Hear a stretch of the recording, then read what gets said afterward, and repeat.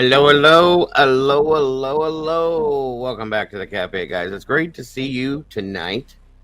It is August 22nd, 2024. It's Thursday. One more day for the week. I appreciate you all joining me tonight, guys. We're looking into, we've been following the MAMTA KAFLE bot disappearance. And now it seems that followed last night. We had a show on that. We were watching the scenario. Her husband has been arrested. We're going to look into that as well as finish out the Jennifer SOTO police interview part 2. And I have some other raw audio that we're going to be listening to along with that scenario involving possibly Stephan's parents and so on and so forth. So we're going to be looking at that and listening into that stuff for tonight. I appreciate you guys joining me for it, and anything else we can get our little fingers into, we're going to be talking about that as well. I hope you guys are here for it. I appreciate it so very much, guys. Please make sure to hit that like button when you come through that door. Share this out to anybody you think would be interested in listening to what we're talking about tonight. I appreciate that so very much. Other than that being said, guys, I think it's that time once again to get this show on the road. Here we go. Here we go.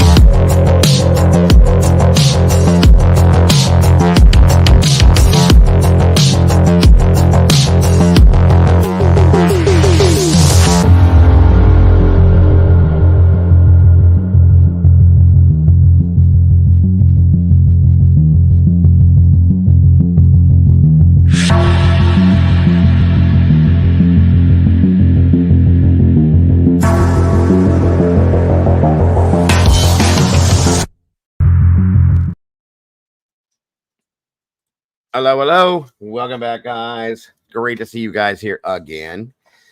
Thank you for jumping into the cafe with me today. I appreciate you so very much. As we look into the disappearance of MAMTA KAFLE bot.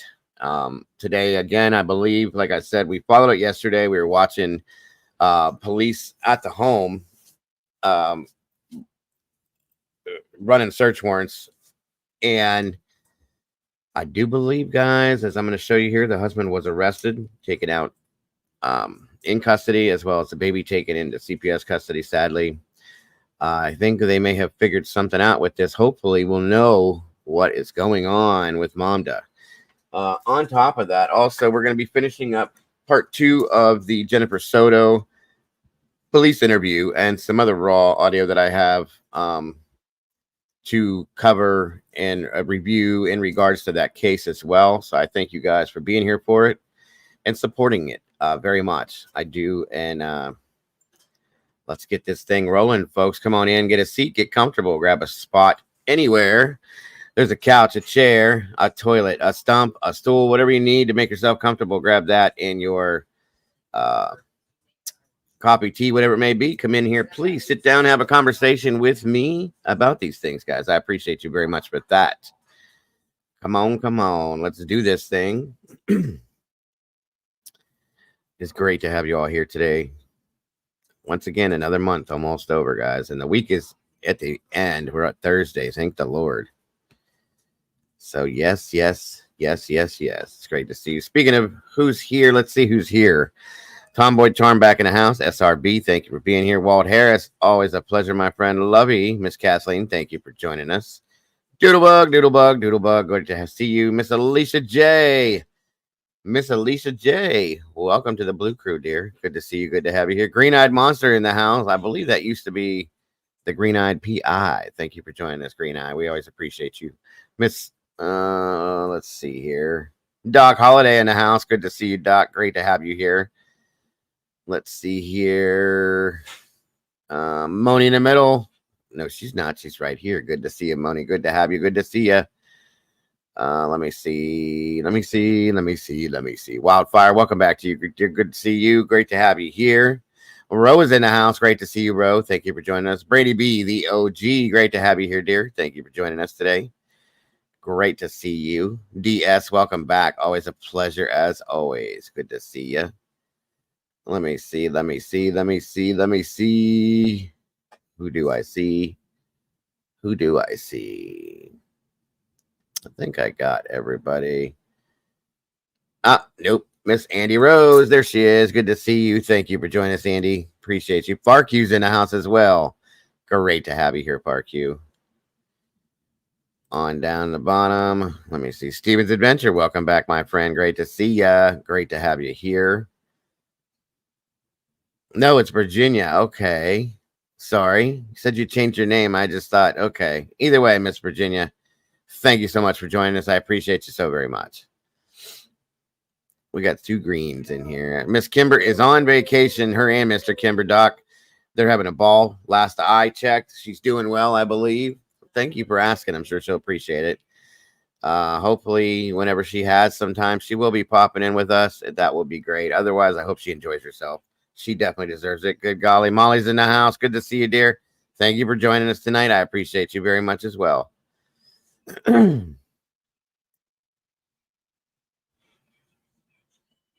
Let's see.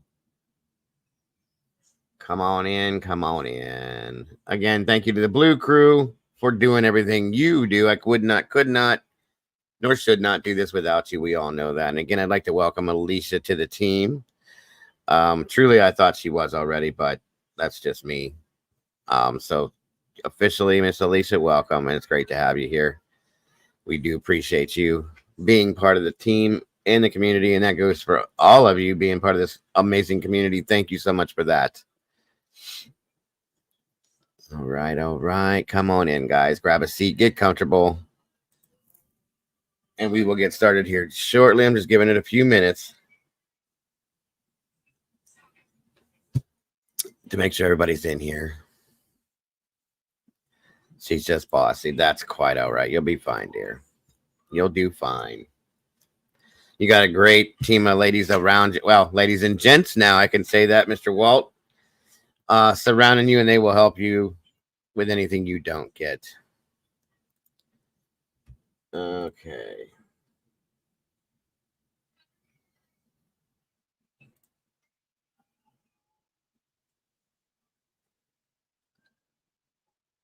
Hold on a minute, guys.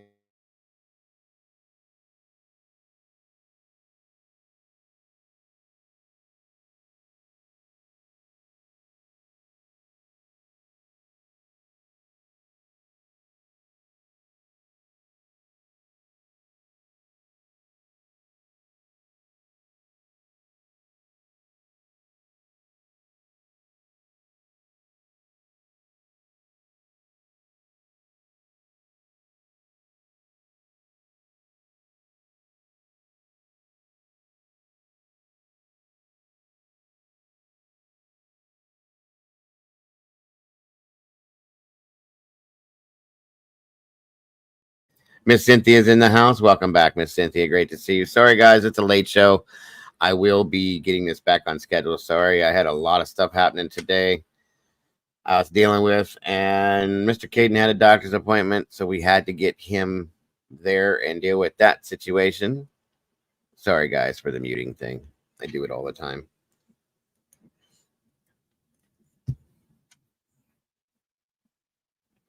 Welcome, Miss Callie. Thank you for joining us today. It's great to see the new faces and the new names in here. I really appreciate that. And guys, please make sure to welcome everybody with open arms as we do and make them feel at home and comfortable, please.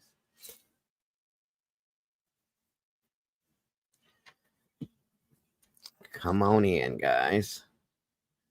It is so great to see you all tonight. I hope you guys had a great day today and are having a great evening this evening.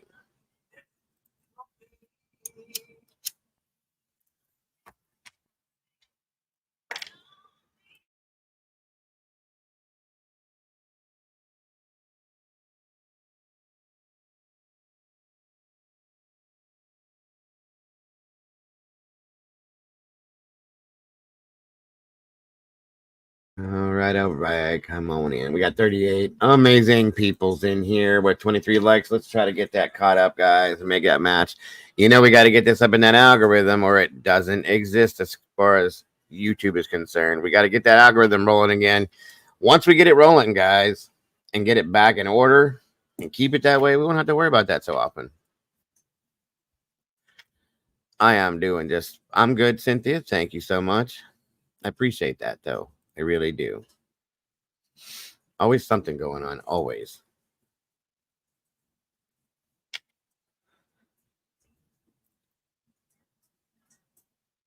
What did Levy have to say here? Oh, good Lord. I'm sorry to hear that, Levy. I'm glad that you're doing better. It's quite all right, though. You're welcome in any way, shape, or form that you are here. We're grateful to have you. So I hope you're doing better. Let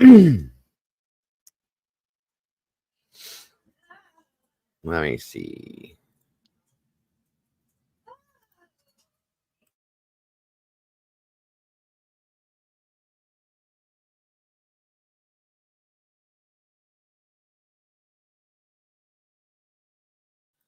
All right. 39 peeps, 29 likes. We're 10 off, guys. Let's match it up, please, and thank you. I wonder. Some.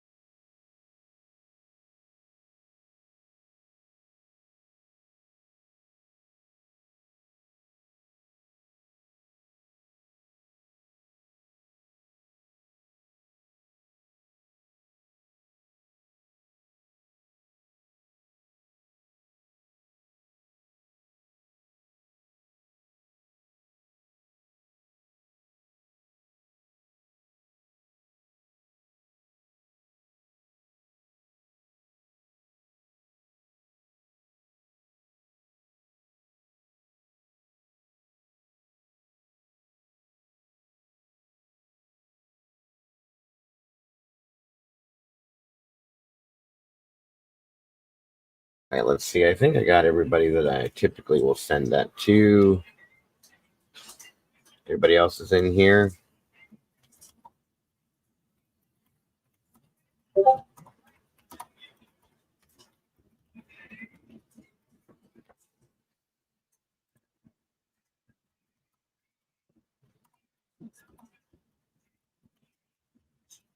And I only do that now because a lot of people were stating that they did not get they don't get their notifications. Welcome in, Stitches. Good to see you. Miss Paula's in the house. I don't even have to think about. And Miss Mama Bear. Good to see you, Mama Bear. Thank you for joining us. Lisa Wilson, hello and welcome to you. Great to see you here tonight. And of course, the lovely Miss Sherry is joining us now. Again, like I said, guys, I'm just sending out messages to some people in case they're not getting this notifications like a lot of people have been having problems with. So what do we got here? I'm sorry about the ads, you guys. I really am. I have no control over those. I have them on the lowest setting possible. Hopefully, they're not coming through very often.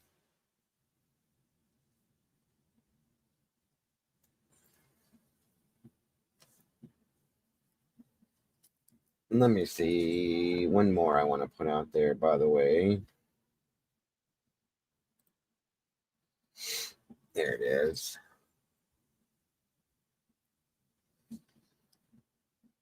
Absolutely, guys. Please make sure to not forget to subscribe to Mama Bear's channel, Crime Time with Mama Bear. If you have not done it yet, go check it out. There's not a whole lot going over there because she's so very busy, but it doesn't hurt us from trying to grow that channel either way. So please do check it out if you will.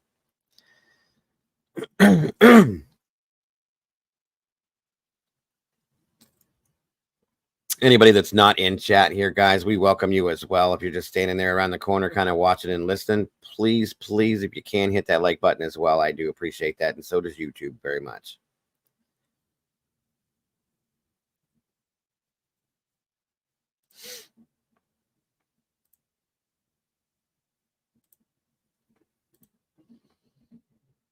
I hope you're all having a great day today. It is great to see you all. I promise you guys, too, by the way, I am really, really trying to get this on a regularly scheduled situation.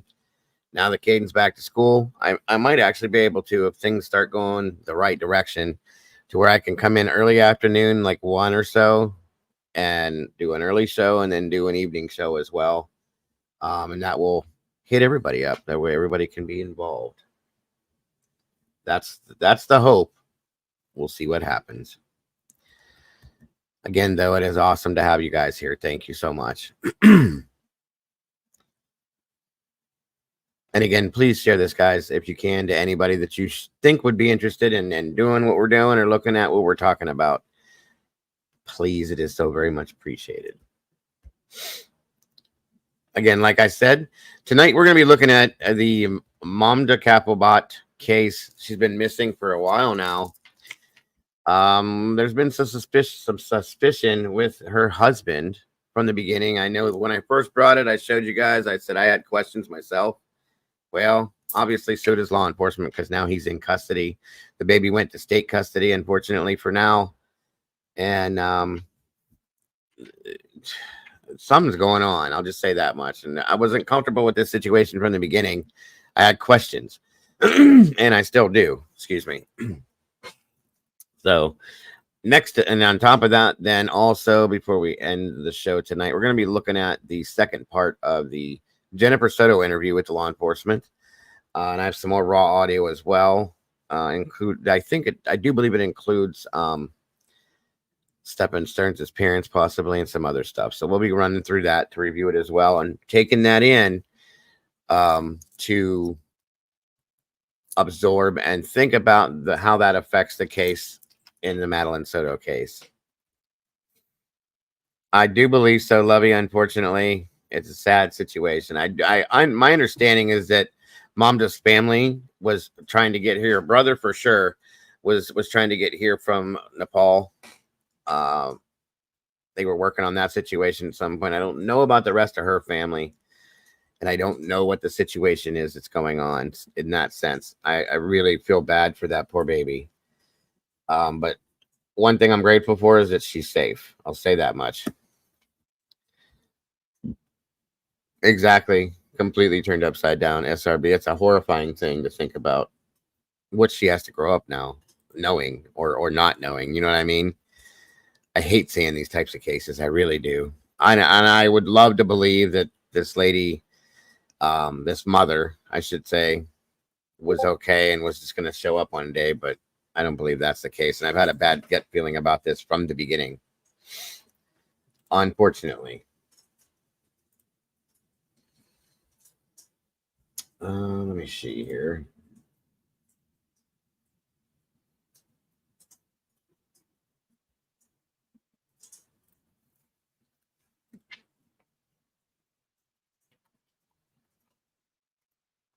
Okay. Yeah, grandma's trying to get a passport as well. I think of the visa for some sort. I think it's an emergency visa. I believe that's what it is, Stitches. Truly, they were in that house serving that warrant, and they were in there all day, going through everything. So they must have found something, sadly, that leads them to believe that Mr. Bott did something wrong. So it's a sad situation for sure. All right.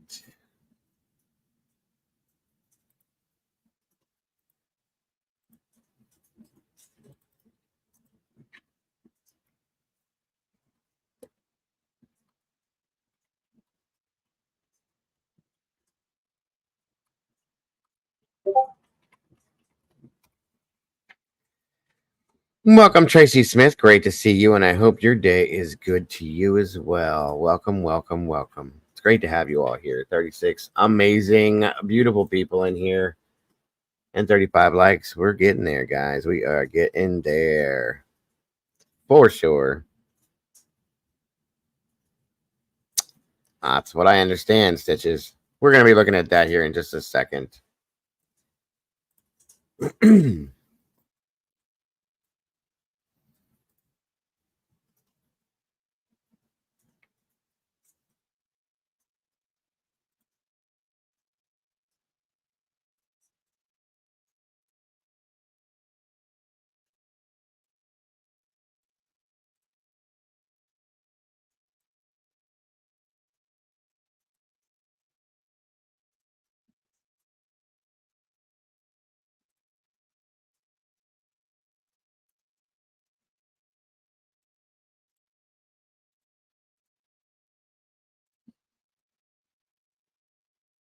भावपूर्ण श्रद्धाञ्जली व्यक्त गर्दछु र तपाईँ सम्पूर्णप्रति हार्दिक धन्यवाद पनि व्यक्त गर्दछु सरी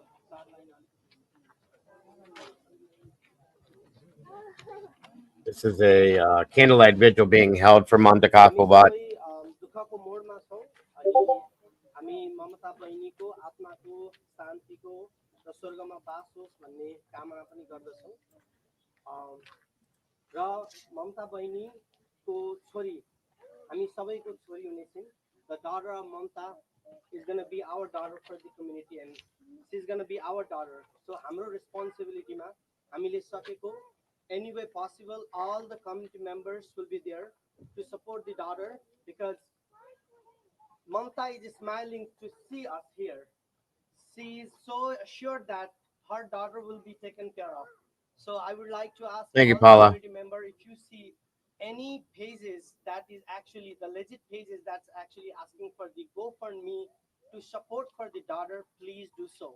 We would like to request you that because it's gonna go long way for her. त्यसैले यहाँहरु सबैजनालाई म यो आग्रह गर्दछु and I would like to thank every single one of you who has been there throughout this journey.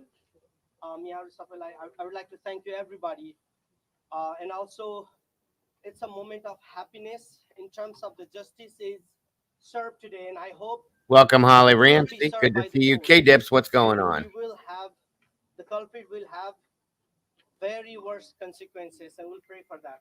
Thank you.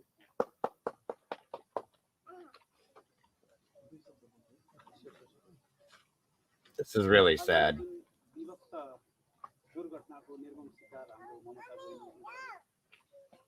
त्यो घटना कसैले चाहेको घटना होइन र त्यो घटना जुन भयो त्यो घटनापछि ममताले उसको जहाँ उसको आत्माले बास गर्छ त्यहाँ खुसी भएर बस्योस् तर त्योभन्दा भन्दा म के भन्न चाहन्छु भने हाम्रो community That's a good point, Stitches. I can agree with that for sure. त्यो कुराहरू कृपया सेयर गर्नुहोस् आफन्तलाई नजिकको को छ भन्नुहोस् र त्यो कुरालाई बाहिर ल्याउनुहोस् त्यो दबाएर नबस्नुहोस् किनभने हामी ममता बहिनी जस्तै अरूलाई गुमाउन चाहँदैनौँ हामी यसरी फेरि पुगिन सक्ने हाम्रो आँट छैन त्यही भएर हामी बोलौँ एकअर्कामा कुरा गरौँ होइन भनेदेखि हामीले यस्तै घटना फेरि दोहोरिन सक्छ भन्ने दोहोरिन सक्ने हुनसक्छ त्यसकारण एकअर्कासँग बोलौँ कुरा गरौँ र कानुनी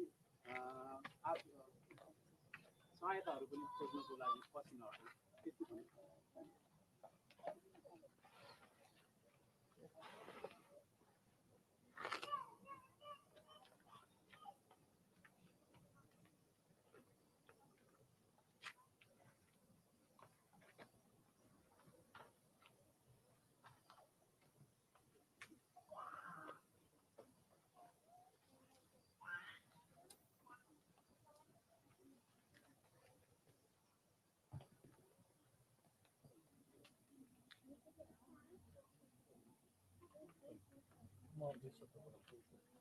अघिल्ला साथीले भन्नुभयो जस्तै आज ममता बहिनी जहाँ हुनुहुन्छ उहाँको स्वर्गमा बास होस् उहाँको आत्माले शान्ति पाओस् म त्यही कुरा दोहोऱ्याउन चाहन्छु कि घरेलु हिंसामा कोही पनि पर्नु भएको छ भने कृपया अगाडि आउनुहोस् जिन्दगी लामो छ हाम्रो समाजमा एक हिसाबले डिभोर्सलाई सम्बन्ध विच्छेदलाई जुन हिसाबले ट्याबुको रूपमा हेर्ने गरिएको छ त्यो राम्रो छैन, त्यो स्वस्थ छैन, जिन्दगी धेरै लामो छ। म धेरै दिदीबहिनीको बिचमा हुर्केको र दुईटा छोरीको बाबु हुनाको नाताले it's really breaks my heart. त्यसले गर्दाखेरि त्यो जो पनि समस्यामा हुनुहुन्छ भने जिन्दगी जसरी पनि चल्छ। फर those of you who do not understand Nepali, thank you for coming out here. As a father of two little girls, it really breaks my heart to see a young lady who was just starting a beautiful life in this beautiful neighborhood, in the beautiful house behind. I'm sure she had full of dreams. So the way how the Nepali women or women in general throughout the world, the domestic violence or any kind of abuse they may be enduring, please come forward. Life goes a long way. There is different ways of living life. Do not be pressured by the society, any kind of very outdated norms to continue the pain and suffering. Thank you.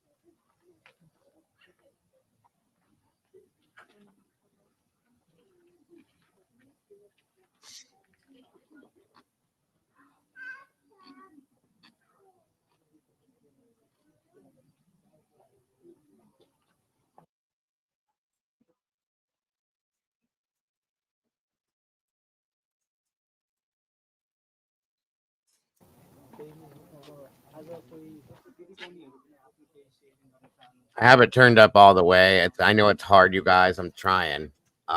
Welcome, Jen. Good to hear you. Or good to see you. Sorry. I know it's hard to hear, though, is what I mean.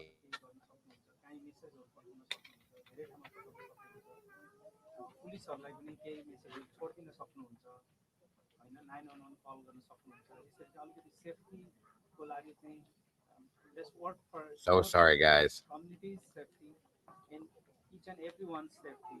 Let's be vigilant in the society, be a responsible civic person.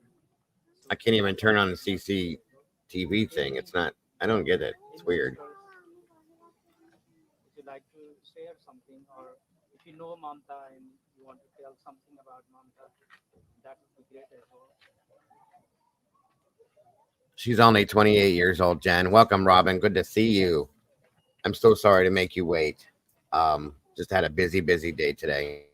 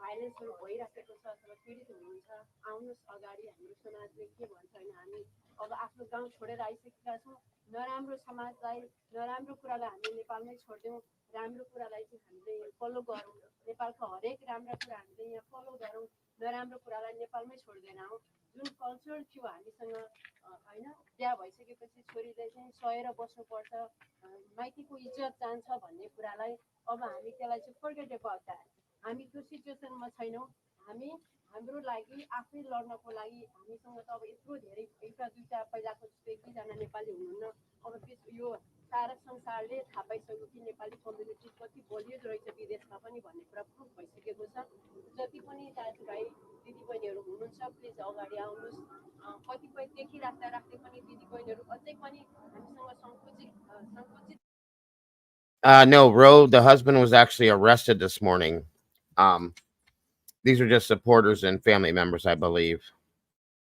यो सोचाइ छ त्यसलाई चाहिँ हामीले होइन त्यसले भोलि मलाई गएर केही भन्छ कि म पो नराम्रो हुन्छु कि अथवा डिभोर्स गर्दाखेरि मेरो बा आमाले मलाई दुःख गरेर हुटाउनु भएको उहाँको इज्जत जान्छ कि भन्ने हामी सोच्दा सोच्दै This is based out of Manassas, Virginia. म फेरि पनि रिक्वेस्ट गर्छु सबै अब हामी ममता जस्तो Sorry, Manassas, Virginia.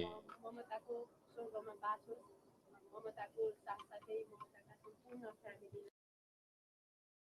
So I just wanted to show you that they're having a live vigil in front of the home right now.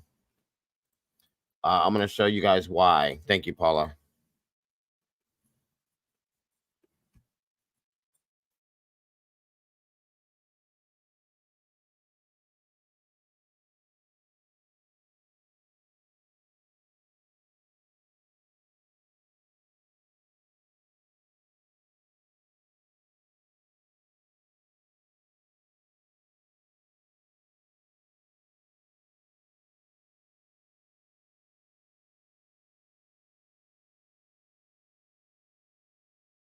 Learned that the husband of a Manassas Park missing woman has been charged with concealment of a body. This mugshot just into our newsroom about 30 minutes ago. WUSA 9 was first on TV with this stunning image shortly before 11 a.m.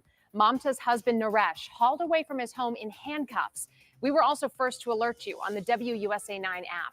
Thank you for joining us for the news at 4. I'm Simone D'Alba. And I'm Larry Miller. All of this coming just hours after Manassas Park police called her husband, Naresh Bhatt, a person of interest, and that he was no longer cooperating with investigators. And to put in perspective how this investigation unfolded so far, MAMTA was last seen at work on July 27th. She missed work on August 1st, and the next day, police performed a wellness check. 4 days later, MAMTA's husband reported her missing. August 8th, Manassas Park Police started distributing missing persons flyers. We have team coverage this afternoon on this developing story. Our Matthew Torres.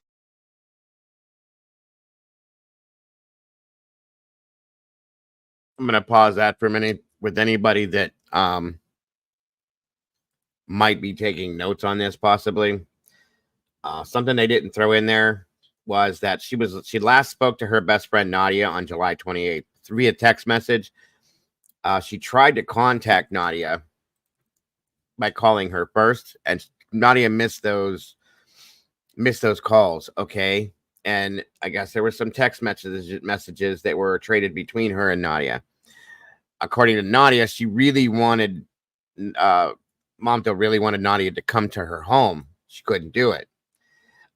So I'm keeping notes. So I didn't know if anybody else was. I know some of you guys do. So therefore, that's why I froze this real quick. She was a pediatric nurse at UNC in Virginia. He has a military background and he works in IT. That's all I know about him for sure. He's been very elusive from the beginning. He was cooperating at first, okay, but very blandly, I'll just put it that way. And I always had some questions about him from the beginning. Showed you guys the interview with him. It's very strange. Very strange. I don't know about that, Jen Urbic. There could be anything at this point. I don't know. We do know that based on an interview with Nadia, her best friend, that he was a very controlling person. When MAMTA went to stay with Nadia for a little while, like a weekend trip maybe, or a girl's day or something. Well, he was very he called every 5 minutes or so. What are you doing now? Where are you? Why are you going here? Why are you going there? They were going to go to dinner one night. No, you can't go that far. That's too far away. You have to turn around and come back this way. Very, very controlling, insanely controlling, in my opinion. And I do believe there were some issues that they were going to be separating, or did separate, kind of. She stayed in the home with him and the baby. I think that's due to him. I don't think he would allow her to take the baby. Okay. She had gone into a Facebook group that was separated divorced mothers in Virginia and Maryland, I think it was called. And she asked a question about, if you're split from your husband, what does it mean to go for custody or something? She didn't understand it. And he basically threatened her that if you leave, that I will take the baby, in our own words. So I do believe this woman had fear of this guy. And the day that she didn't go to work, and her coworkers, I think it was the first, she didn't go to work, no call, no show, no nothing. Her coworkers got unnerved for some reason and they called and sent a welfare check. Police showed up. They had conversation with Naresh is his name, her husband. And well, you know, he said everything's fine, this and that's great, so on and so forth. Of course he did. He waited till August 5th to, as you can see, to report MAMTA missing. That's strange to me. The whole timeline is very strange to me. He said the last time he saw her, or when he realized she was missing, is when she didn't show up at work, is what he said. But you live in the home with her, and you last spent that Wednesday night together having dinner, and then went to bed, as he stated. That should have been your like, I know where my wife is all the time, okay? Whether she's in the home or not in the home, I know where she's at because we keep in contact with each other. When he made that statement, I was unnerved right there. Something bothered me. I'll just tell you that much. There were some comments made about them sleeping in the same room. The reporter that interviewed him did an amazing job, okay? And asked some really good questions. And he states, you know, well, she sleeps here sometimes, sleeps on the floor sometimes. That doesn't make sense to me. So I believe so, Jen. I believe she had a work visa because she was a nurse. That's a good question, though. I think they both are. I believe. And I have issues, not issues, but questions. Hey, Ray, good to see you. I have issues with that kind of stuff too. I think Paula made a comment, and I agreed with her. He made a comment stating that she's done this before. She disappeared for a while because their parents were there, and she said, "I'm not coming back basically until the parents are gone. I want it to be just the three of us." I don't think that happened. I don't believe that. Welcome, warning label Nina. Thank you I like that name. Great to have you here. Thank you for joining us. So I don't think that she did this before. I don't think she's gone missing because I don't believe that he's allowed her to. Okay. And he made a statement, whatever the problem is, come back, we'll fix it. Well, you can't fix certain things, sir. And then he tried to say that her passport and all that was, some clothes were missing. I think that's part of what he puts out there to build his narrative, guys. That's me. So we're going to look at this stuff and we can talk about it and we can put our thoughts out there. But I'm right there with Miss Paula. I don't think she's done this before. I think that was him saying that so that people won't look at the situation and they won't make a big deal about it. Well, he's under arrest now, guys, and he's in custody, so something's wrong. Very creepy. I agree with you, Green-Eyed. On we go. Anyway, I just left that for a minute so you guys could take down that timeline if you wanted to write that down to know. Again, his name is Naresh Bhatt. Narash Bhatt is his name. On we go. Missing persons flyers. We have team coverage this afternoon on this developing story. Our Matthew Torres has reaction from the community that has been searching for MAMTA for weeks. But first, let's begin with our Rafael Sanchez Cruz, who has been on top of this story since day one. Rafa, you were the first reporter to cover MAMTA KAFLE's disappearance. And what can you tell us about Naresh's charges? Well, Simone, in the last 20 minutes, we got confirmation that Naresh Bhatt is facing a single felony charge for concealing a body. We were also told that his arrest this morning is connected to the disappearance of his wife, MAMTA. And as you can see, this house is right behind me. The crime tape has gone down and the investigators have now left the scene. But we know he's being held without bond right now at Prince William County Detention Center. And we have very little details about the evidence that led to this morning's arrest, a common theme throughout this story. 22 days after police say MAMTA KAFLE went missing, her husband Naresh Bhatt was handcuffed and taken by police from his home. What charges will he be facing? Manassas Park Police Chief Mario Lugo refusing to answer any questions. Prince William County Commonwealth's attorney Amy Ashworth telling reporters this. Do we know where MAMTA is? This is an ongoing investigation. Is she Thank you, alive? Nina. We don't know, but we are working this investigation. We're working carefully, and there's just a lot of things moving very quickly right now. This scene playing out just hours after Manassas Park Police Chief Mario Lugo said Naresh was no longer They are from Nepal, you guys. For anybody that was wondering, Jen asked that question. Again, Nina, thank you so very much. Sent you some emails and tagged you, and so that's awesome. I do definitely appreciate that so very much. Any interaction you guys have or anything you want to send me, it is so very welcome. We appreciate you much. Thank you. Yeah, definitely. They're from Nepal. So They're cooperating with investigators. Do you have a person of interest, Jay? He is a person of interest. The husband? Yes. Husband's person of interest. He's been a point of interest, and everybody knows that. The lack of information from officials and from Naresh has fueled anger and speculation. No, I don't want to talk to the media. Like, I don't want to be the bad person. Like, hey, why you talk to the media without the person? I don't think it would be bad just to say. You don't think, but you don't know. But the message is you want them that if you see her, if you see. Okay, it's up to you. This was on August 12th outside the Manassas Park police station. Naresh refused to discuss his wife's disappearance or why it took him 5 days to report her missing. 2 days later, he told Arcady Lasso this. It was like normal day, like other regular days.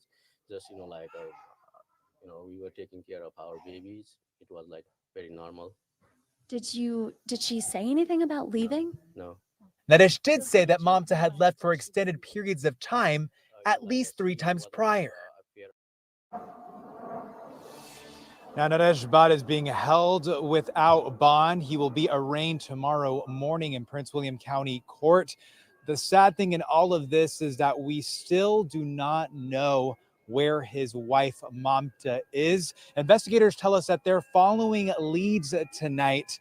But again, just adding to the frustration of people wanting to know what is going on and knowing what evidence led to that arrest where we saw him walk through that front door and into a police car. Live in Manassas Park, back to you. To that point, we know police have conducted hundreds of interviews and are exploring hundreds of leads. Rafa, keep us updated. We'll see you soon. Thank you. Our Matthew Torres continues.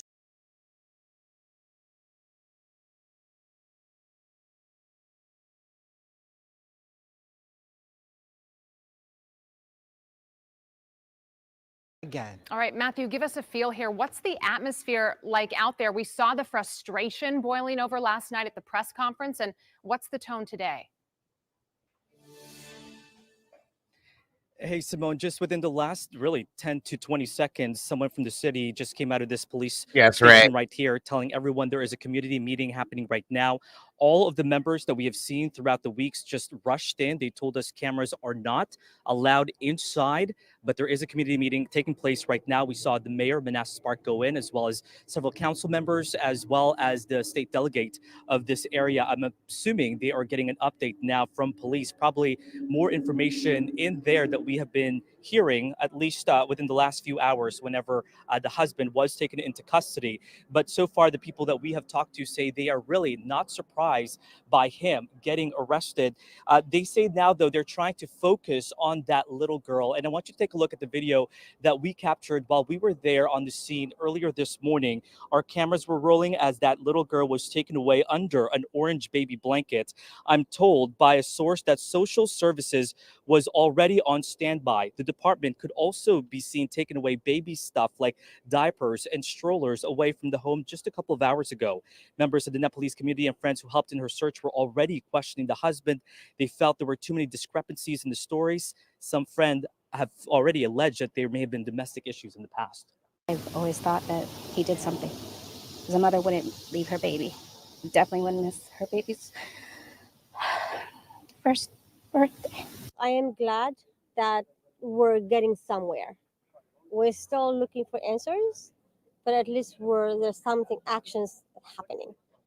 So kind of feel relief that things are happening right now. I'm not sure, K-Dip. All right, so the big question, we actually just try to go inside the building. We just try to go inside to see if we can actually attend that community meeting, which we know there are city officials, but as you can tell, the door here has been locked. So hopefully they can come out and give a little bit more information other than the fact that the husband has been charged. But as soon as we learn more, of course, we'll pass that along, guys. All right, Matthew Torres reporting for us tonight. Thank you.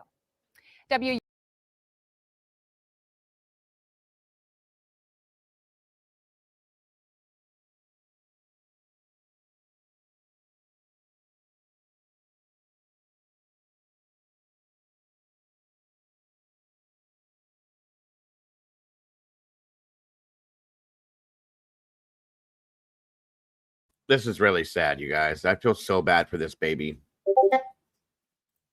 Probably quite, Alicia. Last night, there was a big press conference that only lasted a couple minutes where the police chief here in Manassas Park said, All right, so we're not going to sit here and stare at their house, but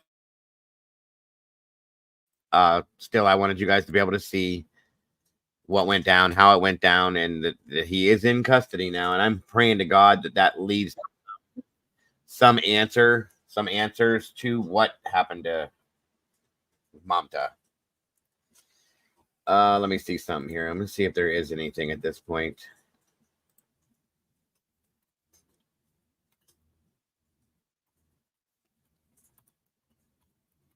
I really wish, or I would love to hope, but nothing. There is not a new press conference yet. Let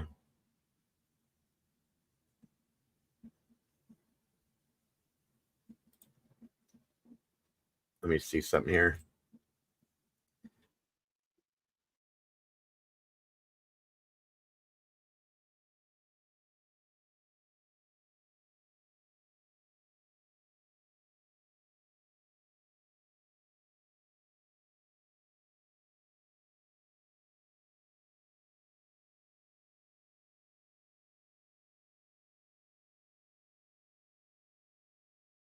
One second, you guys. I'm having a little bit of a technical issue for some reason. I don't know why this is doing this to me tonight.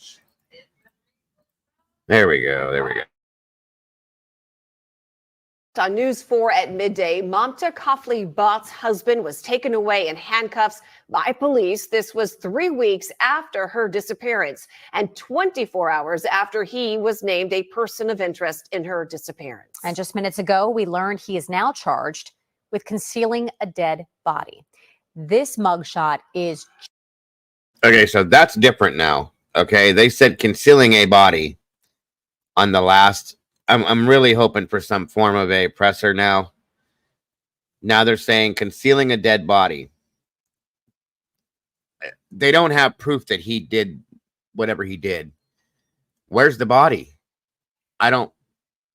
This is crazy.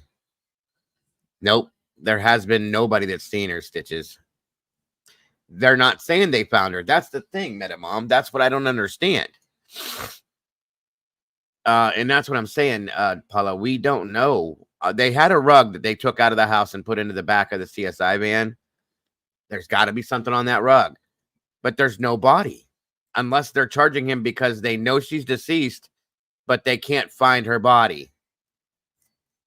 And I'm thinking, I said last night when Mom was here with us, I'm thinking that's why he wasn't leaving the property yesterday when they were doing their warrant, okay? Cadaver, or they had dogs there, Robin. They were in the house using luminol. They found something on that rug. And yeah, that's true too. Understand that. We got to take things with a grain of salt with mainstream, so we don't know, but just saying. There's definitely something on that carpet, but where's she at? And I was thinking that she's possibly on that property somewhere. I don't know. Yeah, that's what I'm thinking too, Andy. And they found it probably in a form or in a place that would make some sense. That's what I'm guessing right there. Concealing a dead body. They can't charge him with murder because they don't know what he did to the body because there is no body. This is weird. This is obviously based on a lot of circumstantial evidence per se. In my opinion. Miss Shauna, welcome. Good to see you, dear. Thank you for joining us. Just saying. Just saying. It's crazy situation. Just into our newsroom. News 4's Drew Wilder joins us live. Okay, Drew, walk us through this. We have a lot to sort through, but my first question has to be, does this charge mean that they have found MAMTA's body? That's a great question, Erica. No, it does not mean that. Concealing a dead body only means that police have evidence that a dead body has been concealed. They have not located MAMTA or potentially her remains. They have not said whether or not they believe she is dead or alive. However, that charge might paint a grim picture of where this story could be going. But that's exactly why a group of the community is out here in front of the Manassas Park Police Department tonight, because they are still holding out hope for good news that MAMTA might return home. He claimed. Okay, well, that doesn't make any sense. For concealing a dead body, but they have hope that she may return home. What? I'm lost at that point. That doesn't make any sense. I'm thinking the same thing, Sherry, that there was that or blood, you know what I mean, of some sort on that rug. This is a little strange, you guys, the way this is playing out. Thank you, Paula, very much. Guys, check out Miss Doodle's channel, if you will. She does some great stuff over there for the missing. And every bit of support she can get over there, please, please give it to her. It is very confusing. I agree with you, Lovey. I'm wondering if the husband is ex-Gorka. They're attached to the Brit Army. I've worked a lot with the guys. Super fierce, don't play. He was involved in the U.S. Army, Tracy. He did IT type stuff and had a very high top secret type clearance, very high level secret clearance in the military. So he was doing something with the U.S. military in that sense. I don't know exactly what it was. Thank you, Cynthia, for that. And of course, another amazing channel with another amazing person, Miss Sherry's Wisdom Speak. Again, does a whole lot with the missing. Please go check it out. Support that channel and support these channels that are covering the missing as much as we can. We need to lift them up, grow these channels, and get the word out there. It's what they're doing to help to bring the people home. That's an important thing to me. So, absolutely, absolutely. Same there. Miss Molly's channel is a little different. It's more of a paranormal type thing. But again, still great stuff. She's very talented. Please support that channel as much as possible too, folks. And thank you, Miss Paula, for that as well. He last saw his wife 22 days ago, and this morning Naresh Bhatt was walked out of his Manassas Park home in handcuffs after police searched his home for hours, looking for any evidence of 28-year-old MAMTA KAFLE Bhatt. Shortly after the husband was taken into custody, the couple's 1-year-old daughter was carried out by police, covered in a yellow blanket. Yet this story's biggest mystery tonight remains just that. This is an ongoing investigation. Is she alive? Is she alive or dead? We don't know. We don't know. Earlier this week, with no word on MAMTA's well-being, friends shared pictures celebrating her daughter's first birthday. And today, neighbors watched as the girl was carried out of the home. I was glad that the baby was away from him because obviously I've always thought that he did something. The mother wouldn't leave her baby. Definitely wouldn't miss her baby's first birthday.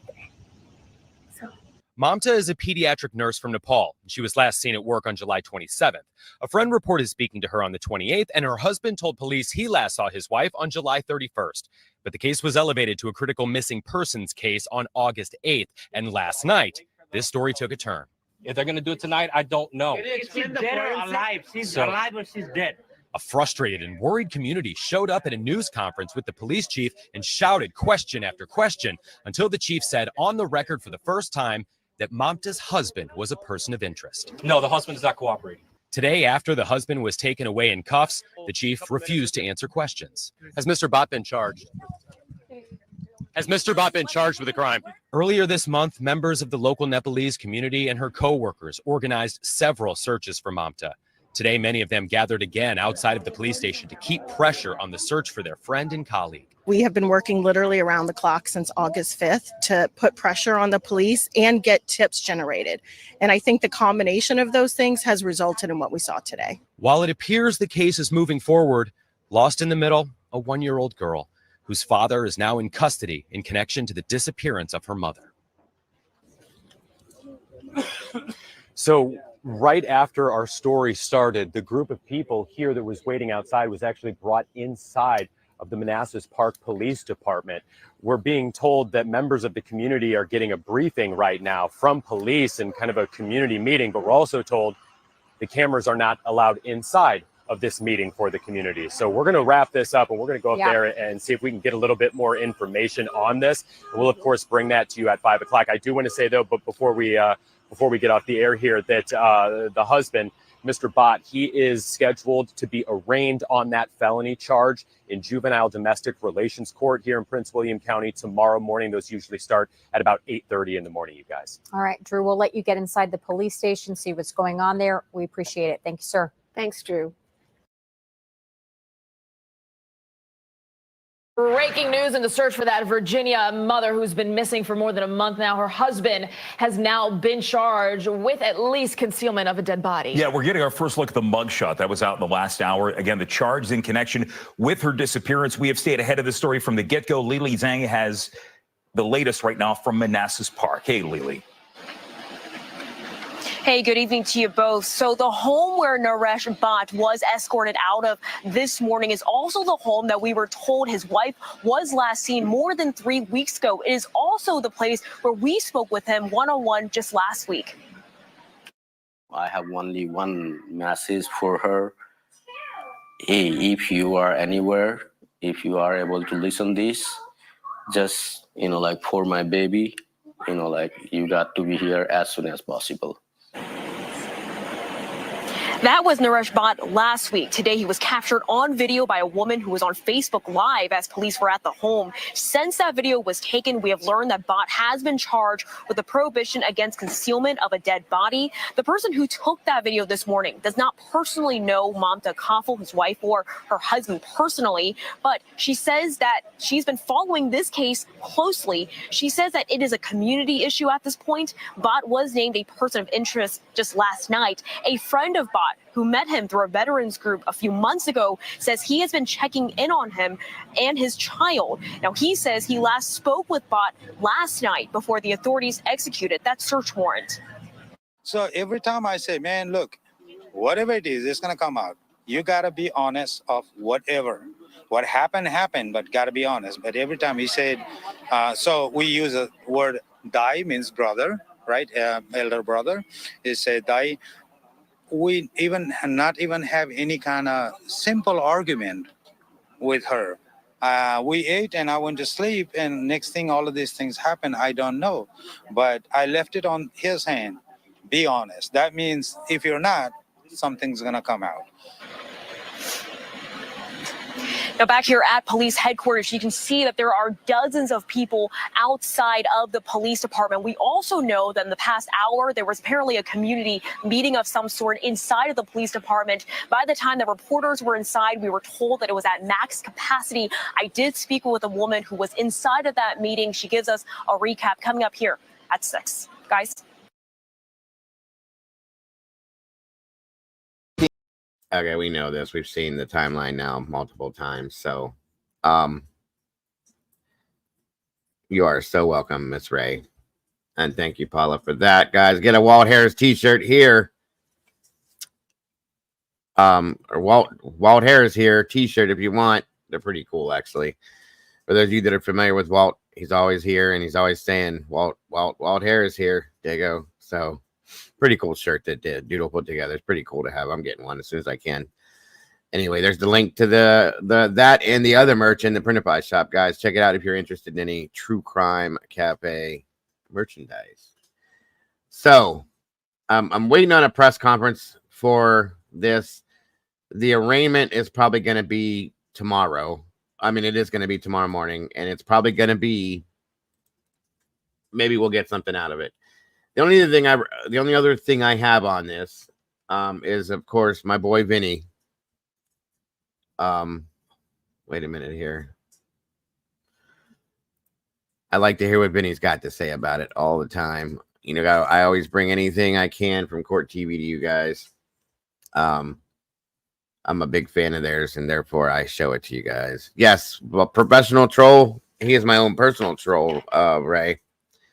The emails are a story. I hope you will help. Absolutely. 100%, Miss Nina. Let me look real quick here. Let me look real quick, guys. Just give me a second to check my email. Let me see what we got going on here, Miss Nina. 100%. Oh, 1 second. Sorry, guys.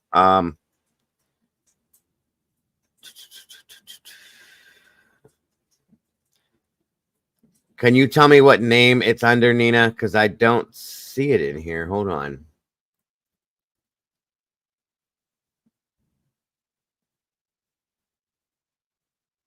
I got Miss Gina. I got a story from her. 1 minute.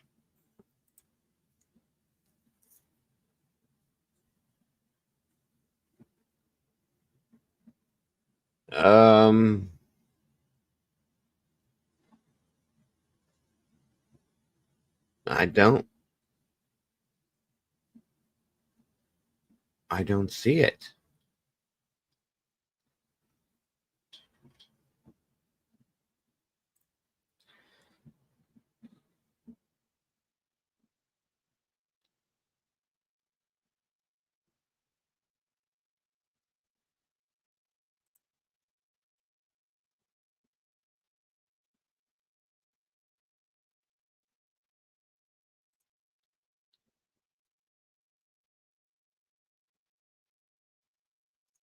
One minute, guys.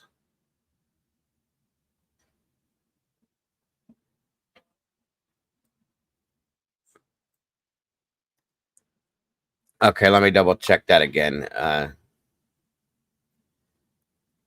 Oh, it's okay, hon. 1 second. I just want to see what it is real fast to make sure I did get it. That's the whole thing. Just one moment.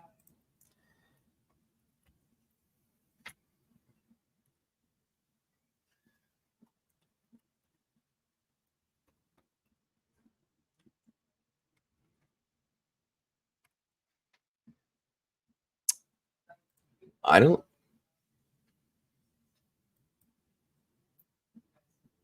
see anything. That's weird. Oh. Do you have the right? Hold on a minute. Let me put this in here.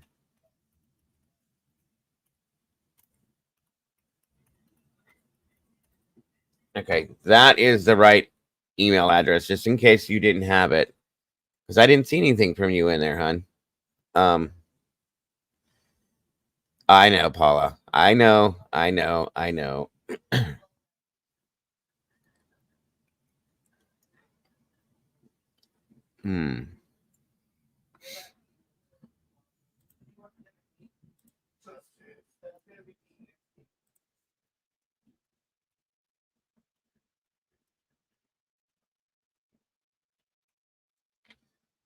know why it's not coming up. That's so weird. Maybe try to resend it to me again, please. All right, back where I was. Anyway, I'll get this back up for you guys. Sorry.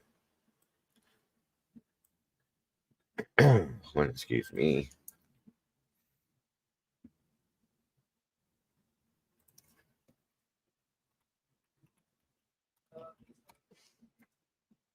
No. You're not interrupting anything. Please, no. I promise you're not interrupting anything. I do this all the time. It's no big deal, guys. I just like to make sure I get the emails. That's the problem, because I have problems getting them sometimes. That's all. It's no big deal. Please don't apologize. You're absolutely fine. You're wonderful for that. And I appreciate that very much. All right, I'll check here again in a little bit. On we go.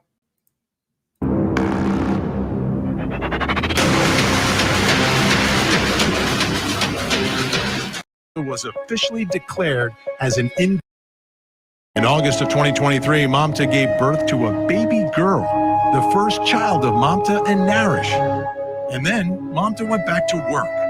Early in 2024, there were some reported marital issues for the couple, and MAMTA moved out of the house for a short while before returning. Welcome, Miss Sarah. Then, on August 1st, when MAMTA did not report to work and no one could contact her, co-workers asked for a welfare check to be done. Police went to the house, and eventually MAMTA was officially declared as an involuntarily missing person. And now, her family, co-workers, and members of the community are wondering, what happened to MAMTA? As always, people don't just vanish. Something happened. Now, people can voluntarily leave, But that's not the case here. Investigators believe that it's involuntary, meaning something happened. She did not want to leave, and that's why she's missing. Interesting. I want you to take a look here. WUSA 9 in Washington, D.C., covering the story, did an interview with MAMTA's husband. And I want to read part of that to you. The reporter, talk to me about the last time you saw her. And then her husband says, in the evening of Wednesday, we were here and then we ate together. Yes. The reporter says, what did she say? What was she like? The husband then says, we don't like any type, we don't have like any type of that. It was like a normal day, like other regular days. Just, like taking care of our baby. It was like very normal. The reporter asked, did she say anything about leaving? And the husband, Naresh Bhatt, says, no. So he's saying that they ate dinner together on the 31st. She didn't say anything about leaving, and then she's gone. So, big question when there's a missing person. It's usually the first question that you ask. And it's my first question tonight. That might have something to do with the language barrier, Alicia. The way he says it might be. I don't know. Which I think is only important to understand. When was MAMTA last seen? When and by whom? Like, where's the last proof that, there's MAMTA? Let me bring in my guest. Joining me, Nepalese journalist who interviewed MAMTA's husband, mother, and brother, Sachi Manali is with us. Also with us, retired police commander and host of the Profiling Evil podcast, Mike King. Thank you both for being here. Sachi, I know you have really got a lot of information about this. So what do we know about people seeing MAMTA and when the last time was that they saw her? Thank you for having me. Actually, there are little bit of confusion looks like, because when I asked his husband, when I interviewed MAMTA's husband, he said July 31st is the night he saw her last. But when I interviewed MAMTA's mother is back home in Nepal. So whenever it's like 28, if it's 28th July here, it's 29th morning there. If it's night, then it's morning there the next day. So she told me July 30th is the last day she talked to MAMTA, and she used to talk to her 2-3 times a day in a video call. Okay, well, let me make sure I'm clear on this. So MAMTA would speak to her mother, who's in Nepal overseas, but would speak to her 2 to 3 times. See, that's what I said the other day. He said July 31st. The last person that spoke with her that we had heard before this was Nadia. Said she spoke to her on the 28th. Okay. And I said, okay, so we got 29th, 30th, 31st. Her mother's now saying it was the 30th. So I think she was gone probably that night. Okay.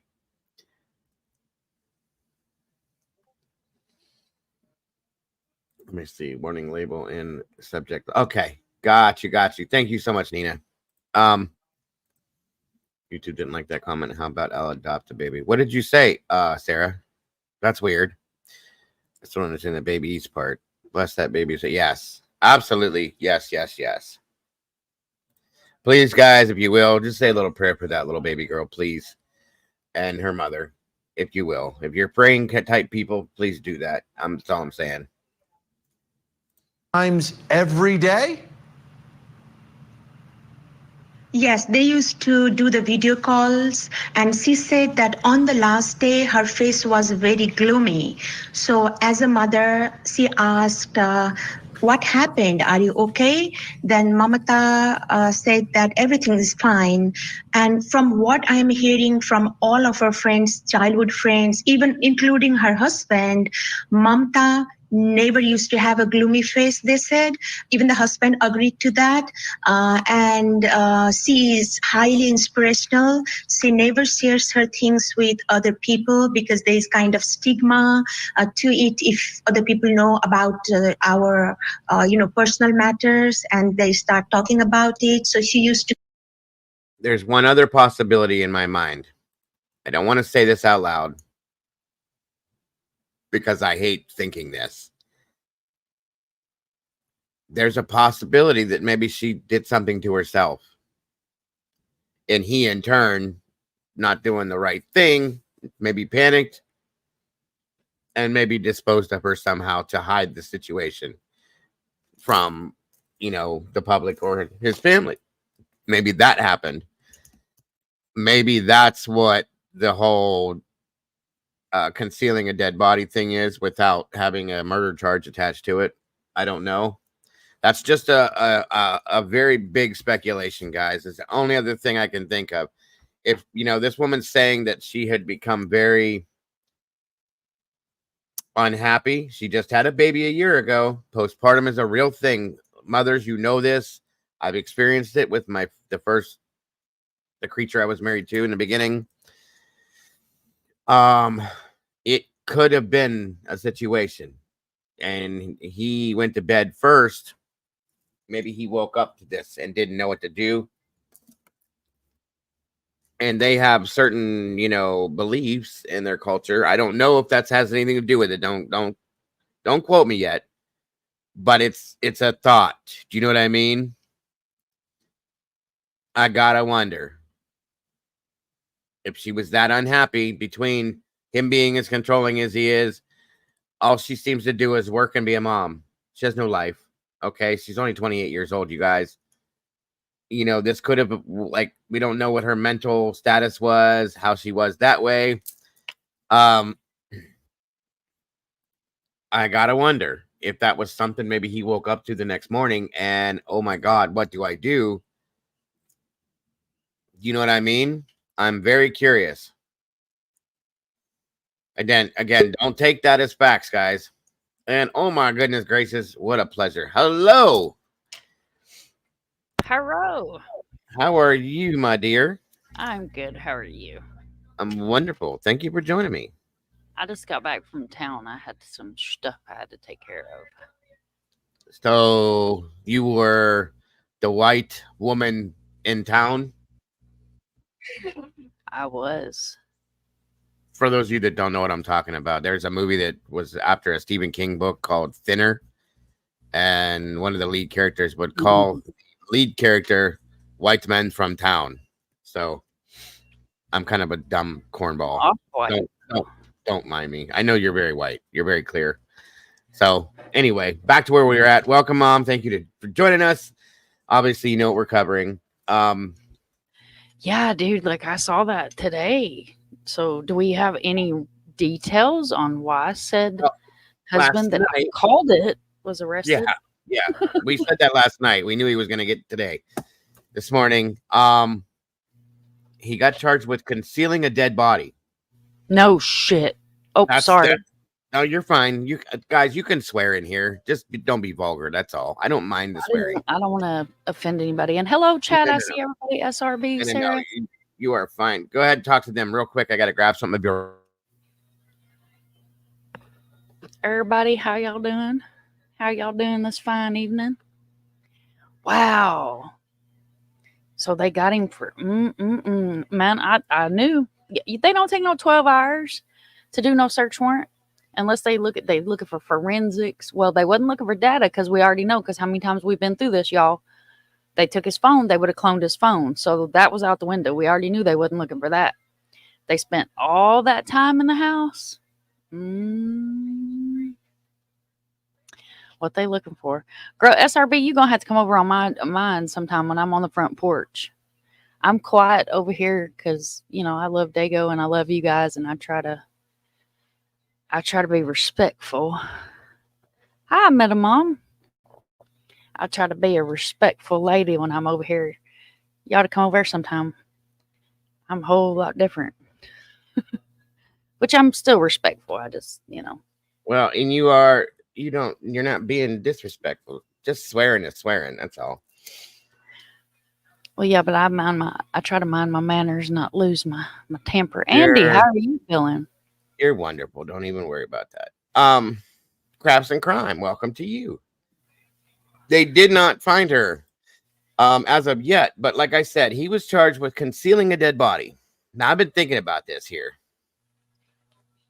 It's driving me nuts. They took a rug out of the house, or a giant piece of carpet that they cut and rolled up and took it out of the house. That's obviously where they found what they found to put him in cuffs, in my opinion. Okay. So what if this is just a purely speculative theory based on what I just heard from this lady here? MAMTA's mother heard from her for the last time on July 30th. Naresh, her husband, said he last saw her or spoke with her on the 31st. I don't believe him at this point, but I have a theory. It's very, very, very, very speculative, so don't take it as fact, guys. This lady here said she had become very solemn, very unhappy, very miserable. She never had a sad look on her face. She never had any of that, right? Right. We know that this man is very controlling. We know that he has his ways, I'm sure, and that's probably not a great thing. This is a 28-year-old young woman that just had her first child. Postpartum depression is real, folks. It's a real thing. Okay? A lot of you mothers know what I'm talking about. Yep. And it doesn't go away after a couple months. Some women have it for years. I know women, I know a woman that she's had it from the first time she had her first child. It never stopped, ever. This was 35 years ago, okay? I'm just telling you, she still goes through it. And they keep telling her that that's what it's from. It is what it is. I'm just saying it's been a year. So it's not out of the norm to think. Kick that into play. I didn't, SRB. I'm sorry. Hold on. Let me back up real quick. Thank you for that, though. Where was your question, SRB? Hold on. In their religion, would that be considered? I see. That's what I'm thinking. I don't know that in Nepalese or I missed the question. What did she ask? She said, sorry, let me find it again. In their religion, would it be considered a dishonorable thing like divorce would be? It very well could be, because it is. Mm-hmm. If you go based on our standard American religions, okay, suicide is considered a sin. Like the mortal sin, okay? It is considered the biggest sin you can commit. So I gotta wonder, in other Middle Eastern possible religions, they're Hindu, so let's look it up. Yeah, I mean, Hindu, Nepalese, whatever it is. I don't know for sure. I don't want to be disrespectful, but I'm pretty sure they're Hindu. Okay. It could be. Well, here's the thing. And that could go along with if he were to wake up, per se, the next morning, she did something to herself. He goes into panic mode. Like, oh my God, this can't be found out by anybody. Our families will, you know what I mean? If that's something, just saying. I don't know for a fact yet. I'm just saying. It's just a thought. And maybe he hid the body to keep it from being an issue. Okay, so, and this is just from knowledge of what I used to do. I actually had a lot of dealings with people from Nepal and India and Indonesia. It says in Hinduism, divorce and remarriage is allowed. And I'm going to pronounce this word wrong. Arthrashra, which is one of the sastras in Hinduism. And I apologize for my pronunciations. A woman hating her husband cannot dissolve her marriage with him against his will. Nor can a man dissolve his marriage with a wife against her will. Okay. So it's not a sin, but it is considered frowned upon. What about taking your own life? Oh, I'm sure. Let's see.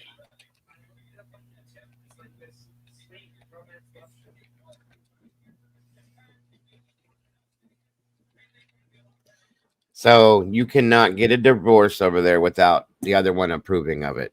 Otherwise, it's considered probably not that it's not allowed. It's just looked down upon. They It both is have to. spiritually I could, unacceptable. taking of your own life. hmm Of It course. says in Hinduism, personal harm, we'll use that word, is spiritually unacceptable. Generally, taking your own life is considered a violation of the code of Amasa, which is non-violence, and therefore equally as sinful as taking another's life. Okay. Well, there's that. So, depending on how closely they follow their religion or their cultures, okay, it's just a possibility that I brought up because I don't know. We don't know at this point. And with his charge is very strange. They don't have a body, okay? Obviously, or I think he would have probably been charged with murder as well as concealing a dead body, because that's strange. I've never seen that come out of a situation like that. Maybe her mom told her not to dishonor him or their family. Your theory could be right. That's what I'm thinking, Robin. It's very possible. I still look at him I'm still looking at him as in he did something because of how controlling he is, and maybe he's not agreeing to this divorce that was talked about. She was in a separated and divorced mothers in Virginia and Maryland chat group and Facebook. So in a sense, I wondered if she feels trapped because he won't agree to this. And we know that he told her, if you leave, I'm taking the baby. She's not going to have that. Okay. So if she feels trapped or she feels like there's no other way, maybe, we don't know. I'm just saying. I hope that's not the scenario. I hope neither, obviously something happened, but I hope neither way. I don't know. It's hard to say that, but it was an arranged marriage. Was it really, Green-Eyed? I can imagine it could be. That's interesting. I never thought of that. Because that stuff does go on still. Yep. And I believe they've only been here in the United States for not a very, very long period of time. They had to get him on something quick to keep the. Yeah, I can agree, Sarah. That makes sense. They had to have some kind of a charge to hold him on to keep him from trying to take off. So that makes sense. This is interesting, but like I said, theory-wise, I have those two. Either he did something and we don't know where she's at yet, or she did something and he flipped out and tried to hide the situation. Maybe it was a situation where it would have made him look bad as a father and a husband too, because why did she do this? Were you not a good husband to her? You know what I mean? Is that a thing? I don't know, but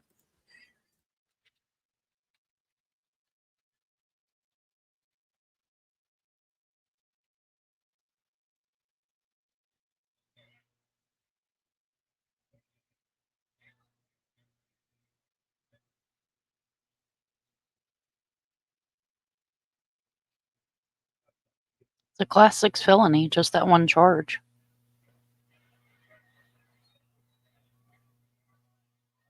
Did I lose you guys? No, I'm here. Sorry. What'd you say? It's a class 6 felony. Class 6. Yeah. Oh, yeah.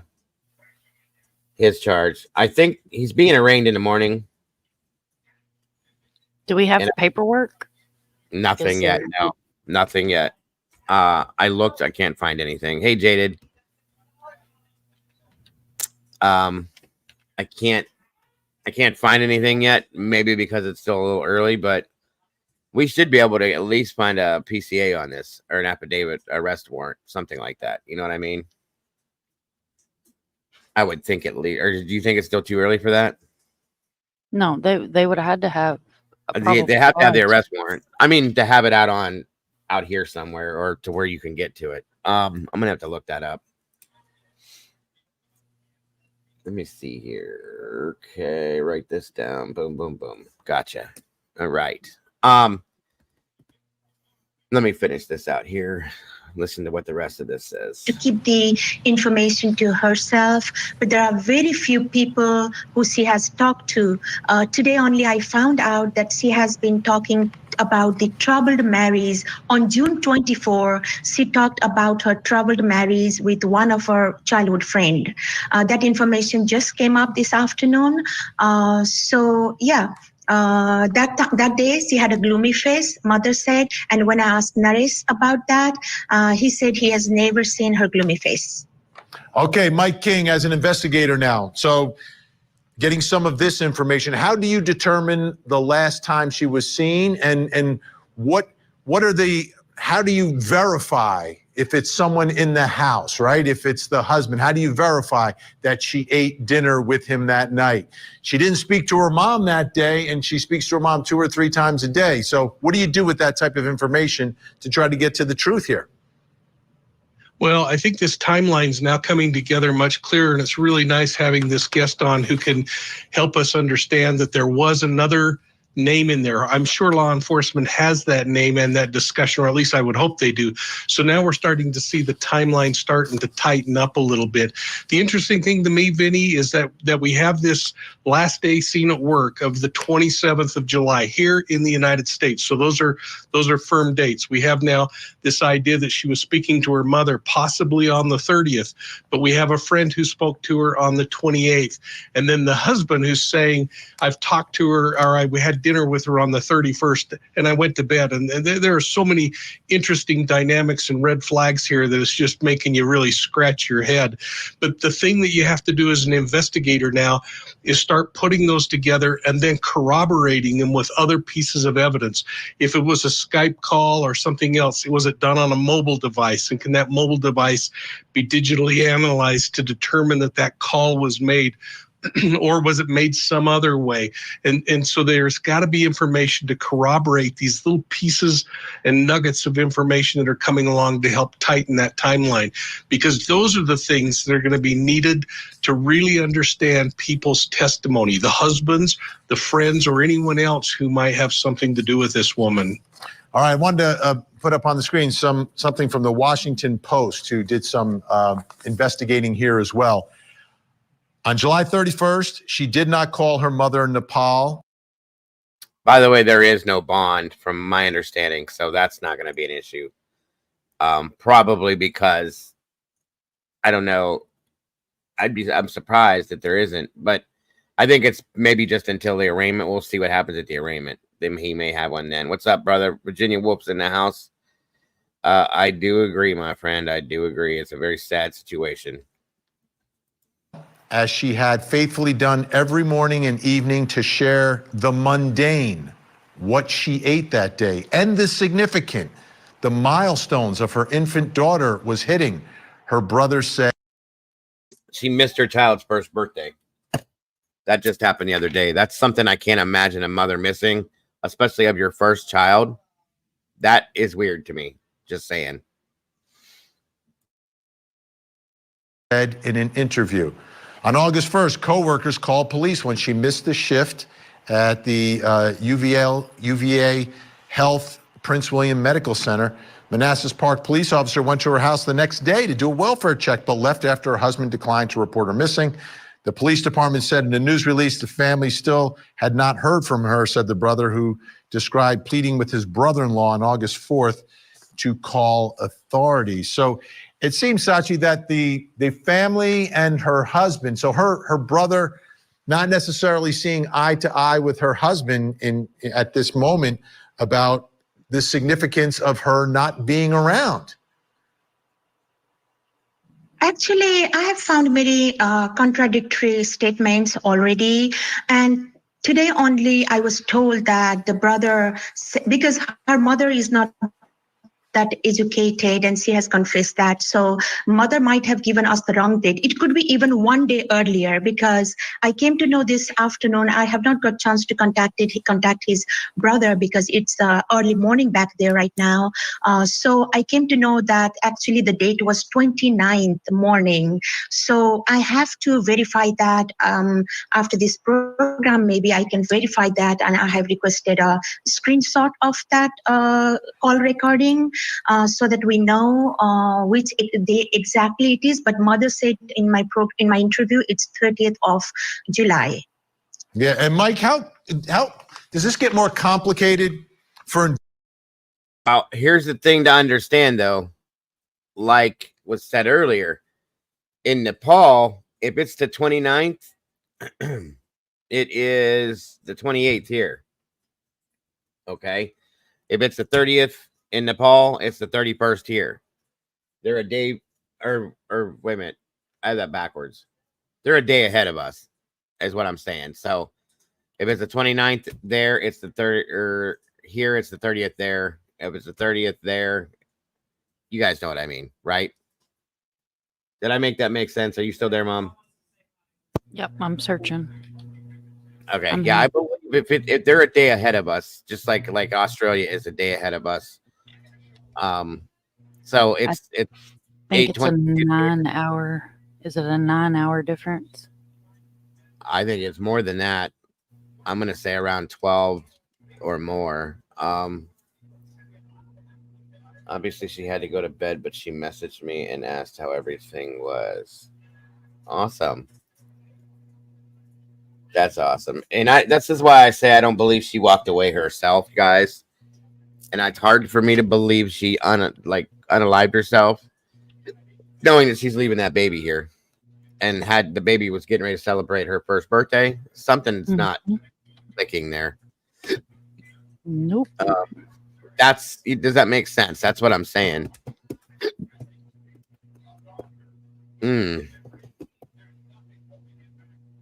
I don't trust him. So I'm gonna keep going with this.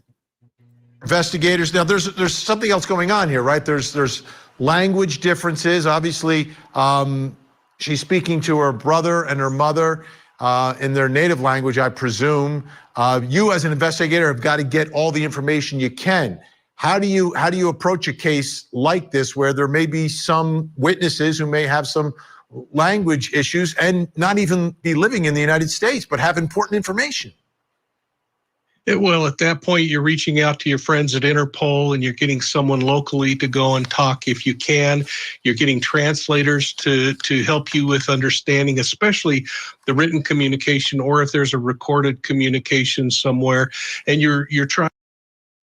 I believe very much so, Robin. Sometimes you just can't control it. And if she was already depressed and then you possibly add postpartum depression to that, that's a dangerous thing. And if she's not getting any help for it, again, maybe it's a shameful thing. Okay. And he's telling her, oh, you're fine. Just no, you don't need to do this. You don't need to go there. You don't need to do that. Maybe it'll embarrass their family or something, you know? And she didn't get help. That could have ended badly for her by her own hand, possibly. It is a real thing. That is absolutely correct, Jaded. And I worry about that. I hope that's not the case, but I hope, again, too, sadly, there's something that happened. Trying to lean upon all of, again, everything that's we're talking about keeps going back to what do you have that you can corroborate and really start dialing down when she disappeared. Because now, if in fact this information's correct, Vinny, we have a bigger window of probably 2 days that she could have disappeared. So then as you go back and you look at mobile phone records, her mobile phone, if she's been given one for easy access, his mobile phone, the husband's, what's going on in the neighborhood. We have to take into account the cultural differences and the things that might be kept quiet in that Nepali culture that maybe would be more openly talked about in a U.S. dynamic culture, whether these were arranged marriages or love marriages through the Nepali customs. All of those things are going to really play an important part in understanding. And this is where it's so important that we really focus in on victimology and suspectology. Absolutely. Guests staying with us. Coming up next, why wasn't MAMTA reported missing on August 2nd? On August 2nd, officers responded to MAMTA KAFLE's residence for a check on her welfare and spoke to her husband, Mr. BHATT, who at that time provided additional information and did not want to report her missing. Was a reporter brutally murdered for digging too deep? His death was absolutely devastating. The suspect, a former politician and subject of the victim's story on corruption. Can you tell us anything? Now will Robert tell us go from elected official to convicted killer? Once all the evidence comes out, it'll be clear as day. Is it possible that Van wouldn't leave her baby, her young child? We're talking about MAMTA KAFLE, pediatric nurse and a missing mom of a young child. So this case, I think, is really building up in terms of intensity of the community now getting involved in searching, and intensity of the investigation by law enforcement. I want you to take a listen here to a missing person update. This is from the Manassas Park Police. On August 2nd, officers responded to MAMTA KAFLE's residence for a check on her welfare and spoke to her husband, Mr. BHATT, who at that time provided additional information and did not want to report her missing. On August 5th, Mr. BHATT contacted the police station and reported MAMTA KAFLE as missing. Between August 5th and 8th, detectives conducted an extensive investigation and found that there was significant lack of recent contact by MAMTA with her family, friends, employer, and on social media postings. Given this and other circumstances, detectives were able to elevate her missing person status to involuntary/critical missing person. July 27th, MAMTA was last seen at UVA Health Prince William Medical Center. On July 28th, MAMTA spoke to a friend. On July 31st, MAMTA was last seen by her husband. Okay, let's think about the timeline now. Last seen by her husband on July 31st, then there's August 1st, and then August 2nd is when police come to the house to do a wellness check, which brings me to my next question in this case, and it has to do with that wellness check. Why wasn't MAMTA reported missing on August 2nd? 2 days away from her husband, 2 days away from her little baby. Still with me, Sachi Manali and Mike King. Sachi, from your investigation here, what is the reasoning behind 2 days she's gone and her husband doesn't want to report her missing? I must tell you this, that before I talk to you, I didn't give enough time to transcribe everything, but let me start like this. After talking to Naresh and MAMTA's family, there are so many contradictory statements.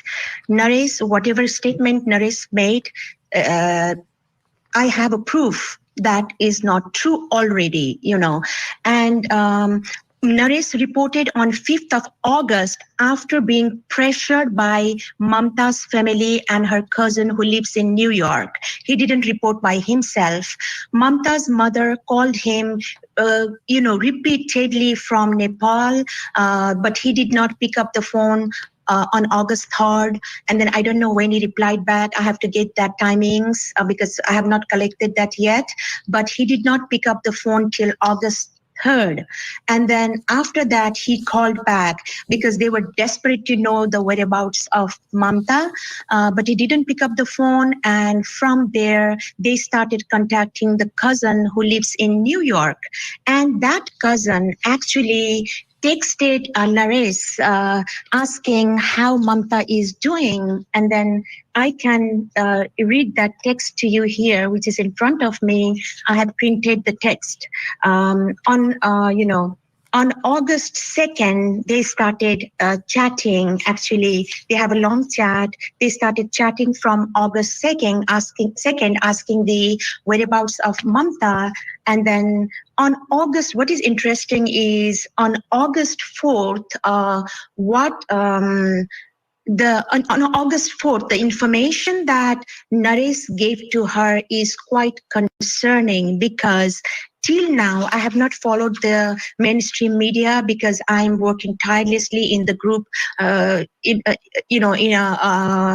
in a campaign to find MAMTA. That's why I have not been able to focus that. But what Naresh told in my show was their relationship was extraordinarily nice. You know, they don't even argue, they don't do anything, but Naresh likes to fight or argue sometimes, but Mamata didn't even used to do that. And he tried to explain it as extraordinarily wonderful or extraordinarily nice. And on August 4th, the lady, she's not her, the nurse texts her saying she's not at her work. She might be at her apartment. It's amongst all other texts. And August 4th at 12:32 a.m., the cousin asked Naresh, did you guys have fight again? Naresh writes, no. We decided to separate with respect. No any discussion at all. Even we don't argue. She wanted to move either New York or Texas. Naresh has been saying that their relationship is extraordinarily wonderful, nice. They even watch TV, used to watch TV once a week together. They don't even argue. He likes Mamta to comment on him sometimes, but she's not even doing that. Whereas after her missing on August 4th, even before reporting, formally to the police, he says, no, we decided to separate with respect. Wow. So I asked her mother. I was about to talk to her, and then I said, did anyone threaten you or, bribe you or something to come to this interview? She said, I'll read that to you. I didn't have much time to transcribe, but I have a gist of it. She said they have a tea shop in Nepal. They keep on telling that our son-in-law knows everything. She cried, mentioning that I am very worried for my daughter, whether I can see her or not. So I came to this show myself. Even before I asked the question, she started telling everything, that her husband, my son-in-law, had done physical abuse to my daughter earlier as well in last February. But Well, there's that. There it is. That he's been physically abusive, as we all thought. Okay. So that's important. That in itself tells its own story, in my opinion. So I'm going to back up from the self-unaliving thing a little bit now.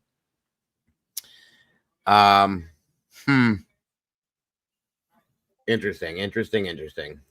I was in touch with my daughter, even when 2 times she was out of the house. She stayed with a friend for a week or so. And after that, she moved to an apartment for 8 to 9 days. But that time, her in-laws knew, her husband knew, her Everyone parents, knew. This everybody time, knew about that. wow. Sachi, Everyone this knew. is huge. This is huge. This time, Let me just cut you off for a second. I just have to cut you off for a second. We're looking at pictures from WUSA, a search of the marital home. I just want to bring Mike King in just to get a little reaction to all these major developments that you are reporting for us. Mike, what are your thoughts here? A potential statement by the husband that they had separated on the 4th before he reports her missing on the 5th. That makes no sense. Yeah, this whole thing, again, like I said earlier, is so filled with red flags. The idea that there's past behavior that, as we've said before on this show, is always predictive of future behavior, that this domestic violence cycle that occurs is a true thing and a real principle, and that it can lead to domestic violence homicide. Now, whether that's the case in this situation or this woman had some emotional break and had to leave the area, we don't know, Vinny. But with the things that are happening with a child birthday and it's all about the importance of being a mother, it just doesn't fit, does it? No, it doesn't.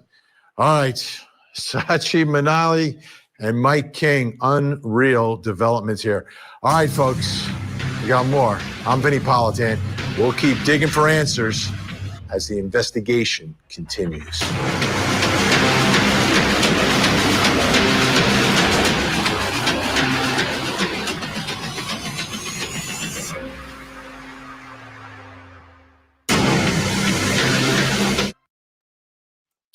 I have to agree, Sanjay, and welcome to you. Thank you for joining us.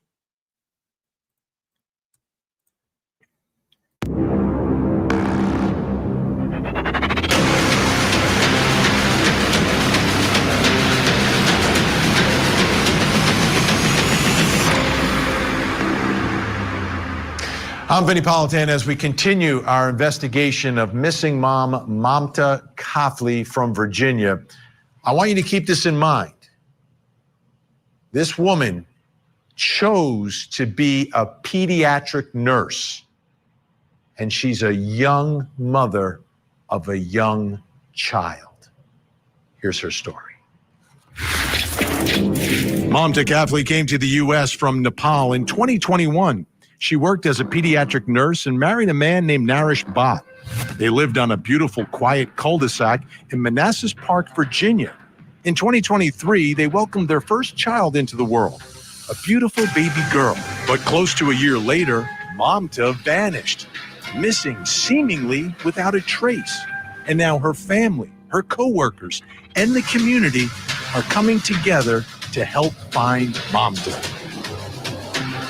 So whenever you cover a story like this or investigate a case like this, the focus is always on those closest to the missing person, right? Because they will have the most information and the most interaction with the missing person. And obviously you want to get information from them, and you also want to potentially clear them as a suspect if there is any foul play involved. Now, take a look. This is from the Washington Post report and investigation they did. Accounts of the couple's relationship from MAMTA Bhatt's brother and two friends, as well as her own posts in a private Facebook group, reflect turbulence that prompted her to leave the home at least once in February. KAFLE, as well as friends Ashish Sangrula and Sarita Nupane, said the couple had a disagreement that then resulted in Bhatt staying with Nupane for a week. It was not clear what caused the strain. Nupane said that the couple had an arranged marriage in 2020 and that MAMTA Bhatt immigrated to the United States in 2021. This is an important part of this story. A missing wife, a missing mother. What's going on behind closed doors in the four walls of their beautiful home in Manassas, Virginia? That brings me to our next question in this investigation. What was the status of their marriage? Were they happy? Were they separated? Was there domestic violence? Joining me, Nepalese journalist who interviewed MAMTA's husband, MAMTA's mother and brother, Sachi Manali is with us. Also joining us, private investigator, founder of Victim News Online, Erica Morse. Sachi, let me begin with you. First, was this an arranged marriage, number one? And number two, what was the status of this marriage? Were they happy? Were they fighting? Were there separations? Were there disagreements? What do we know? As I have come to know that, because I never knew MAMTA, so as I've come to know from their parents, I'm in direct contact with them. And as I have come to know from their parent, her mother keeps on saying, and she has said that in this video as well, what he did, how he did, my son-in-law knows everything, but he does not open up. So, and Naresh has been saying that their relationship was extraordinarily, well. They don't even argue, but his own text message that I have received, which I have printed here, suggests that that was not the case, because Naresh has written on August 4th, that is after the disappearance of MAMTA, did you guys have fight again? He has said no. We decided to separate with respect. And in other medias, including my media, Naresh had said that my relationship was so good. If it was good, then why is he even mentioning on August 4, 12:32 a.m. that they decided to separate with respect, no any discussion at all? And even they don't argue. So that's the question. So we don't know, but Naresh's two statements are contradictory here. This alone actually contradicts with his previous all statements. Oh, absolutely. Erica Morse, to me, the biggest part of this investigation is finding out what's going on behind closed doors. And when you're getting mixed messages, contradictory statements from the father of the baby, from her husband, that's problematic. It is very problematic. And I actually caught in an interview that he did that even though he talked about it was such a great and normal night, and I think Wednesday, the 31st, is what they should be focused on based on his statements in that interview. But then he slipped at one point and he said, just come home, we can fix it. And I caught that and I went, let me wait for the reports of the DV to start coming out.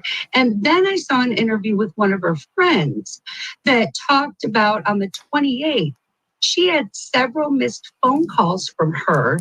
And then that she was texting that friend, begging her to come over to the house.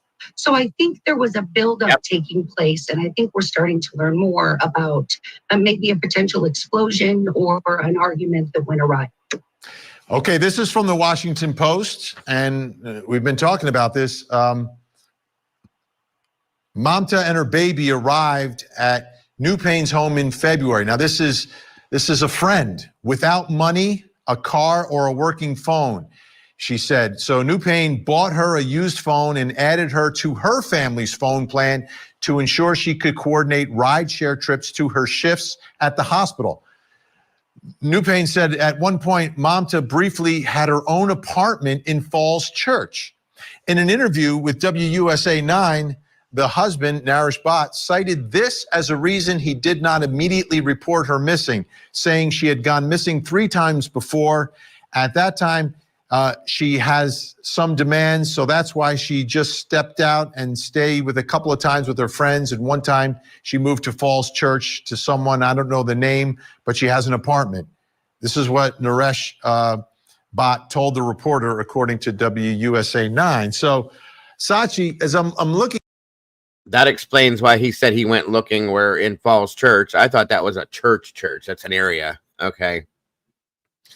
Why couldn't she have a car? That's because that's too independent, in my opinion, Mittens. She gets the car, he loses control. Exactly. The same with the phone.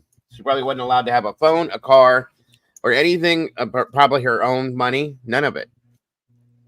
That's too much control that he doesn't have. That's just, I hate people like this. It makes me sick. So Falls Church is the area that she went to before. That's why he mentioned this, I guess, before in that interview, probably. But okay, on we go. Looking at this, it appears that at some point she does leave the home, but I believe she left the home with her baby. This time she's gone without the baby. That's a big difference. Actually, yeah, but he lied then because he said she didn't take the baby. Unless they're wrong. Once he initially left, I think it was as the lady has told me, her friend, it was just for a week that she stayed with her, and 8 to 9 days she stayed in that apartment with some other Nepali family. That's what they have told me. And what is really, what makes really you to scratch your head is previously everybody knew where MAMTA was, including Naresh, in-laws, mother, brother, everybody. In my interview with Naresh, her brother, MAMTA's brother, has commented saying, why didn't you notify me? And they had to beg from back home to repeatedly, trying to know MAMTA's whereabouts. So this time, nobody knows. Erica, and it's like very different story from before. Absolutely. Completely different. There's not the communication. There's not the baby going with her. This is also from the Washington Post. Posts from MAMTA's Facebook account began appearing in a closed group for single Absolutely, Sanjay. I feel beyond sorry for this baby. I'm so sad for her. She has nothing now. Both of her parents are gone. Not that he was much of a parent, I'm sure, but now she has nothing. Hopefully her, like I said before, MAMTA's family gets the baby and they can raise her with the same heart that MAMTA would have put into being a mother to her. That's my hope. I hope so. Mothers. Right. Absolutely. Absolutely. That's all I can hope for. In the DMV area asking for help. In posts on February 6th and the 16th, MAMTA's account seeks advice from the group on navigating a separation and retaining custody of her baby. In follow-up comments, she appears to post about being new to the United States, unsure of where to go for legal help, and worried about money. Erica Morse, couple things here. Number one, when she left before, everyone knew where she was, and she apparently had her baby with her. This time she leaves, no one knows where she is, and she doesn't have the baby. That is a different circumstance, and it seems, at least in February, it is possible that she was looking. Because I don't believe she left. I don't think she ever left that home alive, in my opinion, at this point. If they took a big piece of rug, sorry. Yeah, they took a big hunk of carpet out, rolled it up. They found some kind of DNA or something on this rug, I believe. Yep. Just saying. Shame on this person. Shame on you. This was such, I mean, what she was doing, a pediatric nurse, she was helping children, folks. Okay. She devoted her life to being a nurse in pediatric units. She had her own child, beautiful young woman. And for whatever reason, because he just couldn't handle it, he couldn't control the whole situation, you just decided to take somebody's life. I hope you burn in hell. That's all I can say. For what you've done to your daughter and to this woman, shame on you. This makes me sick. It really makes me sick. Very possibly, SRB, if that's how this happened. She may have never left that. Well, I'm sure they had dogs on the property looking for different things, so who knows? She's absolutely beautiful. I agree with you, Sarah. And she could have done so much better than this loser. Sorry to say, but she could have. Sanjay says, I heard MAMTA's mom is waiting for the visa interview, but the date currently shows 1 year away. Yes, the visas are really hard to get over there. Really hard for specific reasons. It's ridiculous. For her daughter's death, though, I would hope that they could make some kind of an exception. I would hope. Unless they fly. Well, there's no body. There's nothing they can do with that yet. That's insane. Good God. I feel so bad for this whole family. They can still charge him without a body. Right. Right, which is what I don't understand why they haven't. I don't understand why they haven't. You never know about how, especially, I don't know much about Virginia or how they work. So they may be using that as leverage against him. Well, tell us where she is. We'll lessen the charge, kind of thing. Yeah, that's true. He's military and he's very smart. Very, very smart IT. Okay. He may know things that we don't think he knows. The governor's supposed to be hoping to expedite. Good. That's good to hear. I've noticed the whole community has come together around this woman, and that's amazing to see that. And I mean, the mayor, everybody's involved in this, and that is really an amazing thing to see. That does make the heart feel better.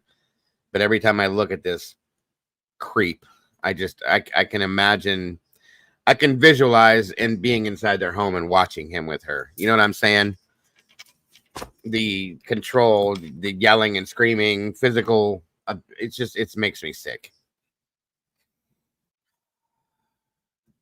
Ugh. This relationship. This is a woman planning an exit strategy. And as we know, Vinny, that is also the most dangerous time in a woman's life is when she's planning to walk away. Now, the one thing I will say is that law enforcement is being very closed-lipped about this. And there is a possibility here that she escaped and got to a DV shelter. And if that is the case, law enforcement will do their due diligence, and we may not necessarily know the outcome for privacy reasons. So I am encouraged, considering they're talking about hope and they're talking about everybody remaining positive. That would be amazing if that were the case. And it could have just been a domestic issue that happened that night, and then she bolted. Maybe he hit her. Maybe they found blood or something on the rug. He hit her, drew blood somehow or something, and then out the door she went. And if she's in one of those homes or the shelters like that, they don't tell you nothing. That would be amazing. That's a pretty serious charge, though. Wouldn't he just be charged with DV? If they don't, what if they don't know though? What if they think that because there is no person that he did that? You know what I'm saying? Although they're saying concealing a dead body. So I don't know. I mean, not to be crass or like, I don't want to sound morbid or anything, but you know what I'm saying? Like, in order to come up, we're just going to go with a piece of rug. That's all they found was the piece of rug. And you know, as an EMT, what happens. So. Yeah, of course. Unfortunately, yes. Well, he made a comment about her sleeping in the floor. You know, that haunts me. I know. Bothered me when he said it. You know. I know. I don't know. I'm trying to think in a positive way, like that if that were to be possible, that would just be absolutely amazing. And I would be ecstatic. But I truly don't think so. I think they would have probably looked in a situation like this. The safe houses are very locked down. I do know that. Depending on how bad the DV was in this home, you know, it could be. But like Tomboy's right, they have to divulge information to police if they're looking into a possible murder investigation. That's fact. So it's hard to stick to that. You know what I mean? Yeah, they don't have to. It's kind of like red tape. You know, they wouldn't have to tell the public. They wouldn't have to tell the family. But you got to tell police, right? Privacy, but they have to tell law enforcement because otherwise you're impeding on a fluid investigation. Does that make sense? Absolutely. Yes, ma'am. I know. I just was taking what she said, and I guess I had a little hope there for a minute. I don't know. He had stated, Avery, that sometimes someone would sleep on the floor. They slept in separate bedrooms. Sometimes they slept together, so on and so forth. And saying that sometimes they slept on the floor.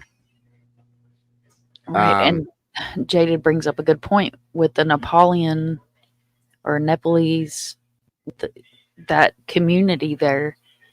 If they have their own safe house and they have her, you know, then I don't know if you get into like diplomatic kind of stuff. Right. You know what I'm saying? Like that's beyond. They do have like I don't know how it would work. They did say that they had the Nepali embassy involved in the beginning of the investigation. Right. I agree, Sanjay. We can really see how much she loved her child. I just went through some of her videos on TikTok, and you can really absolutely, she loved that baby with everything in her. I mean, it's evident. She was a great mother. I think she has a YouTube channel too. I thought so. I heard that. I didn't look, but I heard that. I still can't imagine she would have left the baby behind if she was scared of him. Plus, she said, well, he could have threatened her to SRB though, and said, you know, if you don't go, I'll do this or that, or I'm keeping the baby and blah blah. I don't know. These things are hard to toss up because I don't know. I don't think that that's true though, Mittens. I think that was part of his narrative that he was building. That her passport and some clothing was missing. I don't think that's true. I think if anything, he hid it or something. You know what I mean? But I do get what you're saying, Mittens. I understand. the whole positive side of things. The fact that they took a piece of carpeting out of the house, rolled up, there's something there. There is something there. And the charge they gave him is very strange to me. I just don't see how they got to that without having something pretty serious there. I don't know. I'm right. Yeah, I don't believe him on the passport thing either. Maybe they used cadaver. They did have dogs there. I know that. I do know that. Yeah, that charge hit me like, whoa, that's wild, you know? Exactly. The charge says a lot. I agree with you, Sherry. I do. All right, on we go. Because that is a potential resolution to this case that we must consider. Absolutely. I think everything's on the table. And if you go to a DV shelter, things remain anonymous. You don't want anyone to know where you are if you feel like you are in danger. That's part of that. Sachi, let me ask you some questions. Do we know if she had access to a vehicle, like a car, to get away? Or if she left on her own, would she have to get a ride or walk? I came to know even from the husband that she used to call Uber for her work. She did not have a car. And in one question, I asked him, you said that you went to search for her and then just looked from outside in a friend's house between August 1st and the 5th. August 1st, he said, he went there, he looked from outside and then said that MAMTA is not there, and then he came back. I said, well, how do you know that she was not there? Because she doesn't drive a car. That means her car was not there in a driveway or parked outside. So how do you know that? He said that, well, that friend's house is transparent. I just saw from outside that MAMTA is not there, and I returned home on August 1st. And to me, that means he was looking in the windows and stuff like that. I don't think she had a car. Tomboy just said he was hired by Fairfax County Police and then dismissed 22 days later. That's wild. Maybe they realized how violent he was. Crazy. Crazy. I asked him, why didn't you call the police then? He said, she used to go for work like for a couple of days earlier. I then told, well, that was the time when you had a fight, but your relationship is extraordinarily nice, wonderful at this time. Why did she go? Were we expecting her to go somewhere? He said no. I asked him, was she scheduled to come home that night? He said yes. Well, then how could you sleep without even reporting to the police? Wow. You know, he said, well, I put my baby to sleep and something, and then I went to sleep. Okay, then was he there on August 2nd morning? He said, no, she was not there. Why didn't you report then? He said that, well, that was not like, I was not serious by that time. And I asked him, what happened when the police came? He explained that. And then I said, did you file the report then? Then he said that, well, I told the police that she used to go earlier as well, like this. And I told all the stories. Then police say that, well, then you searched her till you get exhausted. And once you are exhausted, call us. You know, once you see that you can't find her anywhere, then call us. I then ask, like in different questions, I then ask him, where did you search her? Maybe he said one place. And I said, does it take so long, so many days to search in one place? The place where you went on August 1st, you already went there, right?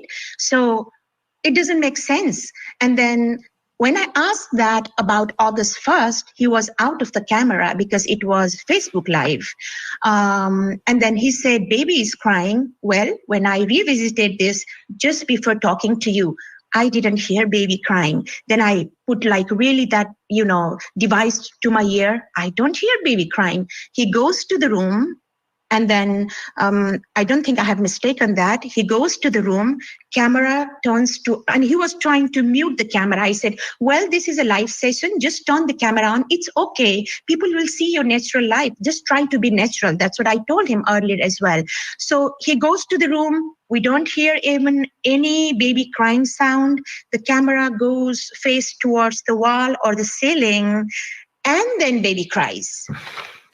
Of course. He lifts up the baby, and then you will know when you watch that. Absolutely. I Sachi was Manali, surprised we're out of time for now, but we really appreciate your insight. Great reporting.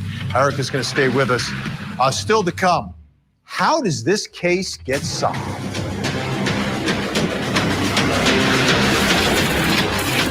One of the most successful true crime TV shows ever. This is crazy. Now has a new home on a mom of a young child who's missing.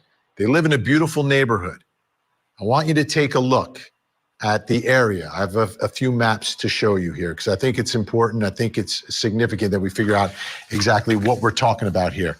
So take a look first at the house in the cul-de-sac, okay? We've seen areas like this throughout the country. This is Northern Virginia. Northern Virginia is beautiful. Not cheap either, folks, by the way. But let's pull the map out just a little bit. So I want to give you a better idea. Oh, look at all that green space to the right. I think you may have a country club somewhere in there. You may have a shooting range in there somewhere.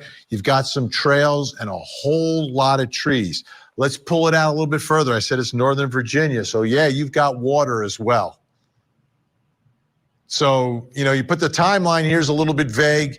Give someone time for something bad could potentially happen. So that brings me to my next question, which is, how does this case get solved? How do you figure out where MAMTA is and what happened to MAMTA? Still with me, private investigator Erica Morse, and joining us, private investigator Jason Jensen. All right, Jason, how does this case get solved? Well, it seems like from the latest updates that we are hearing is that law enforcement is working the home, probably executing a warrant. So that's always a good sign that they're going to either clear the husband, go through digital devices, try and figure out if there's some way to corroborate allegations, accusations, or whatnot so that they can move on. If it's something to do with the husband, this kind of is reminiscent to like latest coverage of like Scott Peterson and Lacey Peterson. If this is a death and a concealment, they're hoping to get some information to corroborate that. If there's blood stains at the house that were cleaned up, if there is any kind of digital footprint showing a obscure water area that he may have traveled to, that's all going to be important. These images from WUSA 9 in the area, and you take a look, and one of the things I noticed, Erica Morse, you see the yellow tape. They call that crime scene tape, don't they? You've got an evidence van in the driveway, and then you've got some other cars there, people walking in and out of the house. What are your thoughts, Erica, about what you're looking for in that house, what you could find in that house?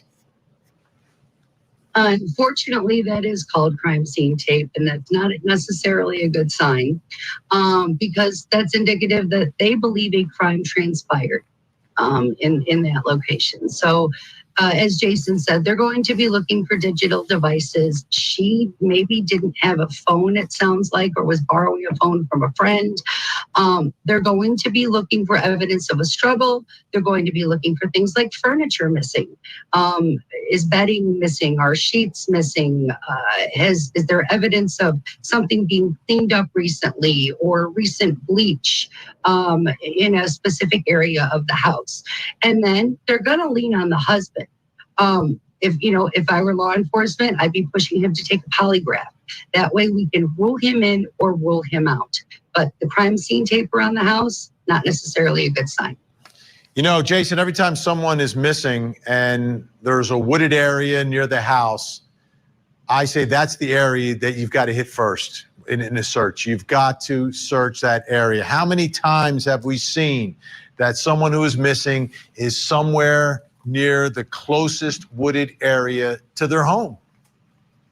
Oh, exactly. In fact, I've even heard Erica say within a mile of the last place where the missing was seen is a prime area to search first, because it's oftentimes the closest area where they're going to try and ditch a body, because, there's easy explanation, went for a walk, something happened while they were at a local walk, or they're looking for a place that they're comfortable with, that they're familiar with to dump a body, as opposed to go to some foreign area where they could be caught. So yeah, close to home is often the place that they pick.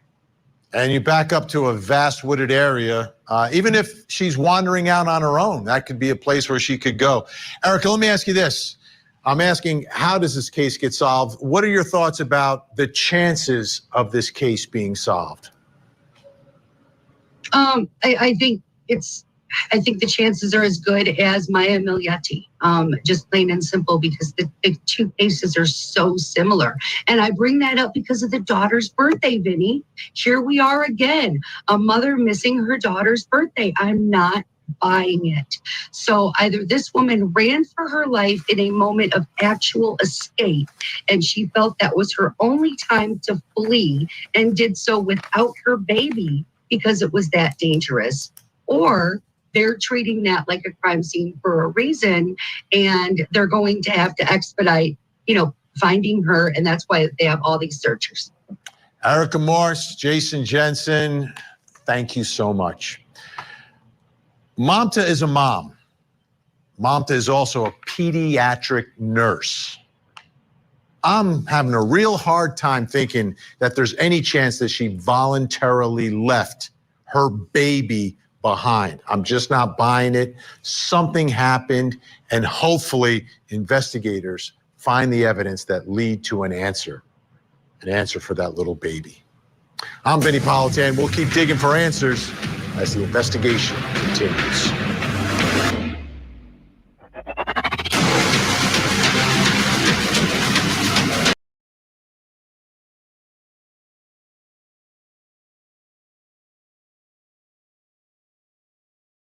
All right, good show. They put a lot of good stuff out there. That interview with the Nepal reporter was really good, and I kind of figured some things out from that too. Oh, you're okay, Mittens. No worries. No worries, no worries. So, I think we've all kind of come to the same theory on what could be going on in this case. Until I heard that stuff about that interview, I don't know. I have my issues. Mom, what are your thoughts? I said it from the beginning. I don't trust him. His body language was off. His language in general was off. It was a lot of me. Just from what we heard from the friend, controlling. Now, looking at his charges, I honestly think that, and this is just my opinion, she never made it out of that house. I'm there with you too. I think she was missing. If she calls her mom every day and her mom didn't hear from her, that's a big red flag.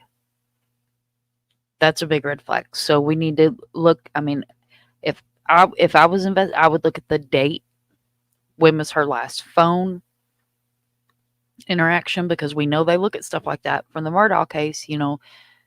Just picking that case out because it's a recent case. That we saw a lot of phone data come out of. Cameras. Is there baby monitors in the house? Is there cameras in the house? Is there cameras on the outside of the house? Is there ring cameras in the neighbors? And did he bring her out? How did he bring her out? And then my first thought would be the woods and the water. The woods and the water freak me out when it comes to something like this. The woods is a quick dump, but this day and time, people know that you got search dogs, you got drones, you got, all this other stuff where they're more likely going to find somebody in the woods. Whereas in the water, You're talking, a human surfaces 3 times within the first, month, roughly 3 weeks to a month. The body's going to surface 3 times if it's not weighted down. During that time frame, you got to get a dredge or divers or a trained canine for water. Right. No, because absolutely. not all search canines are trained for water. Very true. Very true. Very true. Very true. Because they're taught to sniff on top of for the oils and things. Sorry guys, there's no way not to be a little graphic. Let's say what they're saying. It's okay. No big deal. I understand. The fluids that a human body releases. I mean, decomp. Just the whole thing all the way around. Those fluids come to the top of the water, just like if you pour oil, like cooking oil, in a glass with water, what's going to happen? It's going to separate. The human body's going to do the same thing. Yes, ma'am. Very true. Very true. Welcome, Josie West. Good evening, everyone. Prayers covering this very sad situation. Amen. I hope you're doing well, Josie. I've been thinking about you. And in your recovery, I hope everything's going okay. And it's great to see you here tonight. Thank you for joining us. And yes, Mom.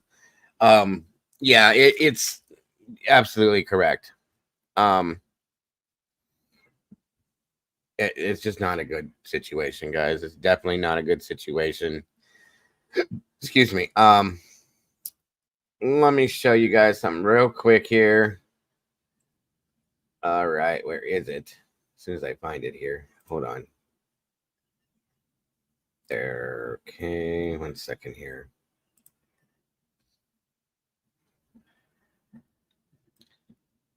Thank you, Tomboy.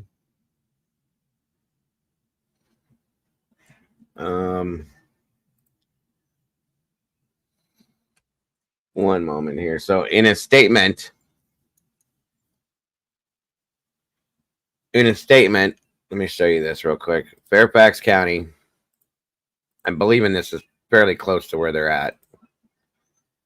I believe. Police said Naresh Bhatt was unsuccessful in fulfilling the requirements of his role and was subsequently dismissed. Let's see. Learned that the husband of a Manassas Park missing woman has been charged with concealment of a body. This mugshot just into our newsroom about 30 minutes ago. WUSA 9 was first on TV with this stunning image. Great to hear, Josie. MAMTA's husband, Naresh, hauled away from his home in handcuffs. We were also first to alert you on the WUSA 9 app. Thank you for joining us for the news at 4. I'm Simone D'Alba. And I'm Larry Miller. All of this coming just hours after Manassas Park Police called her husband, Naresh Bhatt, a person of interest, and that he was no longer cooperating with investigators. And to put in perspective how this investigation unfolded so far, MAMTA was last seen at work on July 27th. She missed work on August 1st, and the next day, police performed a wellness check. 4 days later, MAMTA's husband reported her missing. August 8th, Manassas Park Police started distributing missing persons flyer. I think this is a combo of another one that we watched. Paula, if you're in here, dear, still, can you do me a favor and send me an email so that I can send you one back, please? And so I can send you a message. Please and thank you. We have team coverage this afternoon on this developing story. Our Matthew Torres has reaction from the community that has been searching for MAMTA for weeks. But first, let's begin with our Rafael Sanchez Cruz, who has been on top of this story since day one. We're telling reporters that you don't think, but you don't know. But the message is you want them that if you see her, okay, it's up to you. This was on August 12th outside the Manassas Park police station.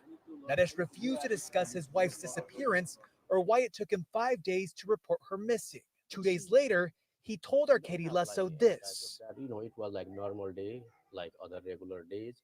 Just, we were taking care of our... We still do not know where his wife MAMTA is. We know police have conducted forensics, and what's the tone? Just rushed in, they told taken into custody. As that little girl was taken from the home just a couple... The mother wouldn't. So kind of feel relief That's You gotta pulling echo. right now. All right, so the big question, we actually just try to go inside the building. We just try to go inside the door here that the husband has. WUSA 9 was first to report about MAMTA's disappearance and was the first to report out of their home. WUSA 9 app and all of our streaming platforms for the latest. Okay, so we did see that one earlier. But they're just saying, yeah, he was unable and unsuccessful in fulfilling requirements of his role and was subsequently dismissed. So that's a character flaw right there. Oh, okay, SRB, no problem, hon. Thank you.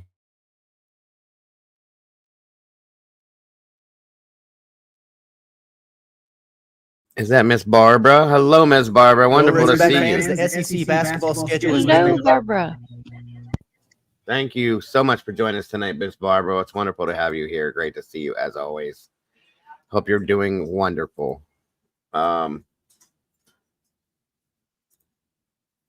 One second here. I'm trying to see if I have that other piece too, or if that's the end of that. I think that, oh, this is what I was trying to find to show you guys here.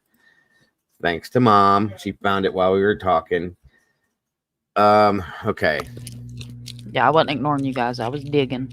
I figured. And I was looking too at the same time when you were doing it. I found something, but of course with everything, they want you to pay for everything. It's ridiculous. I could get documents, but you know how that goes. And I'll figure that out later on. But here he is. Naresh BHATT. Prince William County Jail or courts. I was looking under Manassas Clerk of Courts. I probably will, Nina, because I'm very passionate about especially specific types of cases. There's this charge, concealed dead body, class 6 felony. Disposition, sentence suspended, sentence time, probation, 0, system cannot process. Okay, so that's that. 8:30 a.m. Go back up, look under case charge information. What do you see that looks very interesting, sir? Oh, wait a minute. Defendant custody, including detention, jail, etc. Code, criminal felony, 7/30 of 2024. Offense date. Offense date. Mm-hmm. Oh. So without trying to give everything away before you got to this, that's what I was saying was, if they took out a big piece of carpet, he made an awkward comment about her sleeping in the floor. How long did she lay on that carpet? Yep. Do they have enough? Good point. Great point, charge Mom. him? I didn't want to give away the goods before you got to this, because no, absolutely. That's yeah. July 30th was the offense date that they have this listed at, guys. So they know something. Mm-hmm. They know a hell of a lot more than we do right now, which is a good thing. Hey, James, great to see you tonight, my friend. Yeah, they definitely know something. Sanjay Paudel, I hope I'm not mispronouncing that, my friend. Strange thing I noticed on the mugshot profile is the offense date is July 30th, so police yeah, right, that's exactly what we're talking about, my friend. Good catch, Mom. Damn. You too, Sanjay. Yeah, I got real quiet when I was looking because I saw it and I was like, oh, snap. Yeah, there's the offense date, folks. July 30th. He was arrested today, so that they know something, period. End of story. Hello, Ms. Barbara. It's so wonderful to see you, my dear. I hope you're having a wonderful evening. Absolutely do. Absolutely do. Wow, guys. July 30th. So I gotta wonder. I almost wonder if they did find. No. Wait. True crime brain churning, y'all.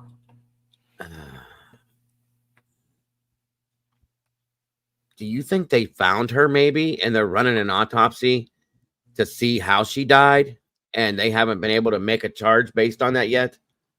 Honestly, no. I don't think they found her yet. And the only reason I don't think they found her is because there are other charges that can be placed on him if they had found her. Well, concealing a dead body, though, how do you But know you he's got concealed? tampering with a corpse. You got about 4 other charges that can go hand in hand with that charge. If he they did, find her.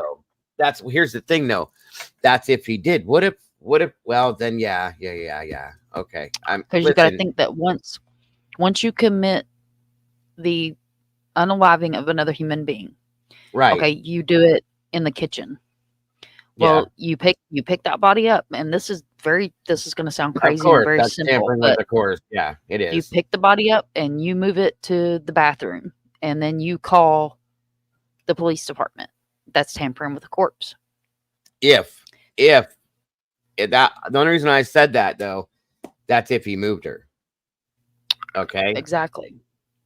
If And she then you was have laying on other- that carpet, that spot on that carpet, and he didn't, that's if they found her, as I'm saying. But they didn't say they found her. I think they would have told us they found her. So yeah, that's true. I think so too. Mr. James Tate, thank you, sir. Where you want to look is, does she still have a missing? Is she still considered missing? Because that's something that they'll almost immediately update. Yeah, and then that all they're saying now is that, well, all they did was they did update that to involuntarily missing.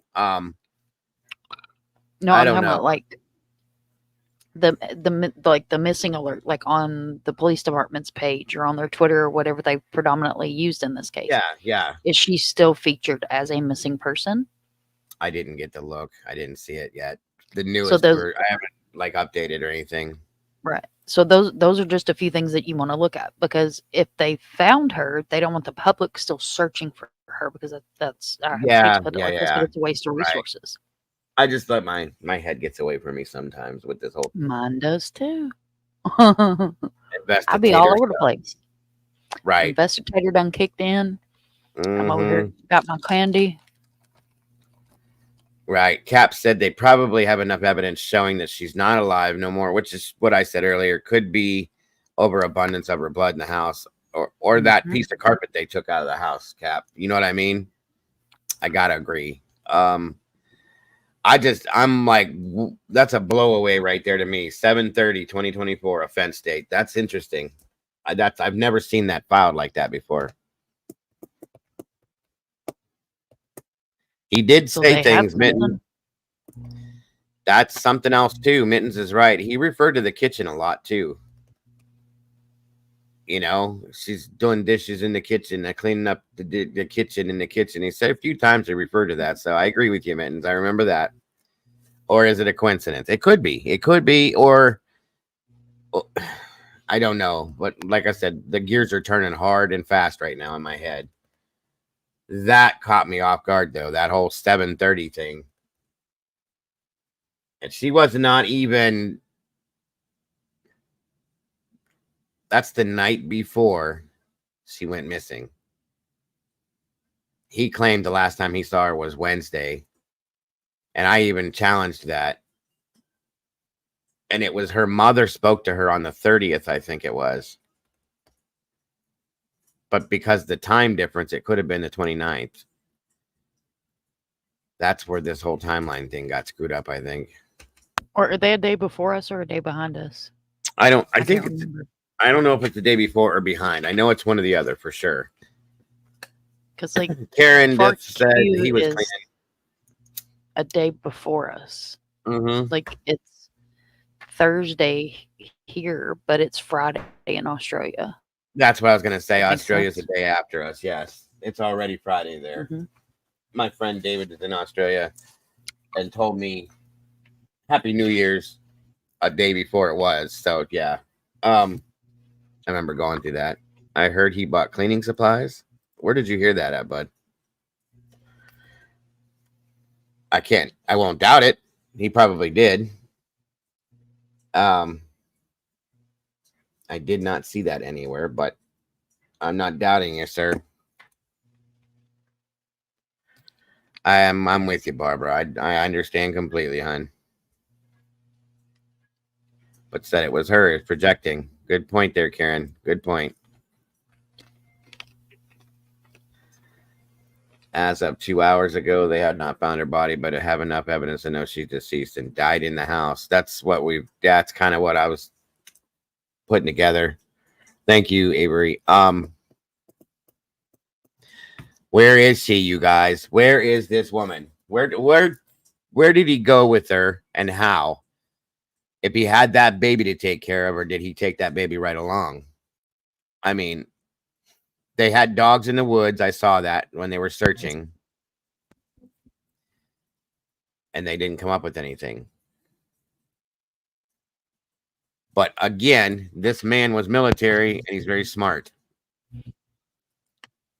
And think about it. In the interview with the savage reporter that I dearly love, the woman has much respect for me now. She was That great. stood in the doorway with him. Think about in the background. There was somebody that looked like a man There that was walked in the somebody background. in there. Yep. So was that his family? Probably. Did And they I'd have watch to the baby bet- where he did whatever he did? I'll bet you that. And here's the other thing. Were they involved in helping to get rid of the body too? Because I'm telling you, his family's going to support him in regard, no matter what he does, in my opinion. Sanjay checked it out Friday in Nepal. Yes, exactly. That's a great question, Miss Barbara. What happened? I truly am with you on that, hon. I really am. It's broken. Yeah, it is broken. And welcome, Nicole, the bounty hunting snowflake. I love it. Y'all be sure to hit the thumbs up for Dago. He truly cares about these. Oh, thank you so much. I really appreciate that. Means everything to me. Thank you so much. I really do. Really do appreciate you. He stayed in the house with the baby where they took all that evidence out, so I wouldn't be shocked if he took her along. Yeah, something. I'm just trying to think. He didn't know this area that well. I wonder where he could have taken her, though. That's the thing. We need map time.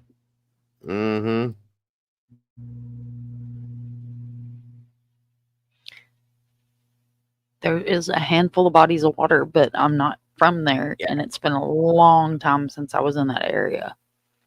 I was gonna say I know that there's a body of water behind, like on the other side of those woods. You think they've been in there already? Oh, I'm sure. Because it's near the park. I guess it's not the Is it the Manassas Lake or something? I think so. And they've also been in Bloom Park, which is where she liked to go. Bloom Park. That's what it was.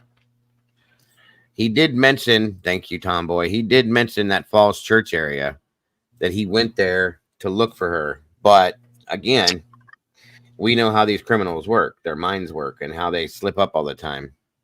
So how far is the Potomac from where he is? I don't know. Let me see something here real quick. Let me get this out of your guys' space first. So don't forget that, guys. Offense date listed as July 30th. It's almost a month ago. Great minds think alike. Look what Minton said. If he went to look in the Falls Church, there's tons of places up there, like the Potomac, etc. I'm already pulling it up. Exactly. Hold on a minute. I've actually been on that river. Like I said, it's been many, many, many years ago.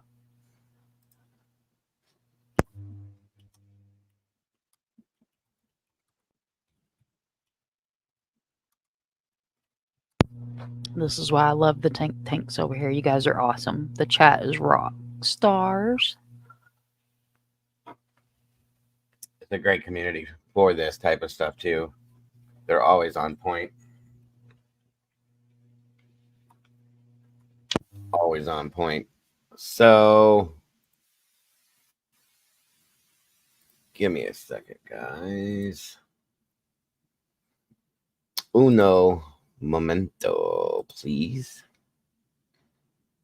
Mana.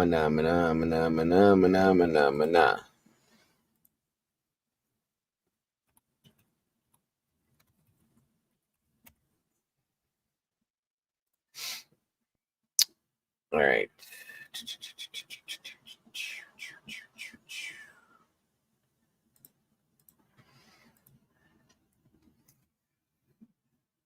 Good Lord, what am I doing here? Hold on a second.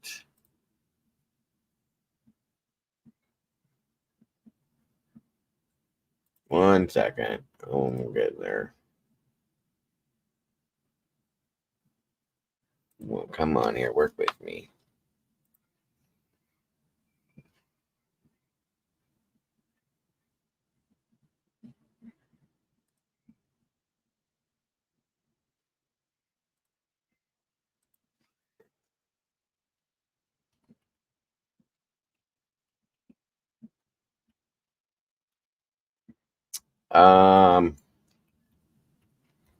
See, and I can't help but wonder, and like I said last night, you know, if the next thing we saw was a search warrant for a landfill, I want to know when its trash was picked up.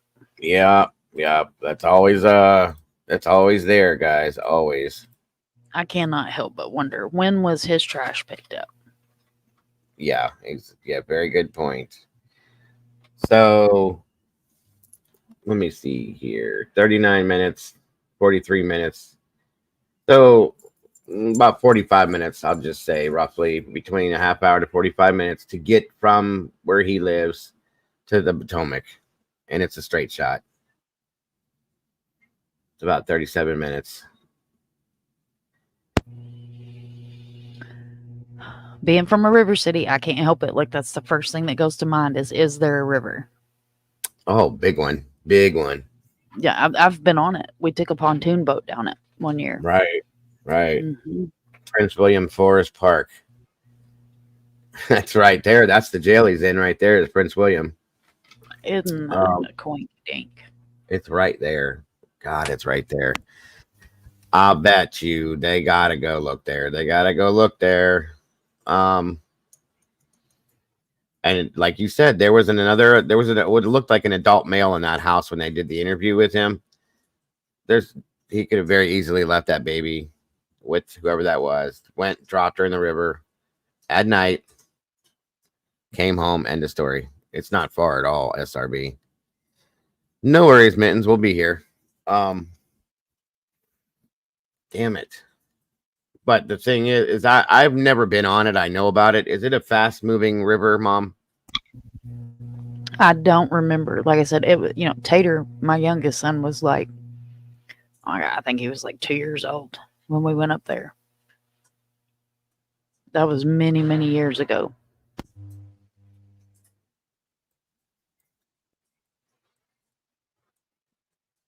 I'm just wondering if it's a fast moving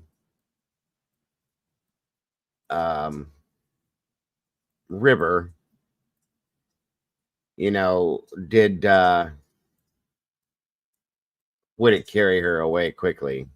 Over a month's period of time, she could be anywhere. What's up, Wheel B? He says it's not. Okay. So there's odds that they could come upon her at some point there.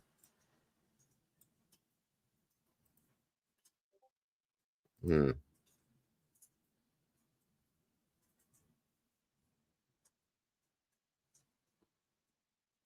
this river is close to here somewhere. Anyway, 45-minute tops. I'm guessing. In Woodbridge. That's interesting. Yeah, that's another thing. Let me see something real quick. Give me a second to pull this back up real quick.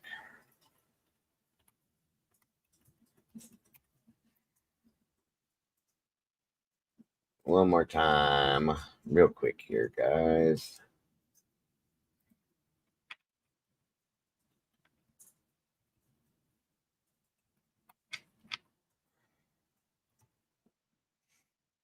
Okay.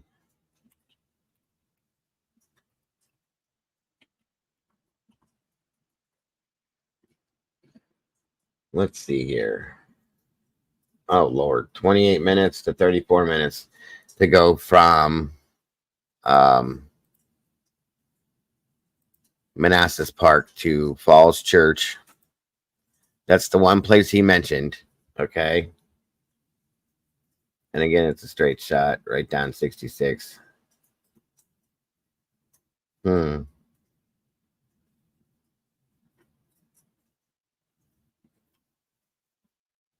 don't know. Is there any river? There's water there. I don't know what that is, but there's water there. No, that's not water. I'm sorry. I look at that wrong. I need my glasses, damn it. Okay. Interesting. That's a straight shot all the way. Straight up 66. Huh.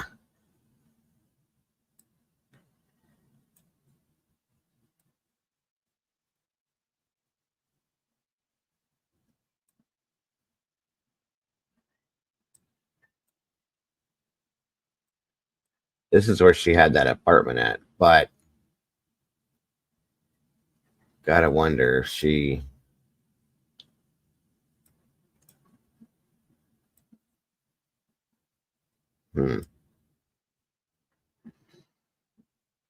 Yeah, I was gonna...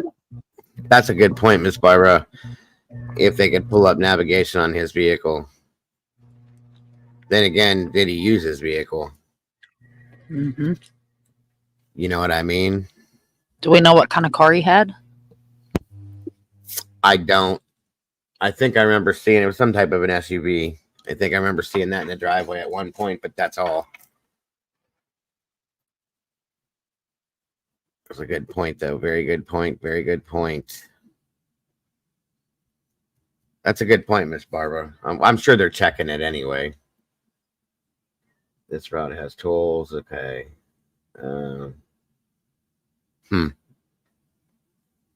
Tolls are a good thing because they got them cameras on them.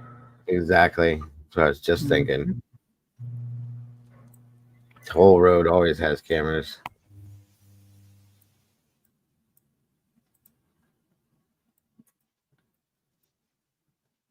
So this is the area she was living in. Okay.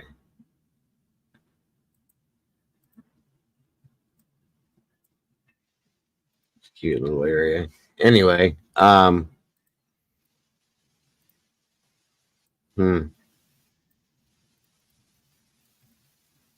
Wow. They did bring dogs in the beginning. I remember seeing that, but so it's even closer to go to that area. So I'm gonna get two guesses, you guys. It's either she's either probably somewhere in Falls Church or she's in the Potomac. That would make a lot of sense to me. Truly, it would make a lot of sense to me. Or that right there. Or he could have stayed with his child and had his, maybe his family or any friends he had do something like that. I can say that makes a sense too. Mm-hmm. Sanjay says his military affiliation, IT, and cyber skills, he may have hired someone. Yeah, it's obvious that he makes money. He doesn't have a money problem. That house is amazing, and depending on what he does, he's got to make good money. So yes, that's very, very good point, Sanjay. And with the military connections, who knows who he knows? You know what I mean? He had a very high security clearance. That's interesting. Very interesting.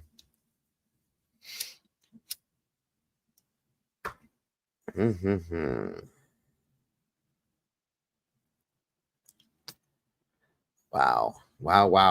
So, and I guarantee we're going to see lack of cell phone because of that much IT. If he took her somewhere himself, I guarantee that phone didn't go with him. Yeah, no, agreed. Because the phone will get you caught quick. Google be watching everybody. Yeah. Oh yeah.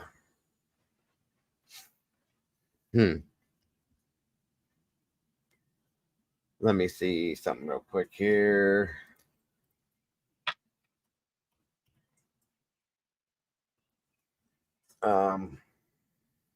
Be sure. Give me 1 second, Mom. You're good. And Andy, you are absolutely right. And to be doing IT for the military, he's smarter than most criminals we usually talk about. And that's what makes him scary.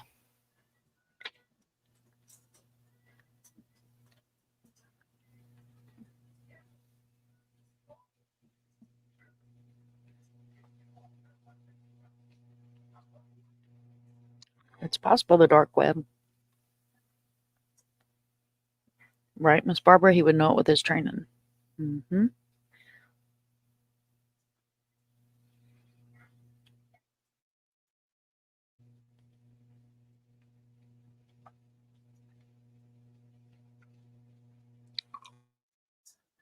Nothing past none of these people. Excuse me. What did you say, Mom? I said I don't put nothing past none of these sickos. Oh no, I agree. Sanjay said, like the dark web. Mm-hmm. Oh, 100%. Yep. Yep. It does exist. All right, there's no new updates on this as of yet, but we're sticking to this and following this close, you guys. Please don't think we won't, because I really need answers on this, truly. He would know with his training. Very good point, Miss Barbara. Very good point. Right, SRB, they did excellent by... Actually, I think what irritates me the most about it is if it's true that he was texting with law enforcement and they told him to exhaust all of his search efforts, that really irritates the hell out of me. Yeah. To put it nicely, because one of the main things in these cases that you normally see as a standard operating procedure is family is not to search for a missing person. Right. And you guys have heard me preach this at the top of the mountains, because not only is it detrimental and could be completely brain numbing to come up on your loved one, but in cases like this, say he did take her to that one spot, the one spot that he openly admitted he went to. Yeah. Got paranoid and went and moved her. Mm-hmm. Mentioned that spot, like, you know, hey, don't look here, look there. Yeah, right, right. You know, I told you I was here, so there's no point in going and searching there. Absolutely. That makes perfect sense.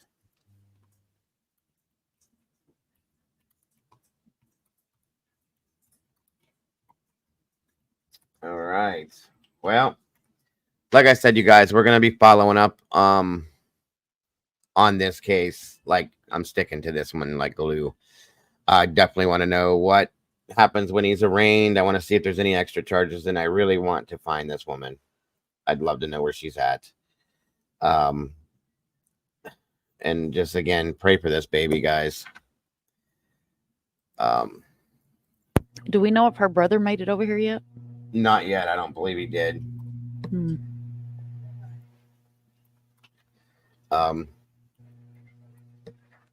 But yeah, I know that they were trying to get him over here. They were working on some type of a visa for him to come over.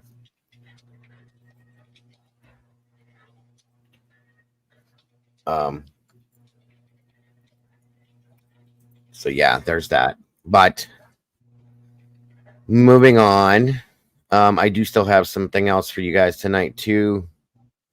This was the main thing, because I wanted to like really get into this tonight and figure out what's going on with this scenario, because I think it was 2-3 days ago we started on this, and here we are, you know. And last night it was called, I think we both called last night that we thought he'd be arrested by today. So yep. The way they were going through that. Exactly. The way, that's what exactly, you took the words out of my mouth. The way they were sticking to that house. You had CSI van out front, and they were taking their sweet time. It does not take that long to go through a search warrant unless you have that you are going to get everything you can get before you leave that house. Oh yeah. Yeah, definitely. Definitely. That I agree with. For sure. For sure. So, as the other part of the title says, guys, I have the rest of the audio interview, the second half of the audio interview with Jennifer SOTO. More lies. And I have a little bit more audio that includes, I believe, from what I pulled from it, Stephan Stern's parents having a conversation as well. So, that I want to share with you as well to finish that out from yesterday. But As I much as definitely I want. can't stand that man, I'm I know. intrigued to hear what his parents had to say. Oh, of course, of course.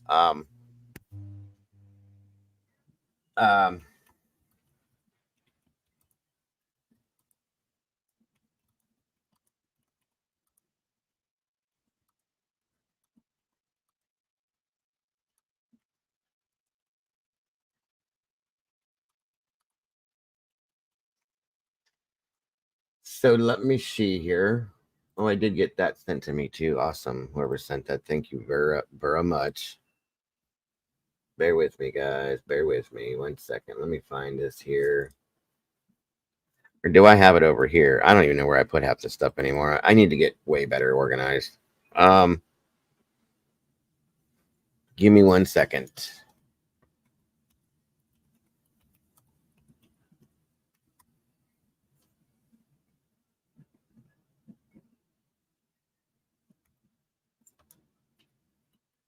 It better be in here. Where is it? Where are you?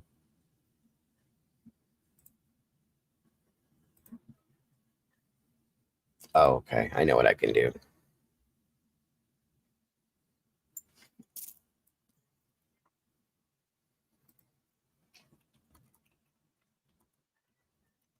I'm not very good at multitasking, you guys. I'm sorry. I'm trying my hardest. I just need to focus on one specific thing. Are you going to bed, SRB? I know you're not down for this. I get it. You do. You get to bed and get some good sleep, dear. Thank you for joining us tonight. I appreciate you so very much. Are you leaving too, Nina? I definitely will get in touch with you. I'll be looking at what you have here. In fact,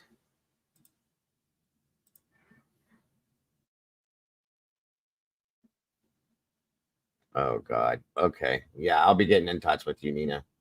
Thank you. I see what this is. I know what this is. Thank you for sending this to me and for the contact. I absolutely appreciate that. I mean,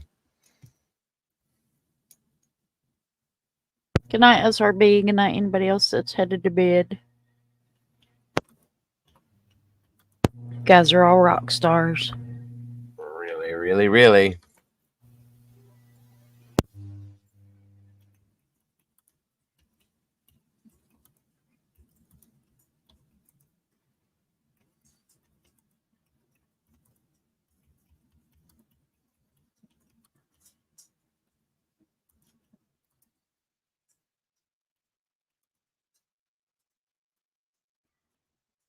Okay, give me 1 second, guys. I'm trying to get this to work real quick. That's all. And we will be up and running again. Nina, thank you so much for the email. I am all over that.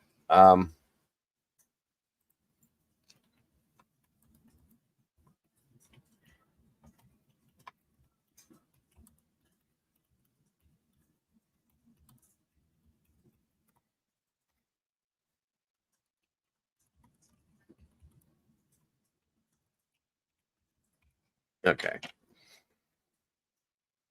All right. Where is it? Where is it? Where is it? Here it is.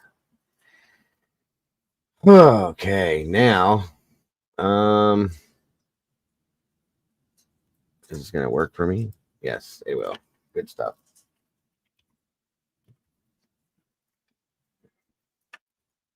Gotta get it to come up now. Bingo. There we go.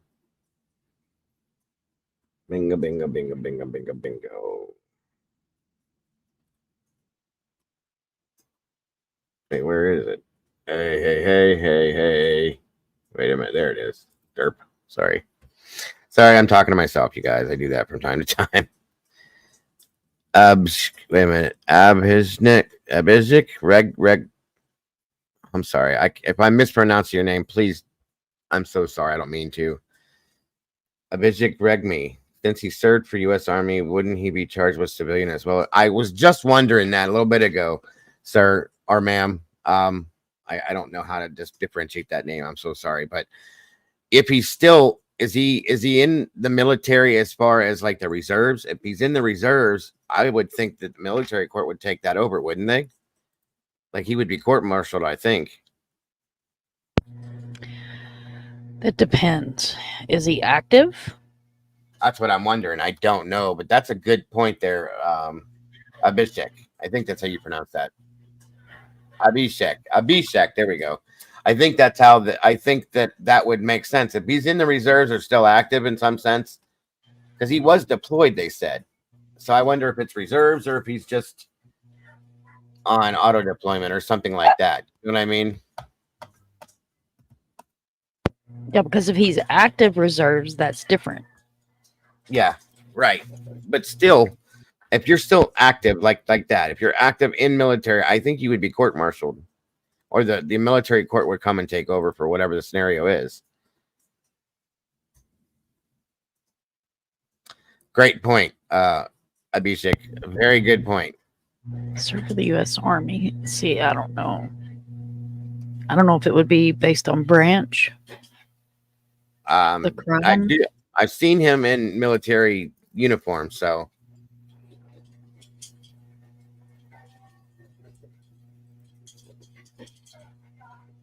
My dog's a psycho. She's got the zoomies.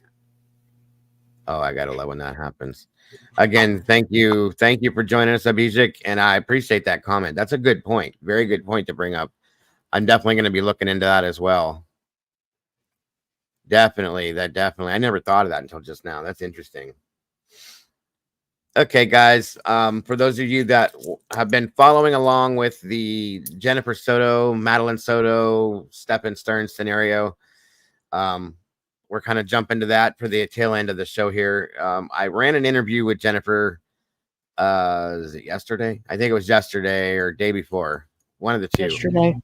It was yesterday. Okay, I was pretty sure. Just couldn't remember for sure. And it was her interview with law enforcement when Madeline went missing. We now know that Jennifer's boyfriend or whatever he was charged with the murder of Madeline, and he is sitting in jail. A lot of people have questioned Jennifer because of her actions and the way that she has presented herself throughout this whole case. The interview yesterday raised a lot of questions in my mind with a lot of people.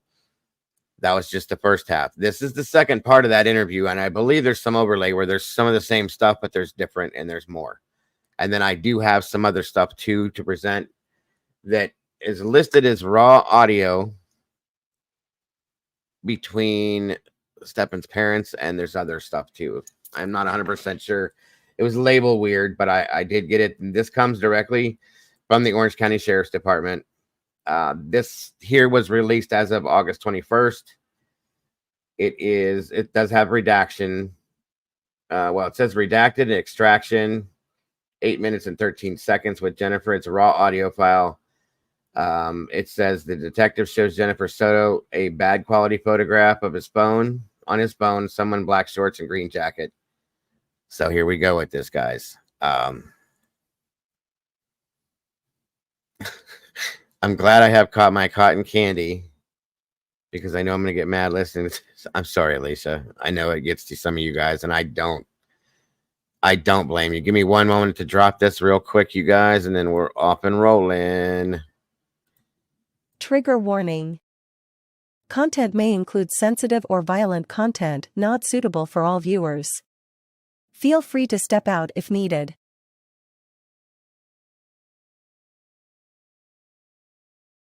All right, just to give you a heads up. I don't know how it's going to be taken. It's not too bad, but you just don't know. So let's see here. Again, this is just audio.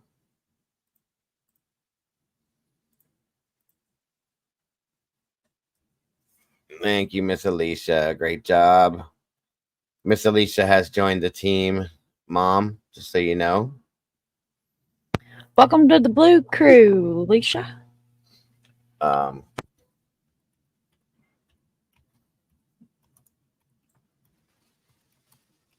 be honest with you, I thought she already was, and I couldn't understand why she wasn't. But Sorry guys, one moment here.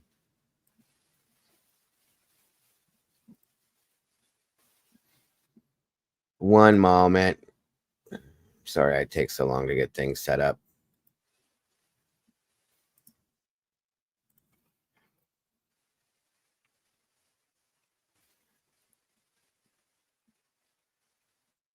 Okay. Let's see here.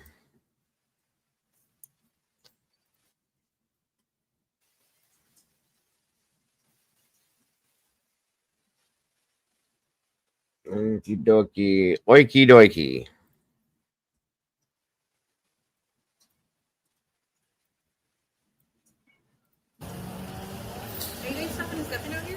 Yeah, they're right out there. They just wanted to ask him a couple things, but I figured I'd just ask you this at the same time for the sake of time. Do you recognize this vehicle at all? I wanted to see if I could. So I know it's pretty grainy. It's this one right here. That one's tough, but does that look familiar at all? No, You don't know that anywhere? I don't know that part. Gotcha. Okay, cool.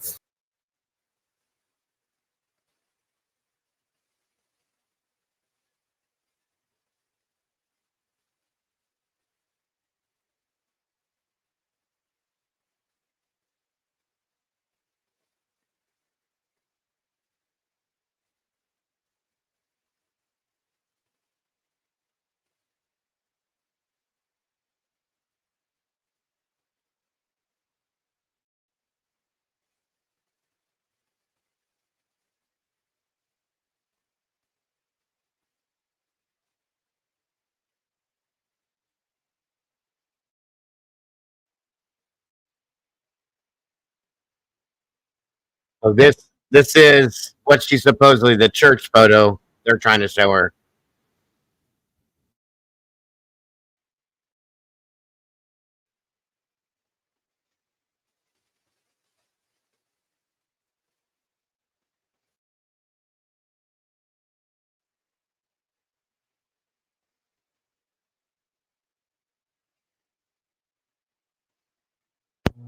Is there supposed to be audio going, Dago?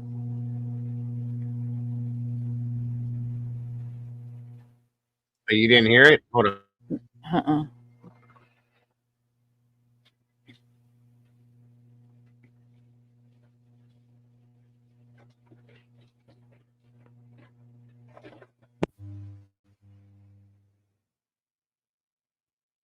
And now you're muted.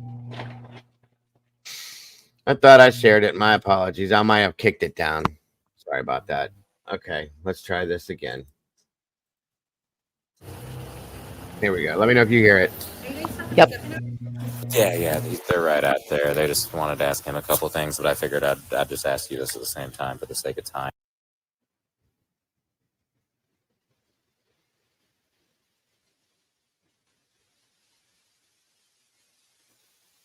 And it's gone. Hold on. I don't know what the heck just happened. Damn it. Stop this. We can take a poll too. I think we'd much rather look at you than Jen. Just saying. Oh, just saying. Sorry. I get it. Oh, a whole lot better looking than that freaking. I'll just Well, stop thank you there. very much. I appreciate it. All right, hold on. I don't know why that jumped down like it did either. That's weird. Not even 11:22 yet.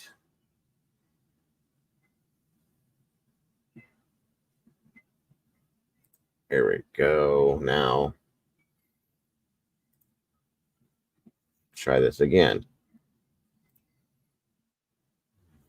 One more time. Third time's a charm.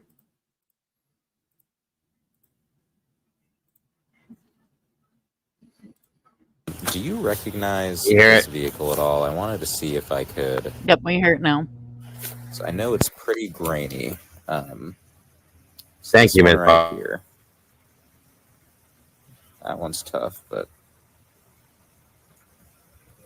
does that look familiar at all? No, You don't know that anywhere? I don't know that part. Gotcha. Okay, cool. Yeah, so this is it's hard to show you on my phone. because the quality of the video just kind of gets worse when I've downloaded it from the church's computer, and the quality just gets kind of worse. Can you make out like the shape of that being black shorts and that being possibly a green jacket? I see the green. Would that, I mean, I know it's very difficult to recognize, but would that be something, some clothes that she owns, or Yes. would the quality be too bad for you to be able to tell based on that? I mean, the quality's terrible. Yeah. The color scheme. Would that be akin to something that she owns? Yeah. Gotcha. And the hair looks a little dark in the from here. Dirty blonde. It could pass for dirty blonde. That I could think. possibly Yeah. be her. Okay. Is that? I can't tell just from looking at it, but is that is that Stephan's car? It looks a little darker from there, but I almost can't tell like if it's a Toyota or looks a little different. From the front looks different. That looks like a Toyota from the front. From and the then front, it from the looks side- different, right? And then from the side, it could be. It's got a little. Cadillac. I mean, yeah, the grill is kind of the same. A little bit. The headlights look the same. Okay, cool. No, I just wanted to see if you kind of were able to help me with that. So this whole living in the woods thing, I have people like tromping through the woods right now on horses and ATVs and all sort of things. But has she ever mentioned that before? Just in that text that I saw. Just that's the only time you've ever heard of it? Is she outdoorsy at all? Does she like camping? We used to go hiking. Okay. But we haven't done that in a while. Okay. Where did you go? Was it around here? Where would we go? We go hiking in like St. Cloud. Lake Lizzie Preserve is what it's called.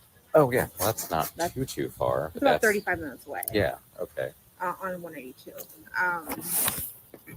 Lake Lizzie Preserve. We've also walked Shingle Creek before, but we haven't done that in a very long while. Got it.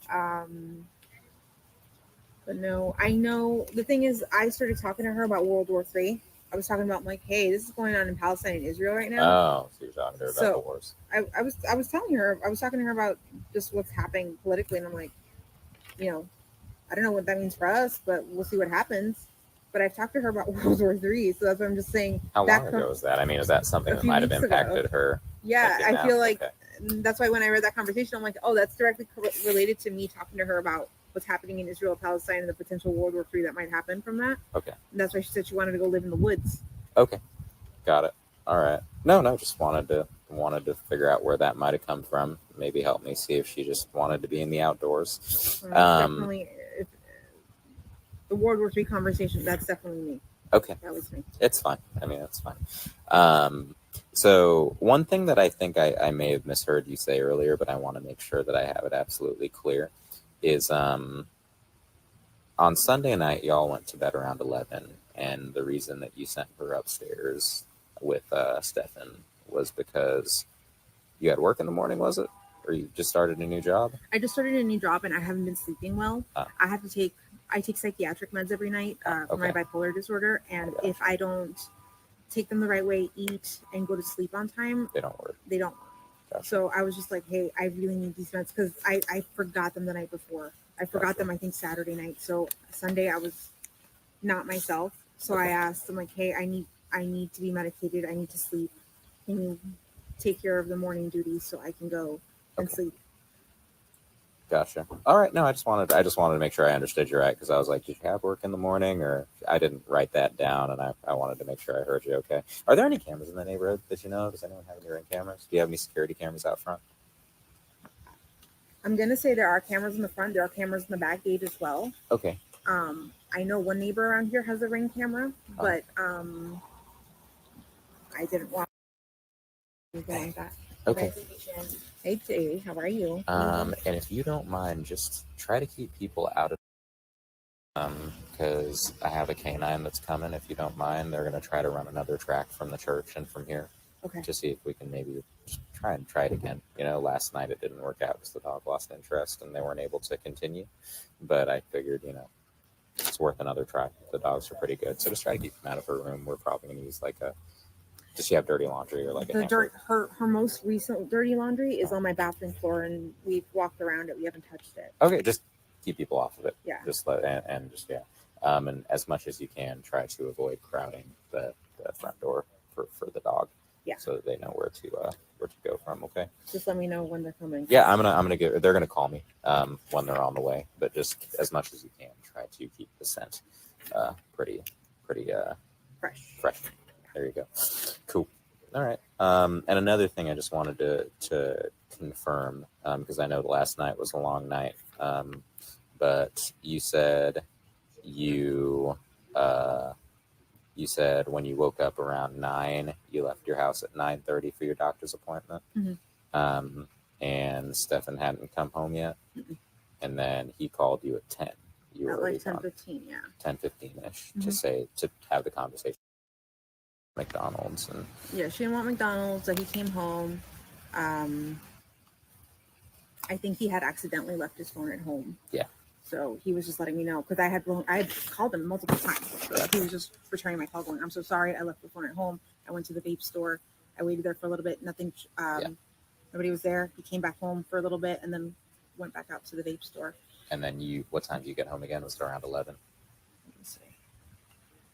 I'm going to say around 11:15. Because I think if I heard you right the first time, you got home at 11 and you and Stephan were both here, and then he left to go to the vape store again. I did see him. Yeah. Okay, cool. I just wanted to make sure I had that because, like I said, sometimes you forget to write things down, and I don't want to misremember. But okay, that's all I have for you right now.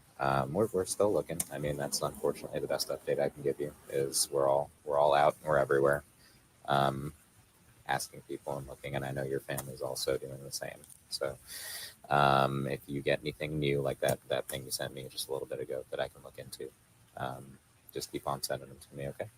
Yeah. Were any of those helpful about the? Tracy, you're talking about this one, the turquoise. It's turquoise. And thank you very much. Appreciate that. She's trying to gaslight the police officer. He knows exactly what she's doing. Yeah, I can agree there, Miss Barbara. I can. Vehicles? There's something for me to look into, to look for license plate readers and stuff. As of right now, I haven't been able to find anything else or confirm it, but I mean, it's still helpful for me to, in case something else comes across in the future. So, just, yeah, if you receive anything else, let me know. But I mean, do know that obviously, just like that kid pranked you earlier, because it's so public, you're gonna have kids doing that. So don't be too scared by it if someone does that again. Okay. All right. Thank you. Yeah, I'll let you know when they get here.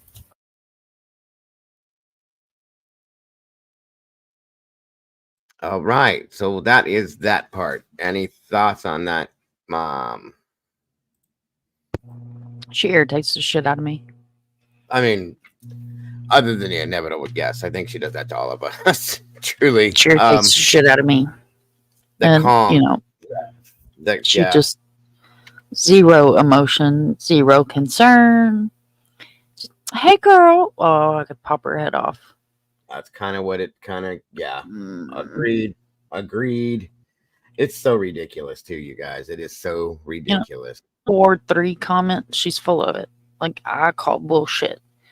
No, that I don't believe that it was a conversation about World War III and that's what made her want to go live in the woods. I'm going to say it's the monster under her bed. Mm-hmm. I do agree. Now, this next bit of audio, you guys, this is Stern's parents, Chris and his mother. They speak to law enforcement officers. It's a total of 42 minutes and 48 seconds, okay? It's interesting to hear what they have to say. It's very interesting to hear what they have to say, to be honest with you. And I thought you guys might be interested in this because it kind of leads in a bit to who he is, Stephan himself, and can paint a little bit more of that picture that we're trying to put together of this creepy piece of garbage that he is for this case. So let me know how this is too with the audio. Again, this is Stephan Stern's parents, Chris, and I can't think of his mom's name.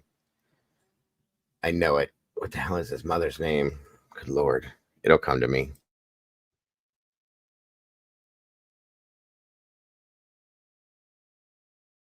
Quite yet. I'll get it. Is it Deborah? Yes, thank you. Damn it. You ever have that where you have like something on the tip of your tongue? You can't say it, but you know what you want to say? Yeah. Okay. I call it brain mush. I get that a lot. I'm just saying. All right, here we go. Big ass tower out in Vitro that collapsed. And there were people working on it. They didn't send me to it because I was stationed someplace else, but I heard that. You might need to turn this up, guys, because they got low, soft-spoken voices. Yes, stupid's mom. Good point, Tomboy. Great way to put it. I like it. I refuse to use his name. He'll be the monster until he gets the true justice he deserves. I refuse to say his name. I am there with you for sure. All right. Again, let me know if you hear it. Walking through the field. Oh, here's a utility bill. Pull it up and there's a body. Yeah. I mean, that's smash that person into the ground. Oh, wow. And that was a big That's event. terrible. Back then we had stainless steel revolvers. Yeah.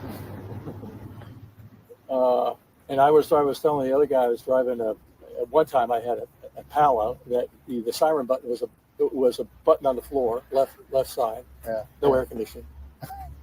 You know, no air conditioning in Central Florida? Yeah. And I pulled the guy over. Stern's father was a cop? Or is this the cop saying this? That I'm assuming that's his dad. I didn't know he was a cop. I didn't either. Wow. Mm. On we go. And I clocked him, and it was just above Brewer Hill on Aloma.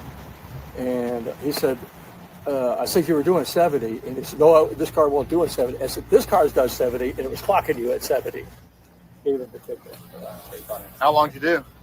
I was in a couple of years, and then I just felt like I wanted to get into sales. There was a guy that lived in an apartment complex I lived at that worked for Stouffer Foods, and so here's the life. You know, he's on the phone, he's making hotel reservations, he's making golf reservations, he's making dinner reservations. He had a company car, and I said, I want a job like that. So I went to Atlanta and ended up getting a job with Campbell Soup, and I was in the food business. I agree, Elite.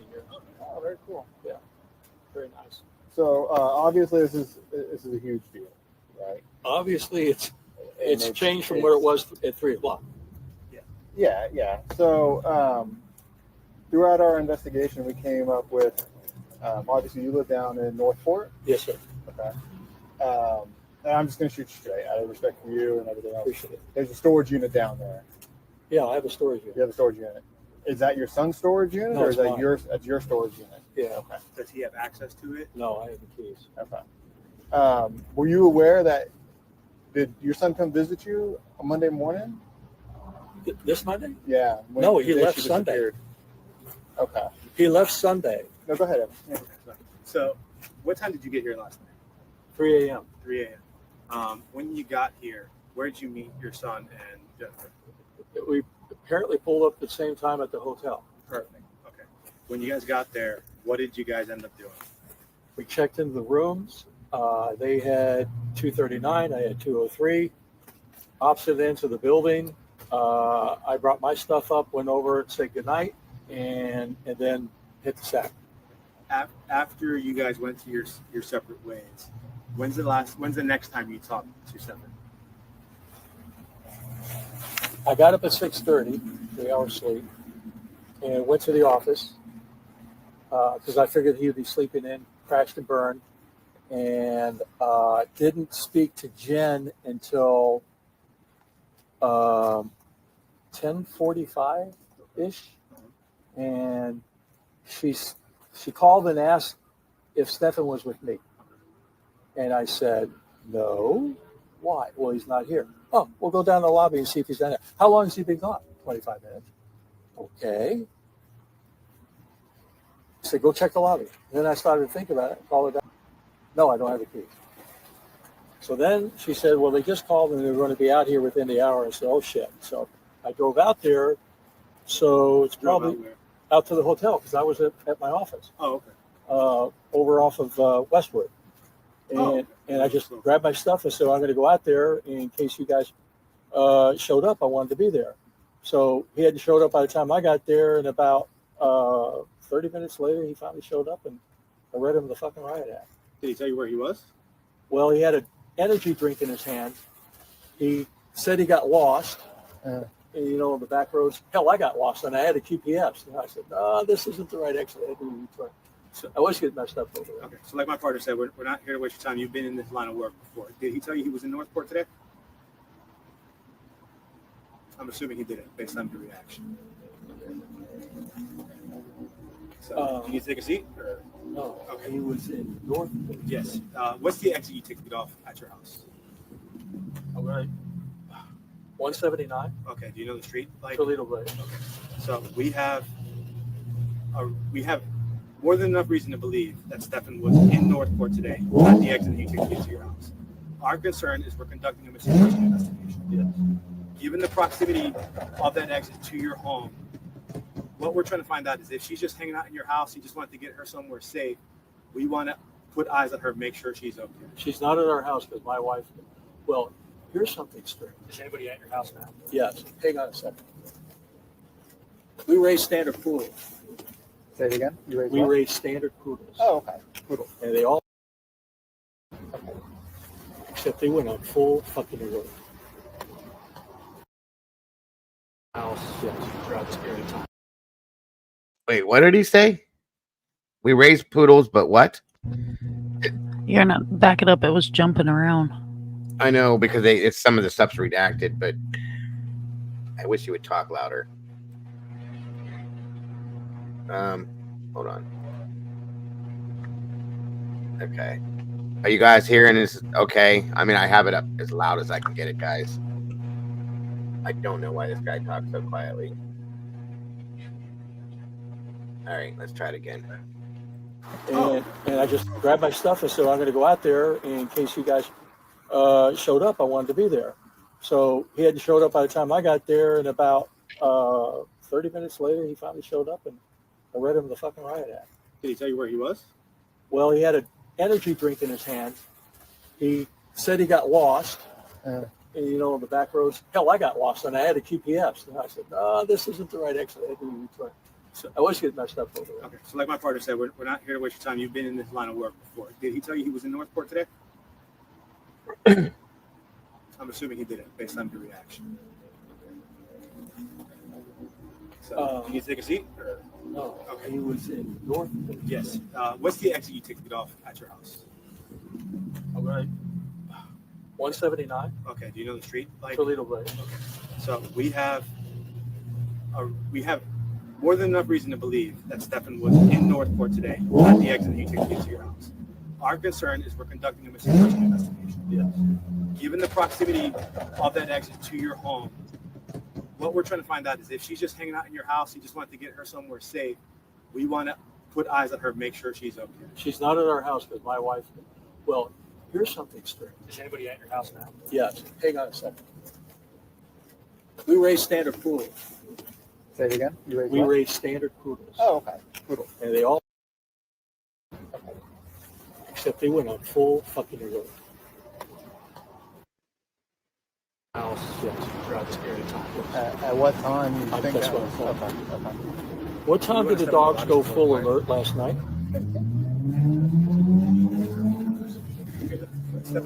I'll grab your water.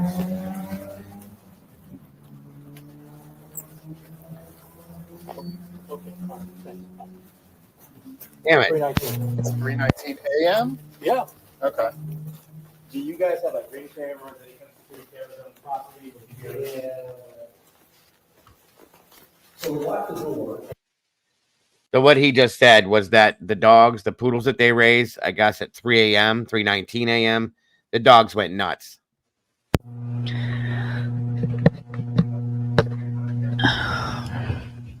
We know that he was in Northport because he went to that storage facility and he did something else. Okay.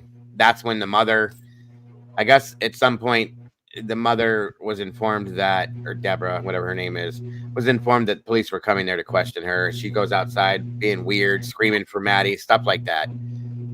Then supposedly had low blood pressure issues and all this kind of stuff. So this is all very strange to me, you guys. I don't believe I don't know if I have issues with Chris, his father, but I have a lot of issues with his mom for some reason. I don't know why.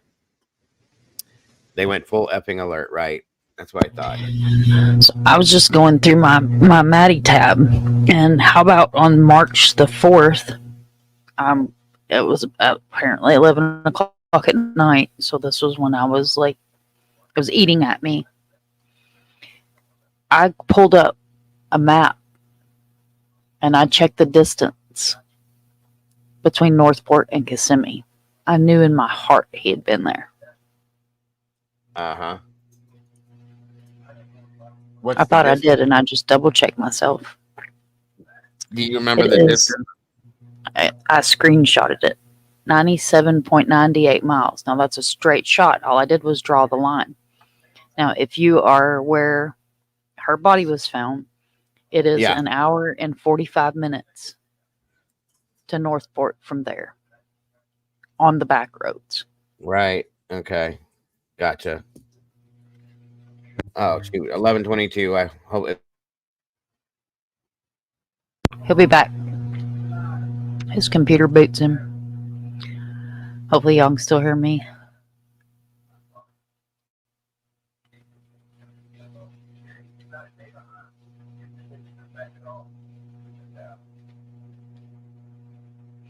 This whole case eats at my soul. Yeah, I agree, Barbara. The whole family sounds like it has issues. Big time. Big time. Big time. Hold on a minute. And if he was a cop in Aloma, or a cop that was patrolling Aloma, that's my neck of the woods. Yeah, I don't know when he did it, but still. You know what I mean? He knows something's up with this kid. He knows he is. He knows his kid's messed up. And at this point, I don't know.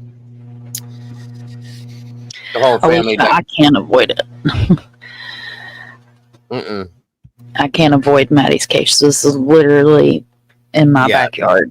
Literally in my backyard. Yeah, there were pics of Maddie with the poodle, so I'm sure she had been there at some point. Or, yeah. At some point. But, again. All right, back to where we... I hope it doesn't start over. He doesn't have a key. He took Jen's key last night. It wasn't flashing.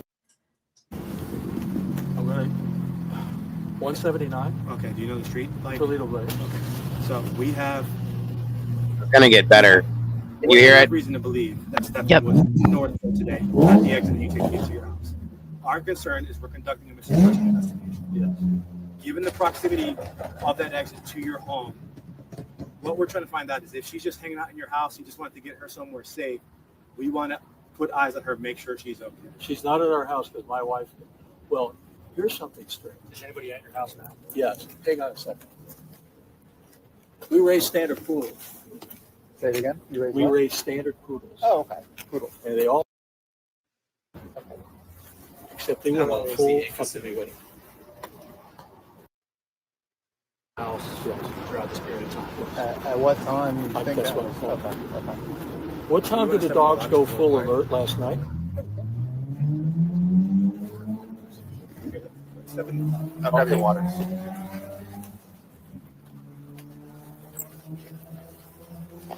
Okay. 319. 3:19 a.m. Yeah. Okay.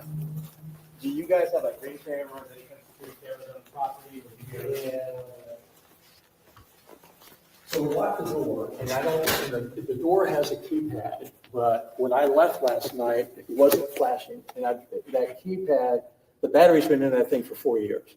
So I called last night and I said, hey, that keypad doesn't seem to be working. It's not working right. So if you go out the garage, or you need to come back into the garage with the remote control. But she said the dogs went full alert at 3:19. We were at the hotel at 3 o'clock, so there's no way he could have been in Northport. How big is your property down there? Quarter acre. So we've been in communication with some law enforcement down there, kind of working some leads. Would it be all right if we send someone to go talk to your wife? Yeah. Okay. I'll coordinate that. So she's home now. Right? Yeah, so we're working the missing person investigation currently, like so. Well, let me give her a heads up because it's going to be noisy. Okay. We got 5 standard poodles. How is your property out there? Is it like a neighborhood? You guys have... No, it's on scattered lines. Okay. Standard lines. Yeah. So no Is it woods gated? or- What? Is it gated? No, it's on scattered lines. It's just, no. Our backyard's gated. They may want to, they're going to come over and want to search a house for, apparently, can I tell them? Yeah. Apparently, Stephan made a trip down to Northport last night. Or this morning, I should say. I have no idea. But there's a storage unit, but he wouldn't have access to the keys to the storage unit because I have the only key to it. And that would have been locked in my car and he would have had to come in my room, which he didn't have a key to get into it. He doesn't have. Where are we at here? They stayed at the hotel, Alicia, because they couldn't get into the home. Because police were in the home doing their thing. You know what I mean? Search warrants and just doing a thing inside the house. So they weren't allowed to be in the home. So they had to stay at a hotel. That's why Chris went down there, because supposedly they couldn't afford the hotel. He covered that, set them up, and let them do what they were doing, and then went back to work, I guess. But this is the whole scenario. Basically, what they're stating here is that while they were at the hotel that night, the Sterns, the trash monster, went back to Northport. Okay. Chris stayed there because I guess it's an hour or so away, and it was late when he was there, I guess. I don't know. He was planning on helping them out somehow, and that's the understanding I had. I don't know what the actual real reason is. I'm just giving you what I understood. So Yeah. So by the time that this would have taken place, there was crime scene tape around the apartment. The door was propped open. The police were in and out of there. The crime scene investigators were in and out of there. They had dogs, and they were trying to preserve. And this would have been the point in time where they'd already been to the church. They already saw the footage. They would have been pulling cameras from the church. The church and the school are next door to each other. So they would have pulled the cameras from going from there back to the condos. Mm-hmm. So they would have put them in a hotel to keep them away from the property, so nothing got meddled with while they were doing an investigation. And his parents are older, so his dad probably didn't want to drive, because you got to think that where I live is Central Florida. So Northport is the Gulf side. Northport is literally on the Gulf. Like, it got destroyed a couple years ago in a hurricane, about 4 years ago in a hurricane. It leveled the city practically. Oh yeah, big time.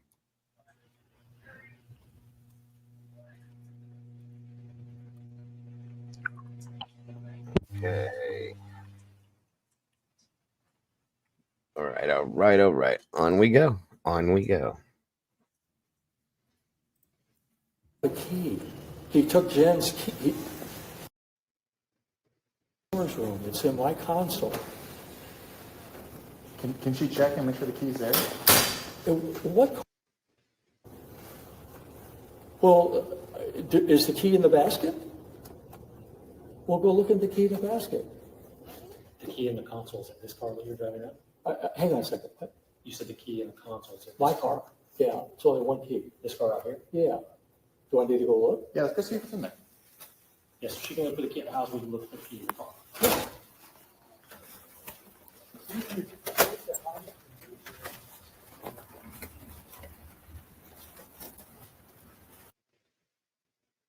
Okay.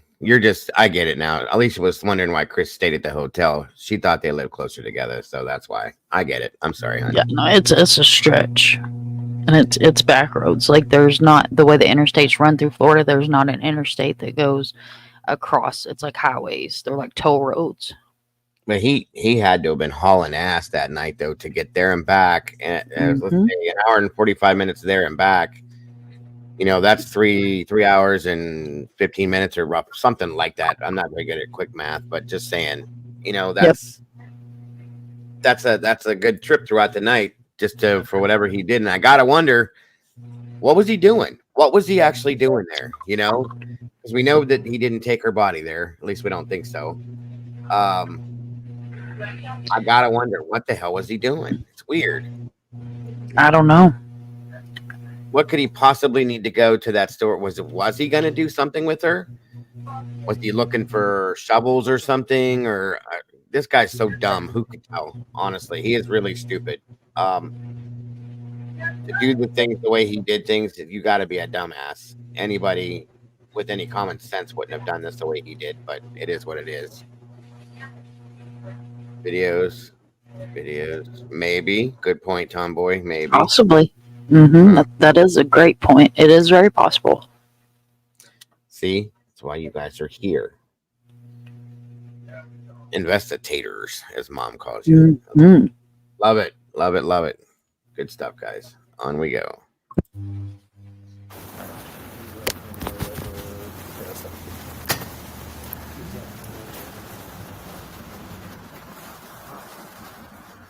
We were wondering if he had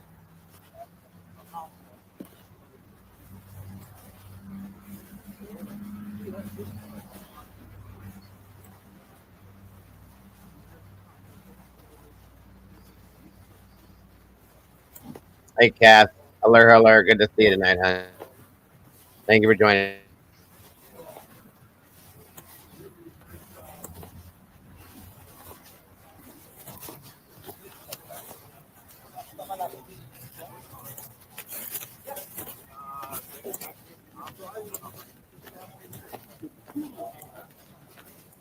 we use that to transfer and they puke and they bleed in the back seat for whatever procedure they have.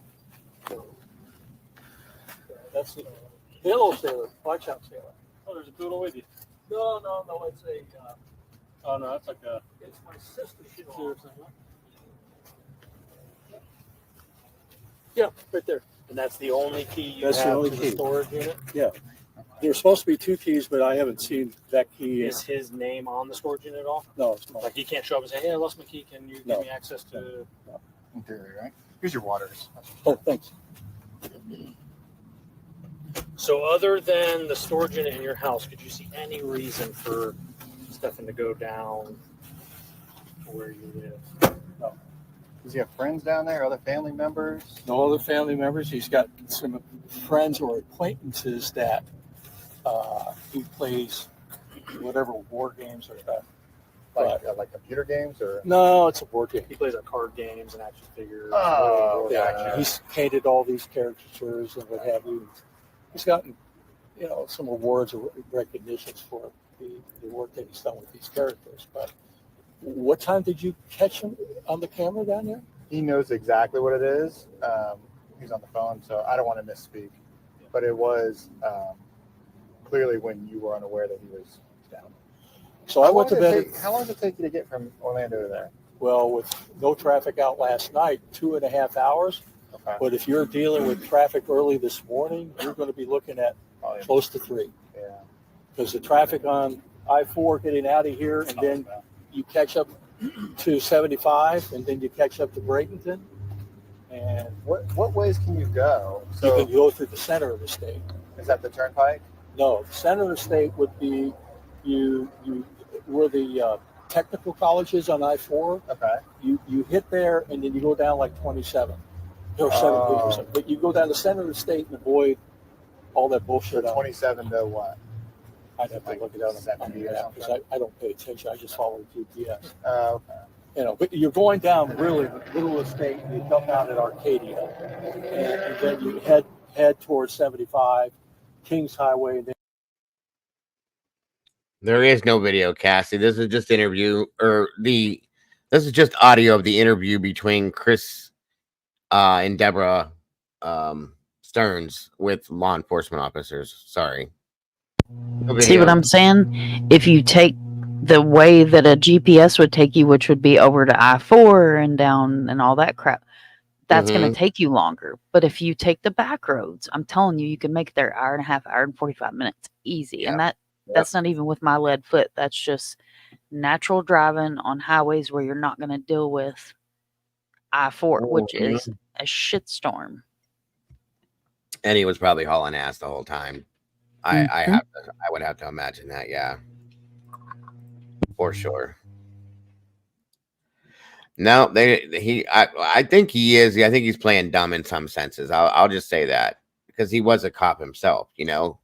You can't be, it's commonsensical stuff. There's my word again. I like it.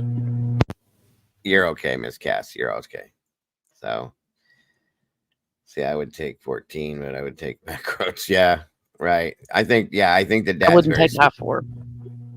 I would never take I-4 going. If I was put myself in that monster's shoes, I would not have taken I-4, because not only I'm so sorry, y'all. Not only are you going to have a shit ton of cameras, you're going to deal with the freaking traffic and the craziness on I-4, and you're either got construction or some dumbass that can't drive has caused a backup, or you know, I would take the back roads, because the back roads, you're going to have less cameras, no traffic, and then it's going to be a matter of no traffic, and then it's going to be a matter of figure out which back roads I took. Yeah, because if you don't go under a stoplight, they're not going to get a license plate reader. Right, and you don't have to worry about stoplights. You can just go. You know what I mean? So, yeah, that makes perfect sense. Absolutely does. Yeah, Tomboy Turnpike would be a huge mistake. So, on we go. And you go up north to Toledo. Okay. It's like speaking German when you're not right. Hey, listen, I grew up here. Yeah. You know, went to Winter Park High. And what brings you down to Northport? Well, we build homes in 6 cities. I'm the broker for the company. We started in Poinciana, no habla español. So I was actually going to go to Palm Coast, and then I went over to look at some homes that we were building in Northport. And said, oh, this is beautiful. I love it. It's rural. Yeah. And I said, and I expected it to mirror our experience in Palm Coast, but we had a bit of a rocky start. Right now, I got 100 homes that are going to be completed. And the market's changed, and I'd love to be able to sell them right away. But I went down there because I thought it was a better area. The whole Southwest is a great area. It's a booming area. It is. Yeah. I mean, Northport was rated the 2nd fastest growing city last year. Just got to get these Yankees to come down and buy some homes. Well, right? Everybody's stuck in their homes. Yeah. You know, they love those 2 and 3% interest rates, which will never go away. Yeah. You know, and they'll never repeat. They'd be foolish to get rid of those. Yeah. Well, you know, the Northerners coming down here will, because they want to get the hell out of the North. So when you read your son the Riot Act, what do you mean by that? I said, what the fuck are you doing? I said, you know, if they came here and you weren't here, you know, they would immediately put a bolo out and find you and arrest your ass and just haul you off to jail. Is that what you want? I'm just so fed up with him at this point. And obviously there's something here, because I've been here almost 6 hours. So they've been here 6 hours. So something's going on. Look, he spent a lifetime lying to us. Okay. And it's just never gotten better. And he fed me some bullshit the other day. And before I left the house the other night, I turned to my wife and I said, do we really know Stephan? Can we honestly say we really know? Yeah. And she got really kind of defensive a little bit. I said, no, I'm not saying that he did something, but can we honestly say we really know him? So the other day. Well, when I left yesterday, when I left last night, I said, hey, I turned to her, I said, do we really know him? You know, is he capable of doing something harmful to her? Why would you suspect that? Because some inconsistencies of phone calls he had with me didn't add up. Okay. So I'll give you the sequence. He calls me mid-afternoon, 3-ish, maybe 3:45 or something, and say, I just had a flat tire. Okay. how the fuck did you get a flat tire? You just drove over to Kissimmee. You took her, maybe you're running an errand, but where would you have gone to get a flat tire? The tire was so flat, he drove on it and ran the, is that Jen? Yeah, we were finishing up. He ran the rubber right off the wheel. Yeah. So he had to travel a good distance to do that. And then he pulled into a shopping center, and I said, was the donut in there? Yeah, swapped it out and almost crushed my thumb. I said, okay. You know what shopping center he changed the tire? No. Or where he picked up the flat or anything? I have no idea. So this then, was Monday, just sitting down? Yeah, Monday afternoon. Do we want to talk someplace else? We can, yeah. You want to put Jen in the truck? Jen, you mind sitting in the truck for a little bit while we finish talking to? In the trunk? Yeah, that's fine. Or wherever you're comfortable. You can sit for the weekend or whatever you guys. How long are we going to be? 10 more minutes. Yeah, we're done. It's been a while already, and I apologize. So they were having this conversation in front of Jen. That's interesting. I think she walked up. Maybe. Okay. Yeah, because he goes, "Is that Jen?" That's it. Yeah. Mm-hmm. Okay. Yeah. Because I can't imagine that they would have this conversation in front of her, not knowing what her situation is either. But that's a little kind of interesting that they were all kind of there together at that point. No, because you got to keep in mind this is Orange County, and Orlando is a bad place. Mm-hmm. Of course. So these cops are seasoned, like. Yeah, no, like I get that. A marinated steak, you know what I mean? Like they are Right. seasoned officers down there. Absolutely. Yeah, and I gotta, yes, Doodle, everybody let this poor girl down. 1,000,001%. Everyone. Oh, I agree. At this point, we are the only people that have her back at this point, in my opinion. I'm just saying that out loud because that's how I feel. Mm-hmm. So That's how I feel too. And we'll continue to be those people. She needs us, and that's how I feel. 100% to be her voice, and we will until this shit's over and that piece of garbage fries. Yep. And anybody that's involved in this gets the punishment that's deserved. Period. I'm telling you, and if he is convicted and they give him the DP, I will do everything in my power to sit in that room. I know you will. You will. I'm dead. I've done already told the old man. I done told him. I said, if I'm alive, when he finally gets Maddie gets her justice, I don't care who I have to write. Yeah, I get it. I know you'll get who I have to call. After the stuff you've done already. I agree. I will sit there and watch the life leave that man. I've never, other than with a friend of mine that was murdered, the guy that did it is sitting on death row. It's the only person I've ever agreed with death row on. But this situation here,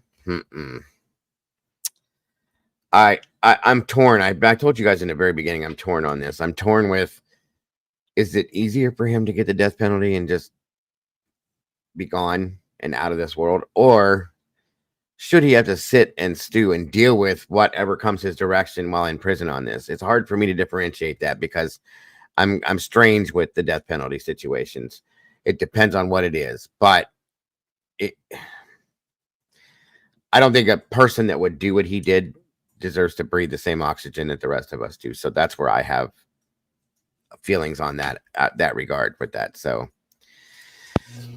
no, I agree. You know, Maddie didn't have a chance to live out her life. Why should he? I don't care if he's behind bars. Why should he be sitting behind bars and have 3 hots and a cot and a tablet and a TV and breathing commissary oxygen and snacks and exactly stealing my oxygen on my tax money? And I'm sorry, Alicia, I didn't mean to give you chills. I was trying to be filtered as well. Yeah, see, that's what knows how I feel. I get it, Mom. I do. I'm with you on that too. And Miss Barbara, she's kind of in the same thought pattern that I am. It's too easy for some people that have committed some of these crimes because different circumstances with different people is what I'm saying. But because it's an easy way out. It's an easy way out of what you just caused to multiple people, the hurt that you've caused to people. You know what I'm saying? That's how I think of it sometimes. But this situation, Yeah, I'm with you because, like I said, my friend that was murdered and castrated and everything that was done to him, his murderer is sitting on death row and has for 40 years now, receiving all those things Mom just said: free food, free the best medical you can get, a roof over his head, and has done nothing to deserve that. Visitation. I mean, he'll get to see his parents. That's not fair. No, because You know, that's Maddie not can't see fair. her. Yeah, Maddie can't see her dad. That's not fair to her or her dad. So yes, I agree with you on that for sure. I'm not normally the one, that if I get on my high horse, there are two people that I would literally be completely DP, no questions asked. Not like that all the time, because a lot of times I'm scratching my head too. Yeah, I get it. And, wrongful conviction does happen. It does. But It does. in this case, no. And I'm from Kentucky, y'all. I'm from a state where they still use Old Sparky.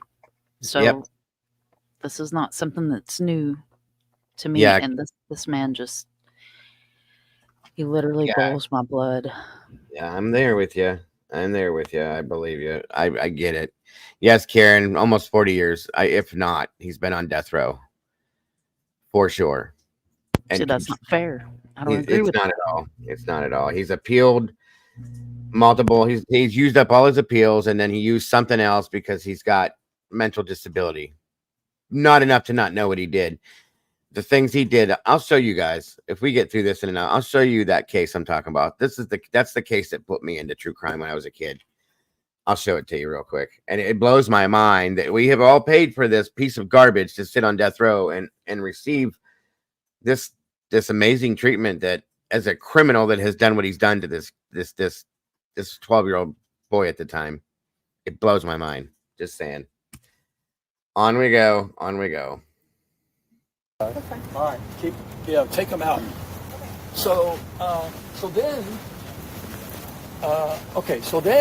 then around 5 o'clock, I get this call, and he's telling me about, well, there's been an incident, and that then he tells me that.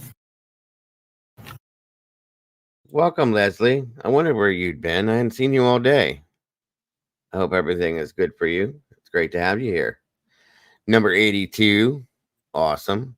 Guys, please remember to hit that like button if you can. If you're just coming in, I appreciate you so very much.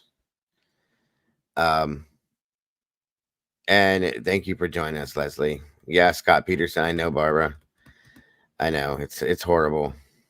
We missed you too, Miss Leslie. Thank you so much for being here tonight.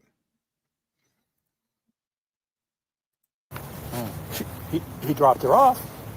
And I said, well, tell me what you mean by that. And he said, well, I dropped her off. She doesn't want to be seen being dropped at school because you're not driving a cool enough car. Oh, okay, so you're not driving a Lamborghini, you can't drop her off at school. Okay, dropped her up and block off. He said he watched her through the rearview mirror, walked towards school, and then he left. And I said, okay. And so now you're finding out when you went to pick her up that she wasn't there.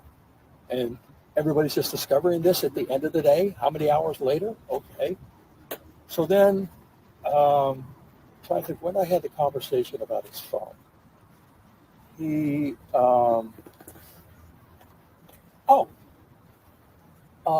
so I said, okay, well, they're going to want to know where your whereabouts were because you're the last person that saw her, so they're going to want to know. I said, did you have your phone with you? No. Why would you have your phone? I just forgot it. Forgot mine. I said, beautiful. So then he tells me that he did an OS update. Now I'm a techie guy. And I said, okay. And he said, wipe the phone out. Really? How does that happen? It's an OS update. It's automatic. You say yes, and that's it. It updates, and then it reboots. It doesn't reset. It reboots. Well, I was multitasking, and I hit a wrong button, and it reset. And I questioned that. And I said, so there were some inconsistencies there. So why would that phone be wiped out? And I asked him last night, when you guys wanted the phone, I said, is there any reason why you wouldn't want to give him the phone? No, I don't think so. I said, okay, give him the phone. Yeah. So I don't know.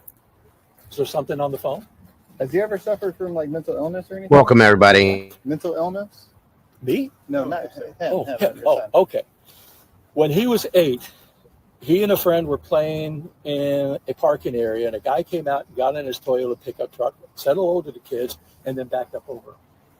And they both were run over, but he got hit in the head with the bumper, and he had a slight tick. He had separation anxiety, so he slept with us for a while, and finally I said, no, you got to go to your own bed and get over that. He would go over to a neighbor's home and spend the night and show up at 2 or 3 o'clock in the morning wanted to come home. But as far as nothing diagnosed or medication? Well, he's been seeing a psychiatrist or psychologist or something. He's been on anxiety meds, depression or what have you. I have no idea what they're talking about because obviously he doesn't share that with me. But he's battled a number of things: depression, anxiety, and what have you. As a child or as an adult? Maybe ADD as a child, but as an adult, more severe. Okay. Was he And able he to suffers from sleep apnea. Was he able to complete school no problem? Well, depends on who completed it. His mother, who we did online schooling, and she ended up doing most of the work for him. Did he ever go to college? No. What did he do for work? I've had him work with me in a variety of ways. When we were here in Orlando from 2010 to 2013, I did these, what they call BPOs. They're kind of like appraisals. I did 15,000 of them and had him and his friends go out and take these photos. And it was always a challenge to get his ass out of bed and go to work. No motivation. The more you do, the more you make. Yeah. No motivation there. So and after that, that work went away. I got involved in various projects around the state of Florida. He really didn't do much. He worked at Quiznos for a while. That didn't last long until he wrecked his car. So he's been living with us and me trying to get him out of the house to go work. We came down to Northport. He stayed there with Jet. So while we were down there until December of last year, he lived with Jen.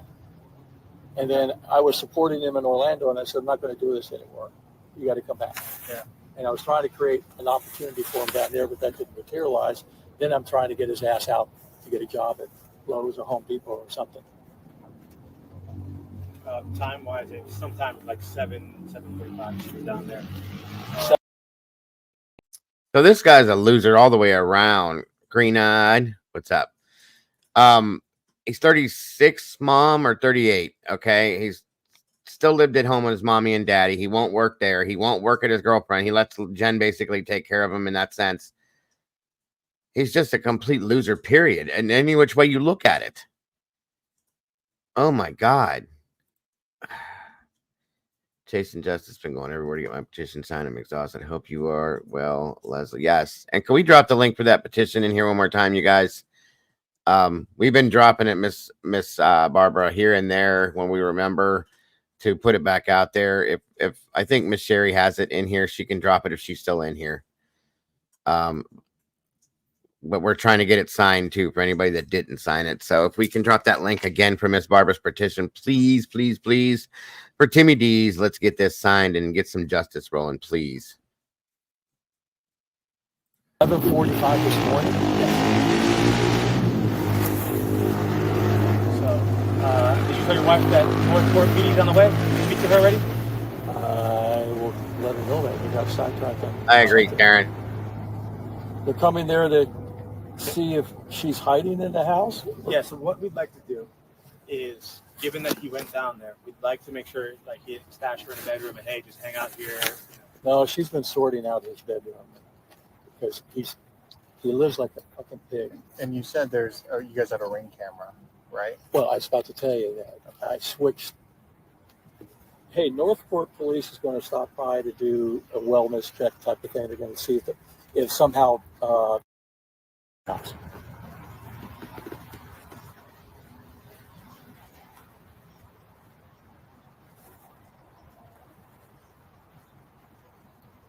back around the house yelling her name.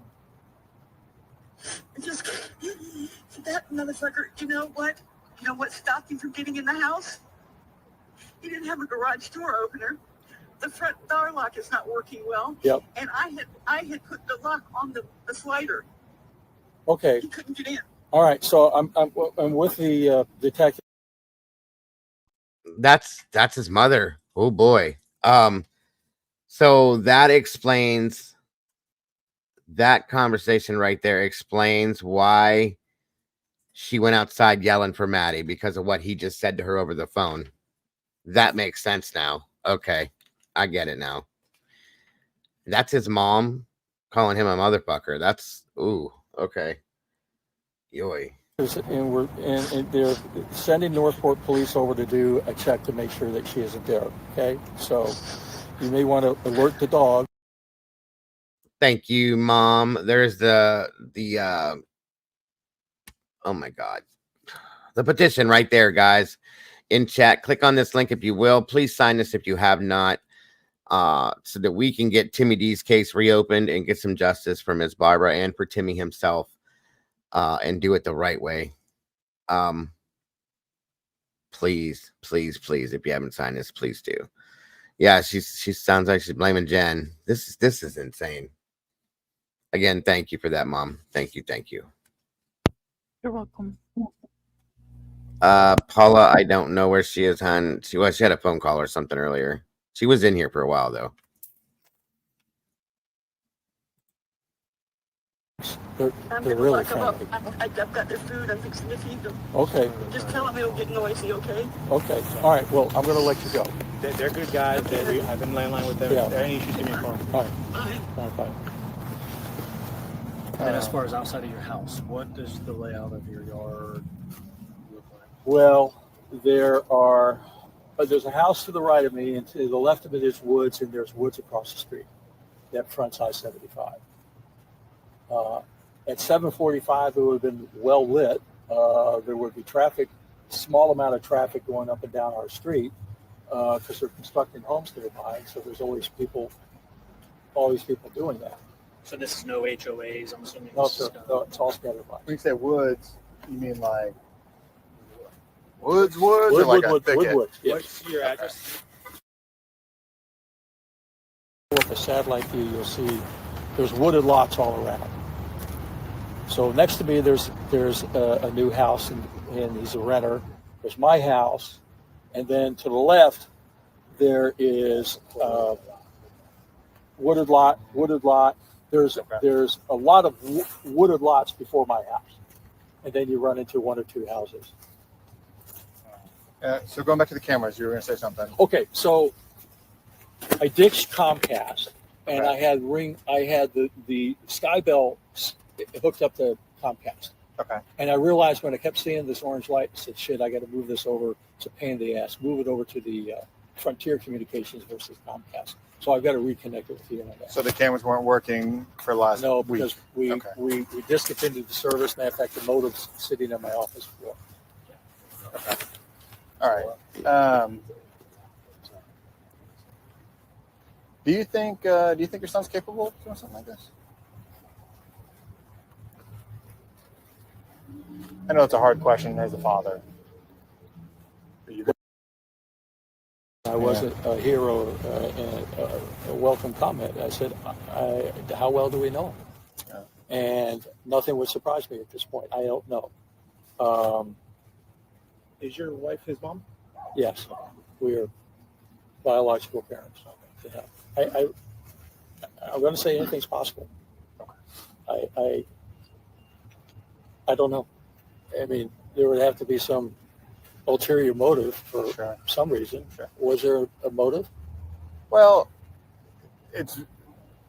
we don't know. We're trying to find her. We still think she's alive.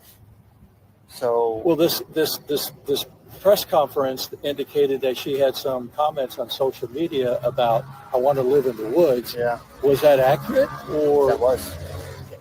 Well, we're not going to put anything inaccurate out there. That just tarnishes the validity of the I asked Jen investigation. about that. She said, yeah, we had a conversation about a third World War. Where would you live? You know, the Palestine-Israeli situation. That's what I said. Okay, So that was more of a fictitious, if doomsday happens, Yeah. sweetheart, where are you going to live? Is that accurate? Yeah. Yeah. I'll go live in the woods. I said, she go live in the woods now by herself? I wouldn't. Yeah. You know, my idea of roughing it is that Howard Johnson's without a pool. Why don't you? Do you know the unit number for your storage unit? Yeah.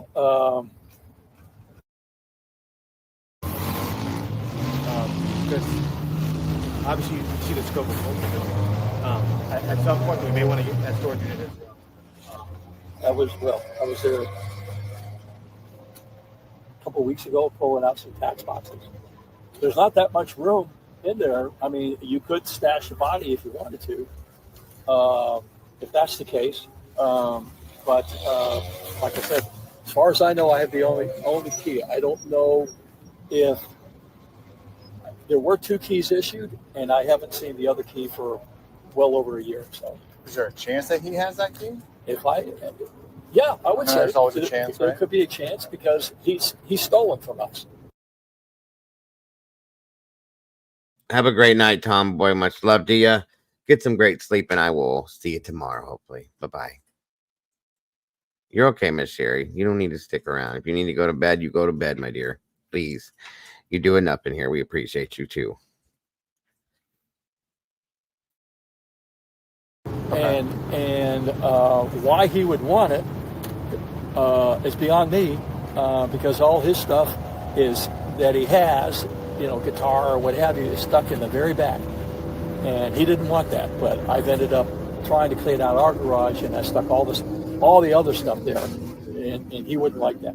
Nor would I think he would spend the time to pull shit out of there to get it. What did he think about?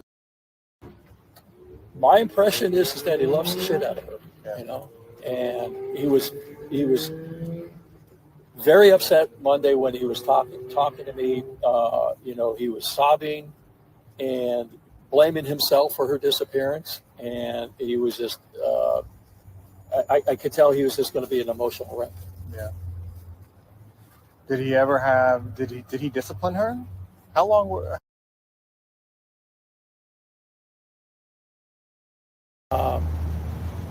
It's hearsay. He may have yelled at her because the Jen and Jen would tell me this. The Jen.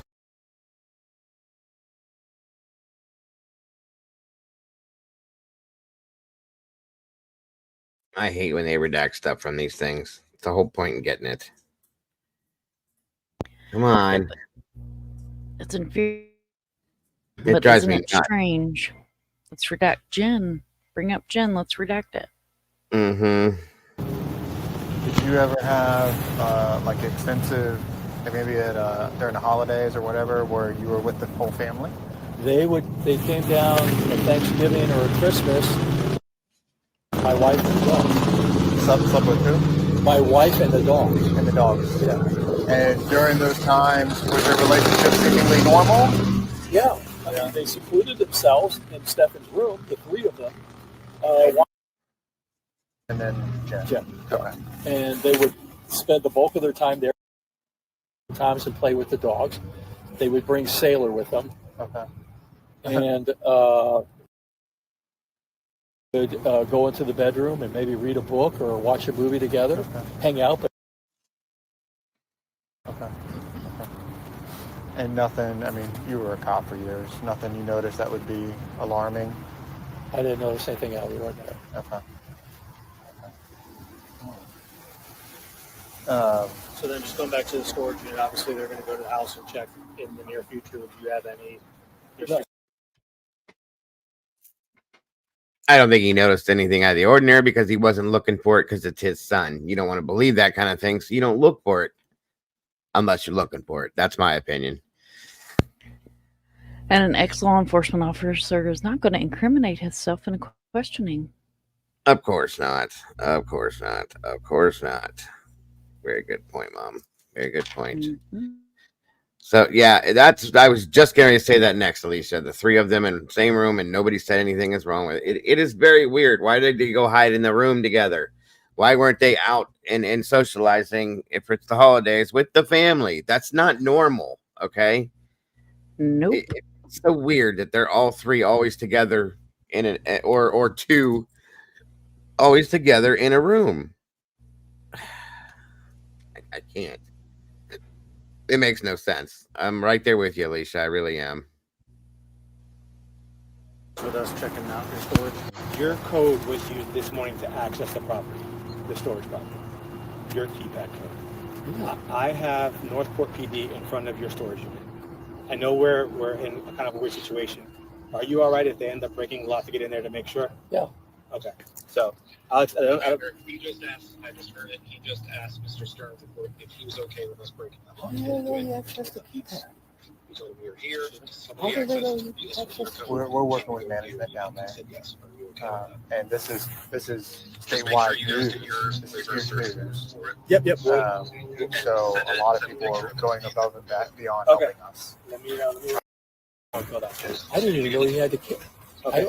I don't know how he would have gotten the keypad. It's interesting. What's your code?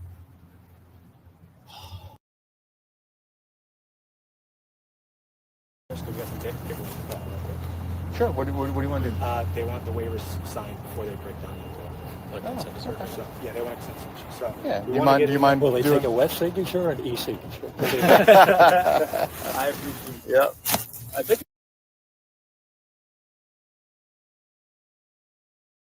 you paid, your code was entered to enter the property this morning. And what time was that at? 9. 9. So 9. And your wife, by chance, wouldn't have went to the storage for any reason? She wouldn't even know where it is. And Jen was with you this whole time, right? So Well, wait. When I don't know where Jen was until she called me at 11. okay, Jen- at 11. And she said, "Hey, Stephan's not here. Is he with you?" Okay. So then he made up this story of getting lost and whatever. So there we go.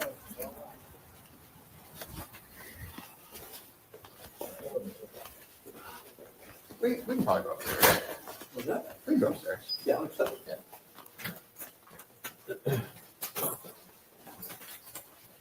Let's take these elevators right here. Well, we're going to steps in, just walk in. Yeah, I was like 8,900. I said, well, if I keep walking, I'll hit my 10,000 steps to the day. Was this the sheriff's? There's no way this was the sheriff's office. No, it was just opening up. Down on 33rd is where you guys were at it. Yeah. Who was the sheriff? Mel Coleman.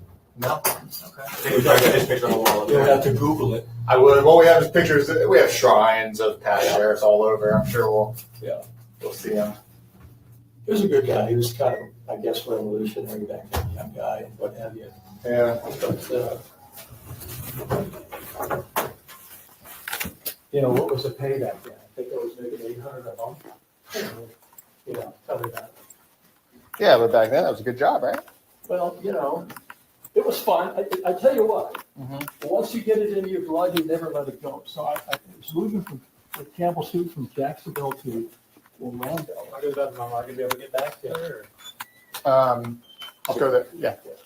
And I'm taking this truck back Sunday evening, and I've got to be at the office in Jacksonville to take somebody on a private walk. Yeah. Monday morning. Hey, Evan, we'll just hang out here so because he doesn't have a proxy. Okay. So I pull up 436, 1792 in Casper, was a green pickup truck. I'm driving this stupid Pepsi rental truck.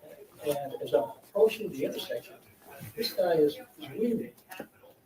And so we pull through the intersection, and this guy's weaving, and then I notice up ahead the guy's riding his bicycle, and this guy pulls over, and it's like, fuck, he's going to hit this guy. Oh no. He hit him, sent him flying.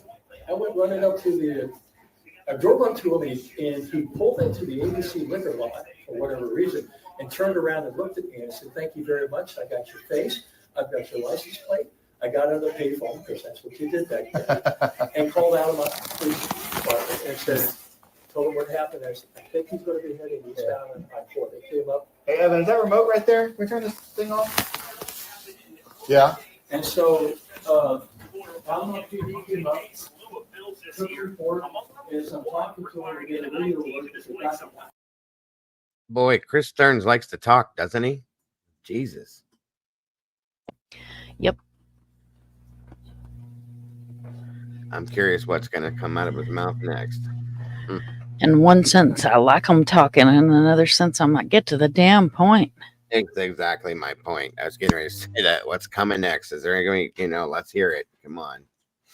Now we want to identify it. I didn't get out of there until midnight. And I get outside of Jacksonville, not far from my exit, and the car stops. Yeah. I'm now stuck on 95 at 3 a.m. I've got to be at the office at 7 a.m. And these sailors coming back, picked me up and took me to my apartment. And I said, thank you, Lord, appreciate that. Yeah. And it was a long day, to say the least. So are you guys still residing in Orlando part-time? You mentioned something off of Westwood. Well, that's where our corporate office is. That's where your corporate office is. And so when I got up this morning, I went over there to meet up with everybody and then kill some time because I'm just a type A personality. I'm just not going to sit around waiting for whatever. So sitting in a parking lot had to kill you. It did. It's just like, come on. Yeah. So anyway, it wouldn't surprise me if somehow he stole the key out of my car because I put all the keys there. Okay. So I had. Does he have access to your car? He would. He would. Because I would keep the keys on my desk. He could easily go in there. And when was the last time he was at your house in Northport? Was it over the weekend for her birthday? So I moved him back down from Kissimmee in December. Okay. To try to get him started on another career opportunity. Okay. Didn't materialize. So trying to work on some other things. So he visited them. He lied to me about this. He visited them maybe 6 weeks ago, maybe a month ago. Visited who? I'm sorry. Jen. Okay. And I'm going to Frank's house and I need a little extra cash. Okay, when are you going to be back? I'll be back later tonight. Mm-hmm. So I get an alert that toll booth charge. On E-Pass, I get an alert. I go, call him up and said, how specific? Yeah. So he lied to me about what he was doing. Yeah. But he was in Orlando until 3 o'clock, maybe Sunday, and then he left because I told him he had to take care of his room, clean the mess out of there before he could go. Yeah. So he did that. He got up there at 6:30 or something. So I was kind of overhearing the conversation. Would it be safe to say and accurate that your son had no rights to this this storage unit at all? If he asked my permission, I would allow it. Did he ever ask your permission? No. Okay. And again, like I said, I've been missing this key for how long have I had this? Maybe I've had this key for maybe 18 months. Okay. So was he staying with you kind of in Northport? Yeah. Up until now. I moved him back in December because I couldn't afford. Okay, so from December to today, essentially. Yeah. Okay. All right. Where was he staying up here with Jen? Yeah. Okay. I just realized we just let Jen downstairs. She had the key to your truck? No. Okay. Well, I guess we won't be too long. Just it's dark out. Okay. All right. So he stays down there. And how often does he come up here to visit Jen and Maddie? I think since he left in December, this would be the second, maybe third trip, but second, maybe third. Yeah. Okay. So in December, that's February, almost March, second of May. So maybe once a month. Would that be fair?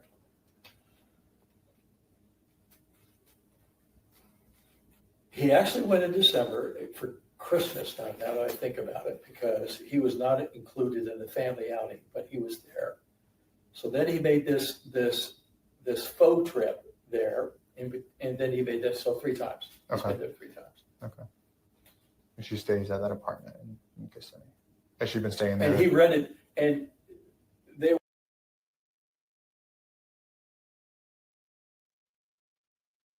which I ended up having to pay. Renting a room within the same apartment? Yeah. Yeah. Gotcha. Okay. Jen's father rents the rooms out. And does Jen's father live there? Or does he No. lease the apartment and then sublease the rooms inside? Well, he owns. He rented a room within the apartment off of Jen. Why would he have to do that unless it's the tripod room? Yep. God damn. Freak. I'm telling you. There it is, right there, you guys. Rented a room. Had to have been that room. Mm-hmm. On and off relationship. Uh-huh. Yep. Gotta be room 4. Damn. This is weird. Just weird. You don't rent a room off if you're staying with your girlfriend. You don't rent a room off of them. No. Nope. That has to be the room, guys. I'm telling you right now. God, this is weird. Fucking creep.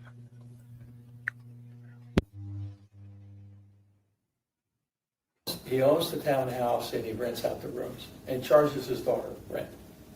Gotcha. Okay. Okay. That makes more sense. Yeah. Because for some reason, I came into this towards the tail end of the investigation. For some reason, I thought he was living in that apartment like today. No. But okay. No, he was just visiting. All right. Very disgusting. You guys going back home tonight? No, I booked the room for tonight. Okay. Go back tomorrow. Well, I didn't know what was going to happen today, so I booked the room for the second night. Okay.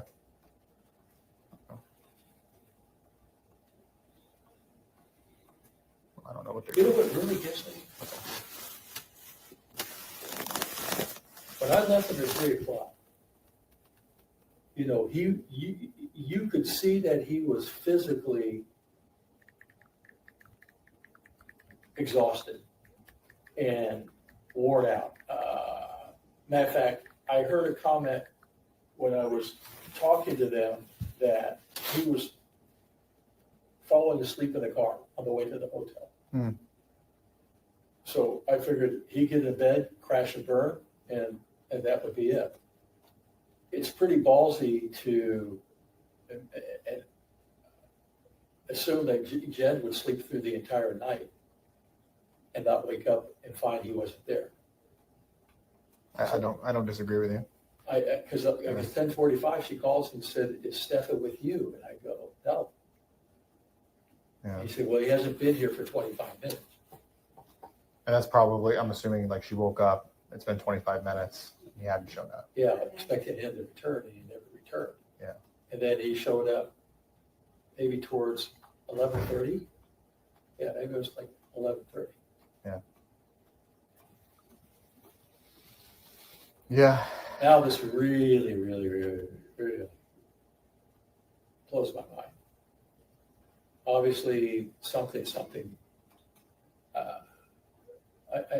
I'm afraid to even say it. Think it. What's that? There's just too many inconsistencies here, and his behavior is indicating something else is going on here. You know, why would he spend nearly 6 hours driving round trip to go to Northport to the storage unit? Well, I mean, hopefully we may be able to figure that the out. body was in Jen's car? We're trying to figure it out. Have you asked him? Yeah. Jen SOTO. Yeah, we talked to him. So when he took Jen's car and went back to when Jen's car went back to the scene, that must have been when he did that at around that period of time.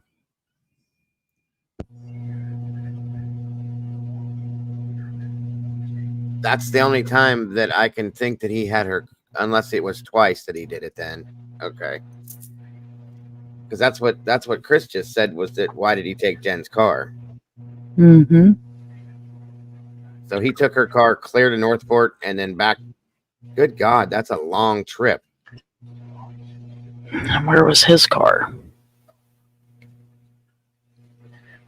And why? What the hell was he doing? So weird. Okay.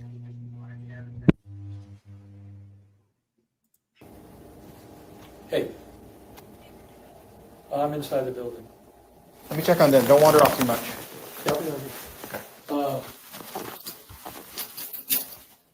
what's that?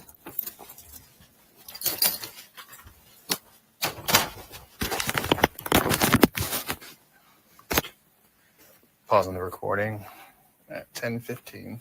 It's a surreptitious recording with Mr. Stearns. My name's Corporal Richards. Also 10:12 with me was Corporal Evan Avila and Kissimmee Detective.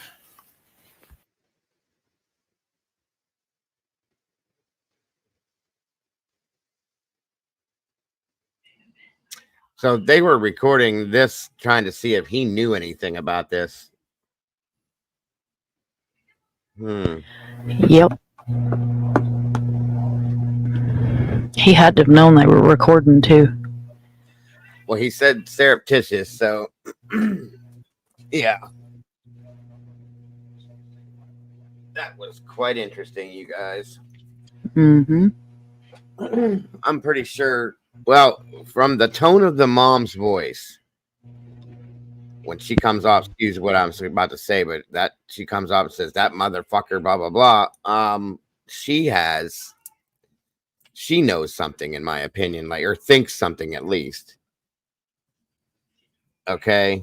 And then as they're sending Northport police there, it's been recorded that she's outside yelling for Maddie. Good God, these people. And I'm telling you, the dad knows. Mm-hmm. He knew. He had to know. He was too laid back with that conversation. Yep. He did tell a lot, Barbara. He spoke to the son's personality a lot, in my opinion. Mm-hmm. Good Lord. Let me see something here. I can't help but wonder what the fuck was he doing in the storage unit. Neither can I. Let me see something here.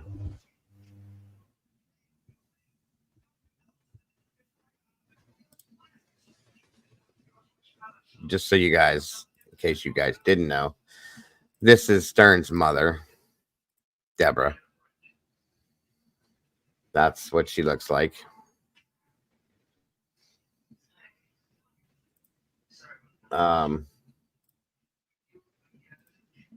This is the guy that we just heard, his father, Chris.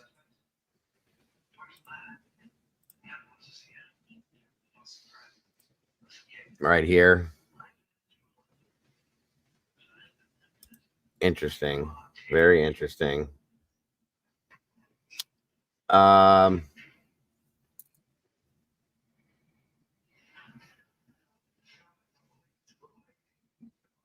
me see something here. I think I thought I had more here.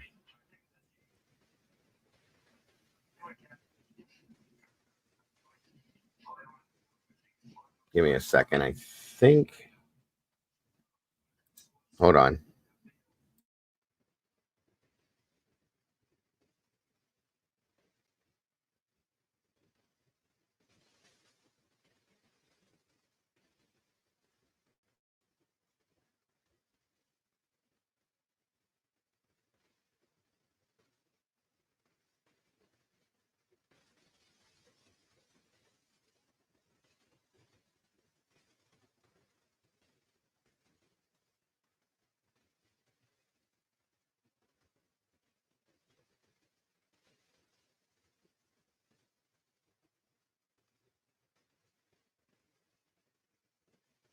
Okay, I'm looking to make sure I have everything I gave you guys. One moment here.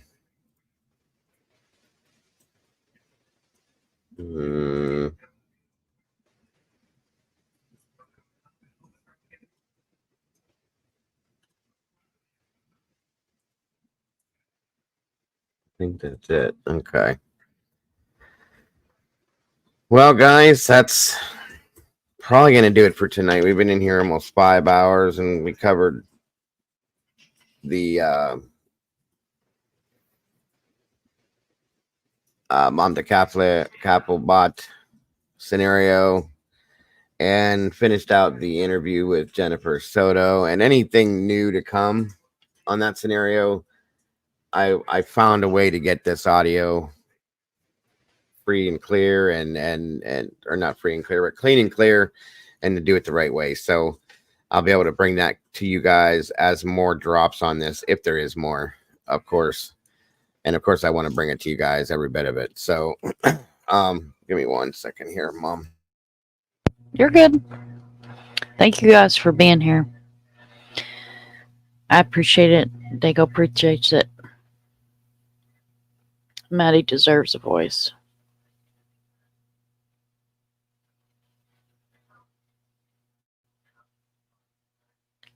She deserves to be remembered and loved.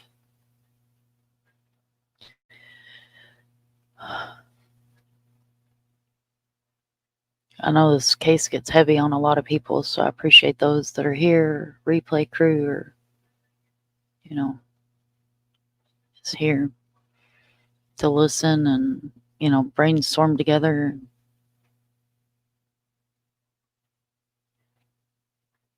Because it does get heavy. It needs to.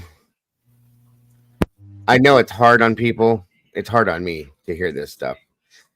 But I think for Maddie's sake, it all needs to be heard. In a sense, it's her. I know this might sound corny in a bit away. This is her. This is the best way I can see fit for Maddie to be able to tell her story. Does that make sense? Yep. That's what I just said, is a voice for Maddie, because she deserves it, and she deserves to have her story told in a respectful manner. And yes, you know, and then some, and then yes, absolutely. This is the only, and that goes for any creator that's doing this. Okay, any creator that's putting this out, that's the best and absolute way to have Maddie's voice heard and her story told. Okay, yeah, I'm going to show you guys that. That's what I'll do next, real quick before we end. Good night, Miss Barbara, and love you too, Leslie. You're awesome. You leaving, Miss Barbara? Oh, goodness. I'm so sorry. I hope that didn't run you off, but yeah, I'm going to show you the story of what happened here, what kind of got me started on true crime, truly. Real quick here. We have a little bit longer I can push this, so.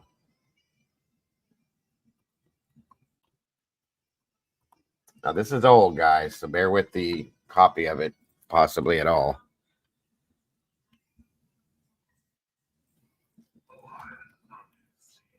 Definitely an old.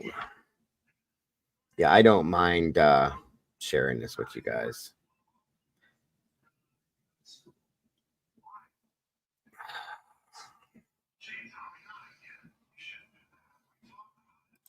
Let me see.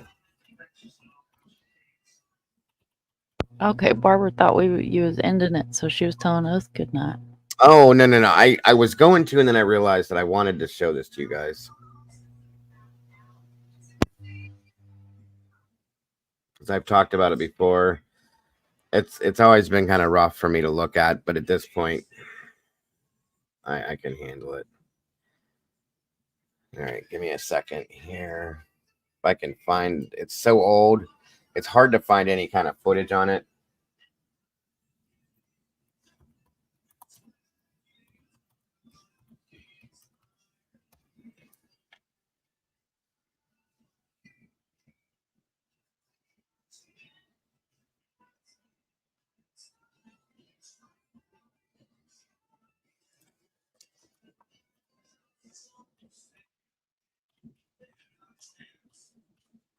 All right, let's see.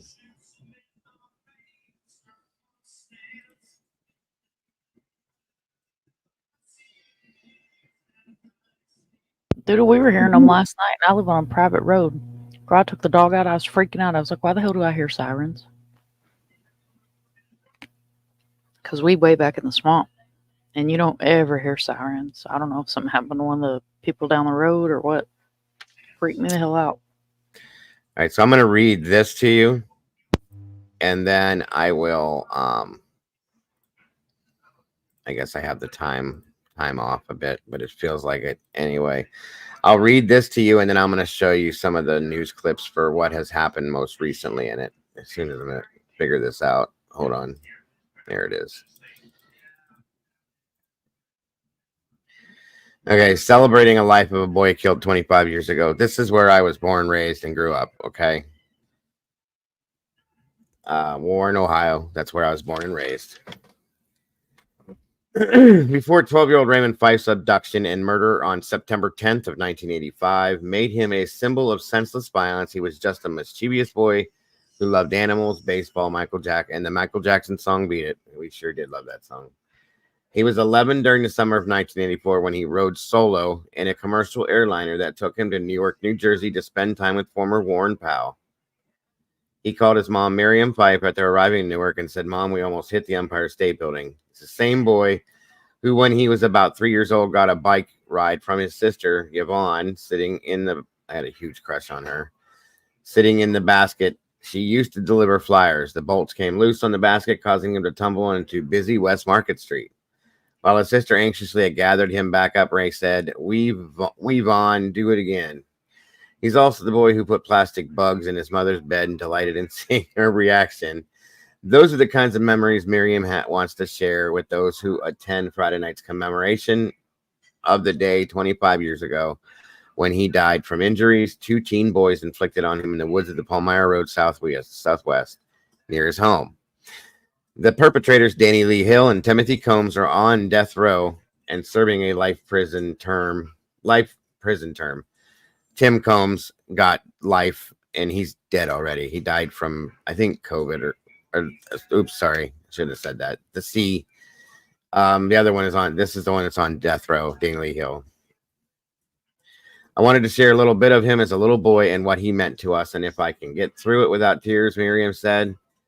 She has invited many people who played a role in the criminal trials and conviction of Raymond's killers to speak at the 5 p.m. celebration at First United Methodist Church, 309 North Park Avenue. It is open to the public. Dennis Watkins, Trumbull County prosecutor, and Wyatt McKay and Peter Contos, current common pleas court judges who were part of the prosecution team, were asked to speak along with the Boy Scout leader. We were in Boy Scouts together. How we were friends. Pastor, school, and city official Raymond's sister, Paula Lazari. Miriam, who has become a recognizable figure in the 25 years since Raymond's death, helping to get the prosecutor's office victim witness division up and running, says she believes that this is a good time for people to learn more about her son and the positive things that have come about because of his death. In that sanctuary, everybody will be touching on the positive, she said. Though Miriam Fife became a volunteer for the victim witness division shortly after her son's death, her son's death did not directly lead to the establishment of the office, she said Wednesday. An application had been made for funding to start the office before Raymond's death, she said, and his death had a lot to do with the growing of it, though, she said, adding that she made it her mission to educate people on the victims of crime. Jeff Goodman, a longtime defense attorney in Trumbull County, said Miriam Fife's work as a victim witness advocate has been one of the biggest difference makers that came out of the tragedy of her son's death, and she's taken possibly the most unimaginable tragedy and turned it into a positive for change for a quarter of a century, Goodman said. Okay, let me shrink this back down so I can see what I'm doing now. Okay. Hold on. Okay, that's so pathetic that that's all they could put up for that.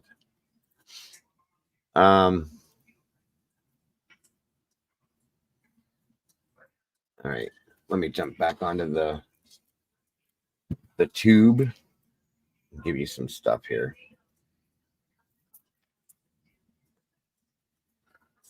All right, let me go back about, where's it at?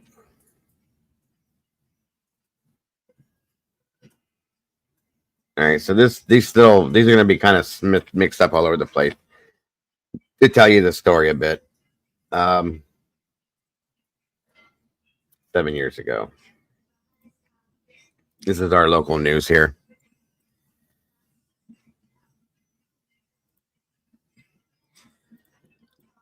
All right. That's all right.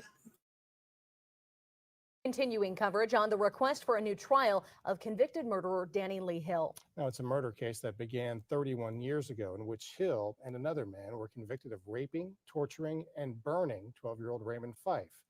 A visiting judge has now made a decision. 27 First News anchor Stan Boney joins us live with the details about this new request.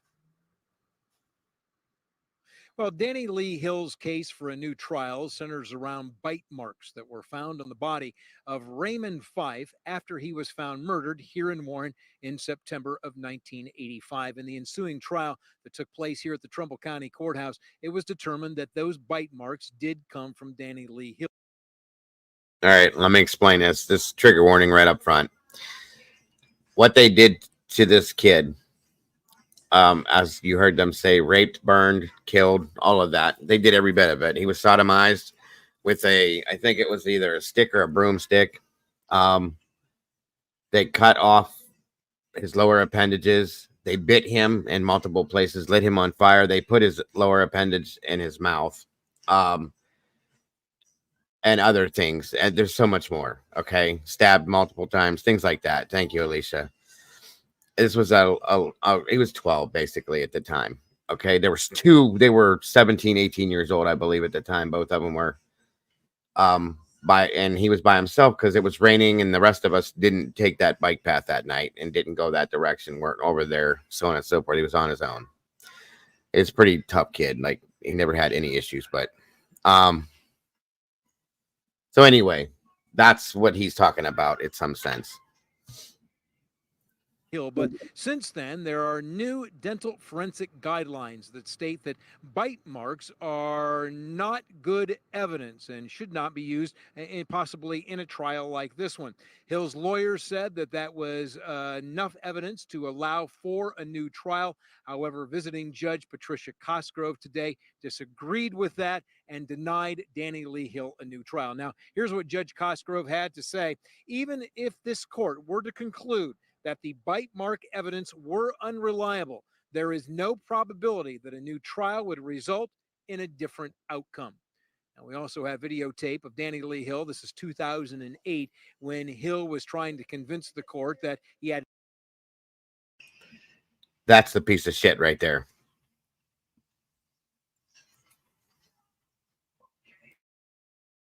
Mental issues and therefore his death penalty should be overturned. It was Danny Lee Hill along with Timothy Combs that were both convicted of murdering Raymond Fife in September of 1985. Combs remains in prison, as does Danny Lee Hill.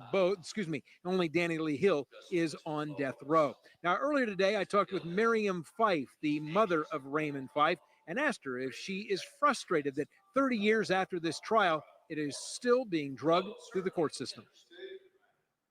I understand the court system because I've been in it so long.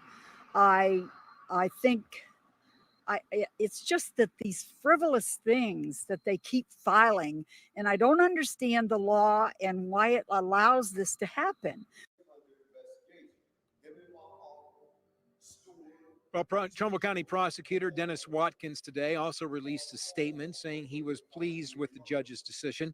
He said, quote, "This is one of a litany of opinions from various state and federal courts affirming the fairness of the trial and the justice pronounced in 1986. Live in Warren, Stan Boney, WKBN 27 First News.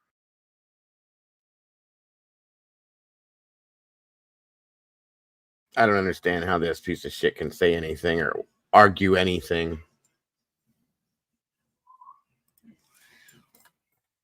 Rights of the criminals get stolen from the rights of the victim. You saw him sitting there. Now he didn't get his way, so he's going to argue it. Do you know what you did, you piece of shit? Do you know what you did to a human life? And you're going to argue because you can't get a new trial. Get over yourself. It makes me sick. Makes me sick. And he's still trying to pull appeals, you guys.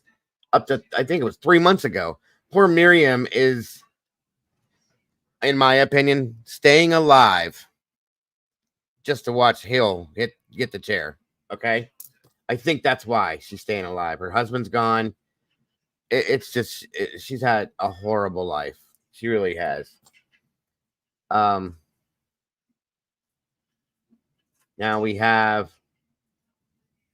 they're looking at doing a firing squad situation here now, which is new to me, but It's because lethal injection is costly. Well, we had the actual chair here at one point, but it's gone now because of what I guess they're saying it's become Inhumane. Inhumane. Sorry, I couldn't think. Yeah, I got you. It's ridiculous. Kentucky still uses old Sparky, except they passed that dumbass law that if there's mental health, what could be deemed as mental health, they cannot use the DP on them. And that's what they're trying to say. He's been trying to pull that because saying he's mentally handicapped or mentally the R word I don't like using. But you were to do everything he did. If you're a handicapped person mentally, you're not all caught up to your age, per se. How did you know to do those specific things to him and what they were and what they would do? That's what I'm talking about. And I don't bullshit. I've said that forever anyway. Man convicted in the 1985 death of 12-year-old Raymond Fife has died. 50-year-old Timothy Combs died at the Grafton prison last week, according to the State Department of Corrections. Combs was 17 years old when he, along with 18-year-old Danny Lee Hill, attacked Fife as he was walking home from a Boy Scout meeting. Combs was given a life sentence for the crime. Miriam Fife, Raymond's mother, reached out to us tonight. She said, "I'm not celebrating his death. I wouldn't do that.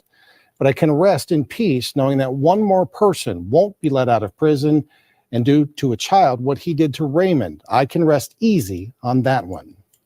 Begin tonight with continuing coverage on the request for a new trial of convicted murderer Danny Lee Hill. Now, it's a murder case that began 31 years ago in which Hill and another man were convicted of raping, torturing, and burning 12-year-old Raymond Fife. A visiting judge has now made a decision. 27 First News anchor Stan Boney joins us live with the bite mark evidence were unreliable. There is no probability that issues, and therefore his death penalty should be overturned. It was Danny Lee Hill along with Timothy Combs that were. I understand the court system because I've been. Released a statement. Okay, that's the one we just watched. Like I said, guys, it's hard to find footage because this is so old. Okay, here was this one.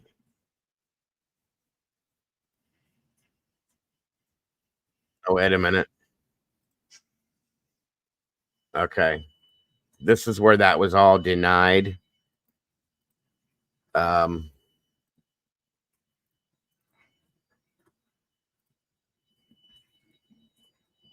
is justice denied.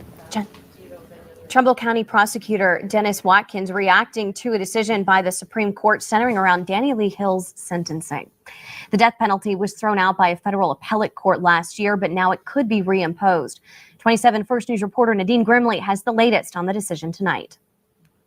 Justice is a journey. It doesn't end until it's done. Joined by Miriam Fife, Trumbull County Prosecutor Dennis Watkins reacts to a decision made by the Supreme Court of the United States just today in Danny Lee Hill's case. As far as we know, it's unanimous. There were no dissents. The whole court said the Sixth Circuit Court of Appeals wrongfully applied the law. Hill was convicted in the 1985 attack, rape, and murder of 12-year-old Raymond Fife. The Sixth Circuit Court of Appeals threw out Hill's death sentence last February. The panel said there was clear and convincing evidence that Hill is mentally disabled. Then Attorney General Mike DeWine appealed that ruling.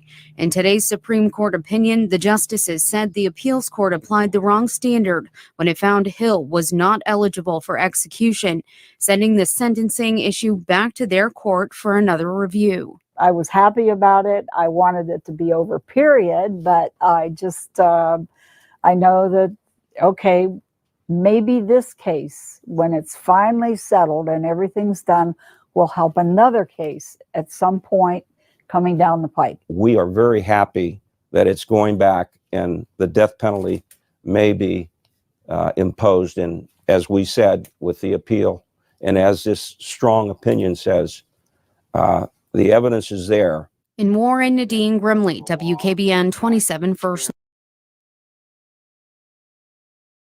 So that was when they took the death penalty away because they're saying he was mentally disabled. He couldn't be, like we just talked about, right?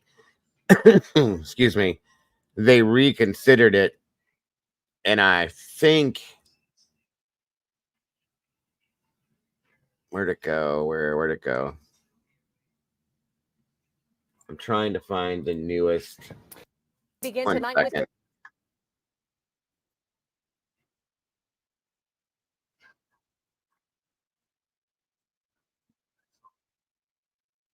One second, guys. Sorry.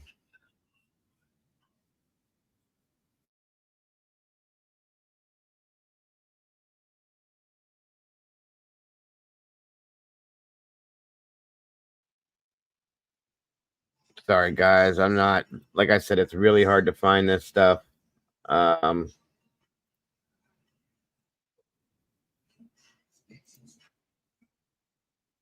Okay. Again, here's the piece of shit himself. Angry because he don't get his way. Always. Legal saga that's left a Trumbull County mother fighting for justice more than 30 years after her son's death. Danny Lee Hill was convicted of torturing and killing 12-year-old Raymond Fife in Warren back in 1985. The 6th U.S. Circuit Court of Appeals ruled this year that executing Hill would be unconstitutional because he is intellectually disabled. But now that same panel of judges heard oral arguments on the case again last week at the request of the Ohio Attorney General. So joining us to weigh in on where this case could go from here, our legal expert and author of The Executioner's Toll 2010, Attorney Matt Mangino. Good morning, Matt. Good morning. Thank you for joining us. You know, I wanted to know what you thought about this case. This was a rehearing, something that the Ohio Attorney General Dave Yost requested. The state appealed the 3-judge panel's ruling that it would be unconstitutional to give Hill the death penalty. The 6th U.S. Circuit Court of Appeals based their decision off of a 2002 Supreme Court ruling, which was actually long decided after Hill was sentenced. So can you explain, in terms of where this goes in a courtroom, why this case has legal grounds to be challenged? Well, because of a Supreme Court decision in 2002, Atkins versus Virginia, in which the Supreme Court said that you cannot execute an intellectually disabled person. And as a result of that, people who've been sentenced, as in this case, 30 years ago, 35 years ago, can still challenge their death sentence based on the decision in Atkins versus Virginia. So that's, this is obviously a convoluted case. It's gone through the state courts. It's gone through the federal courts on more than one occasion. But ultimately, this is the path that these cases have taken since 2002. And, you say it has had many twists and turns throughout the legal system. How important do you think it is that the courts review this and get it right this time? Well, what happened in this case is that the Sixth Circuit, in a panel of 3 attorneys, found that Danny Lee Hill was intellectually disabled and therefore was not eligible for the death penalty. What was just argued was an en banc argument before the Sixth Circuit. And that's where all the Sixth Circuit judges actually hear this case and will ultimately all make a decision. Ultimately, this case, I think, is going to end up back with the United States Supreme Court to make a decision. Because what happened when Atkins versus Virginia was decided was that the Supreme Court said you cannot execute the intellectually disabled, but it didn't define what intellectually disabled means. And so it left it up to the states to decide what an intellectual disability was. So you could have a decision in Ohio based on intellectual disability, which is different than a decision in Pennsylvania. And so cases have gone back to the Supreme Court to try to define, what intellectual disability means. What the court then said was, here's what it doesn't mean. It doesn't mean just somebody's IQ. And that's the decision that's being, the Sixth Circuit is deciding with regard to Danny Lee Hill. His IQ is below 70, but does that itself alone mean that he's intellectually disabled? And that's what the courts are going to have to determine. Absolutely. It comes down to the nitty gritty. I know a lot of taxpayers. He gets the best medical coverage that anybody can get. Better than most anybody. Anybody that's in the prison system, they get the best medical coverage. Especially somebody on death row, I found out. Because they have to stay healthy to take their sentence when that time, if it ever comes. We're going on 40 years with this scenario, guys. I cannot believe, I can't believe it, that there's that many appeals and different little stupid things that can be put out there like this. Now, if this man was, in my opinion, what he's trying to claim to be, he's not even a man, this monster. I don't think that he could sit and have the argument with them about why he's arguing. The comprehension you would have to understand the situation you're in should take him out of that classification, in my opinion. But he does it. He argues his situation, and he does it very well, actually. Okay. He's had almost 40 years sitting in prison to read up on the law. That's another thing. I don't understand how he survived in prison for what he did.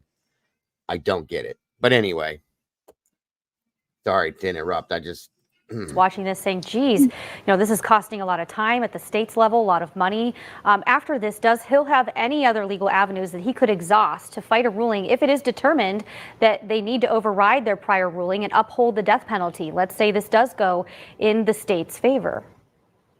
Well, he could ask for review by the United States Supreme Court. And so you don't have an automatic right to appeal to the United States Supreme Court. You have to ask the court's permission, and then the court will review whether or not they even want to hear the case. And if they decide to hear the case, then you can argue it in front of the United States Supreme Court. So that's not something that's available to him automatically, but it's, I'm sure, something that his attorneys will pursue if he gets an adverse decision by the en banc panel of the Sixth Circuit. Yeah, he's hoping the decision keeps him from going to death row. Let's say it is overturned. How long would it take before he would be scheduled to receive the death penalty in Ohio? Would that be a matter of months? Explain that timeline and how much time his attorneys have to then go in and say, we appeal this again. Right. So that's a whole second set of challenges that would come, in the event that the court says that his execution could move forward. Then there would have to be a death warrant. He would be put, obviously there's other people on death row. There haven't been any executions, I don't believe, in Ohio this year. The number of executions are dramatically lower than they have been in the last 10 years in the state of Ohio. So the question is, yes, if they could impose the death penalty or carry it out with regard to Danny Lee Hill, when will that happen? Nobody knows. And there'll be, once a death warrant is signed, there'll be a whole series of additional challenges with the courts. And throw into the mix, apparently President-elect Biden says he wants to end the death penalty. So we'll have to see if the federal level makes any changes. Right. So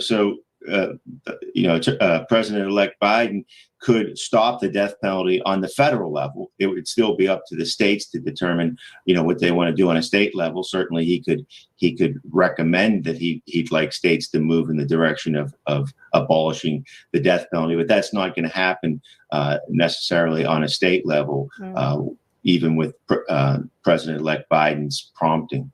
Interesting. Now, the Sixth Circuit Court of Appeals could have a decision April or May is what we're hearing. Do you expect it to be that soon?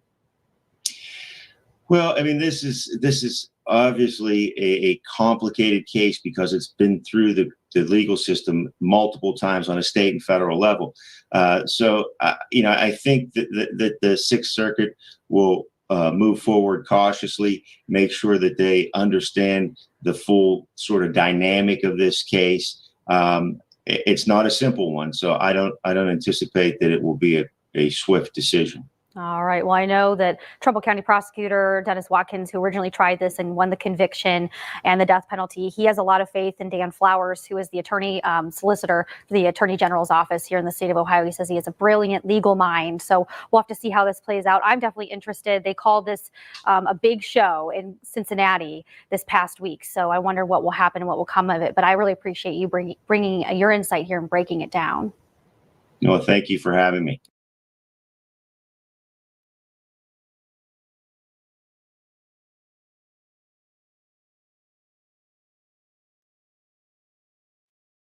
Sorry, this is unbelievable to me that it's taken this long. He's had this many appeals and this much time to live he's basically lived himself a full life, guys. Behind bars or not, still, he's lived a full life when Ray didn't live past the 12th year of his life. Okay. The man has eaten 3 meals a day for the past 35 years plus.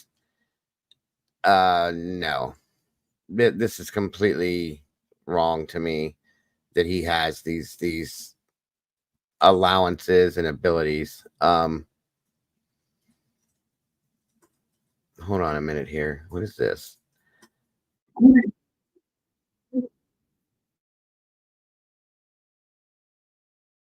Infuriating is what it is.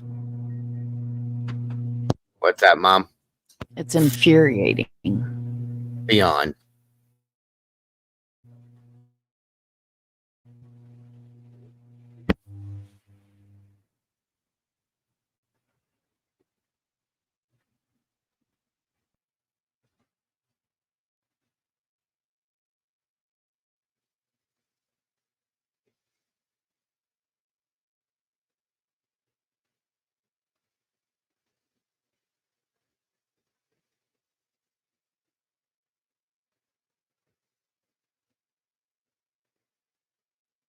I personally think they should put him through everything he put Ray through. I truly do feel that way. I hate to sound that way. I'm not that type of a person typically, but this was bad. And there's another one that people that lived at the end of my street when I was a kid. It was an old couple. They were the Montgomerys. Here's a neighborhood kid that murdered them. He used to cut their grass. Him and his buddies would do yard work and stuff for him. And he went in one night and killed them. They were an elderly couple, as a friend of mine's grandparents. And he went to prison and ended up on death row. He got the death penalty. He's been gone for years now. I don't understand this. And he committed his crime after Danny Hill did what he did to Ray. I don't understand how this system works, you guys. I don't get it. It doesn't make sense to me. It's broken. Beyond broken. Yep. Beyond broken. It just doesn't make any sense. None at all.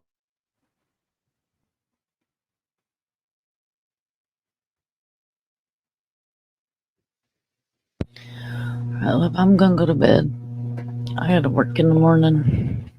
I'm gonna try to find more of the story so I can bring it, like maybe the trial, if I can put it together for you guys to see.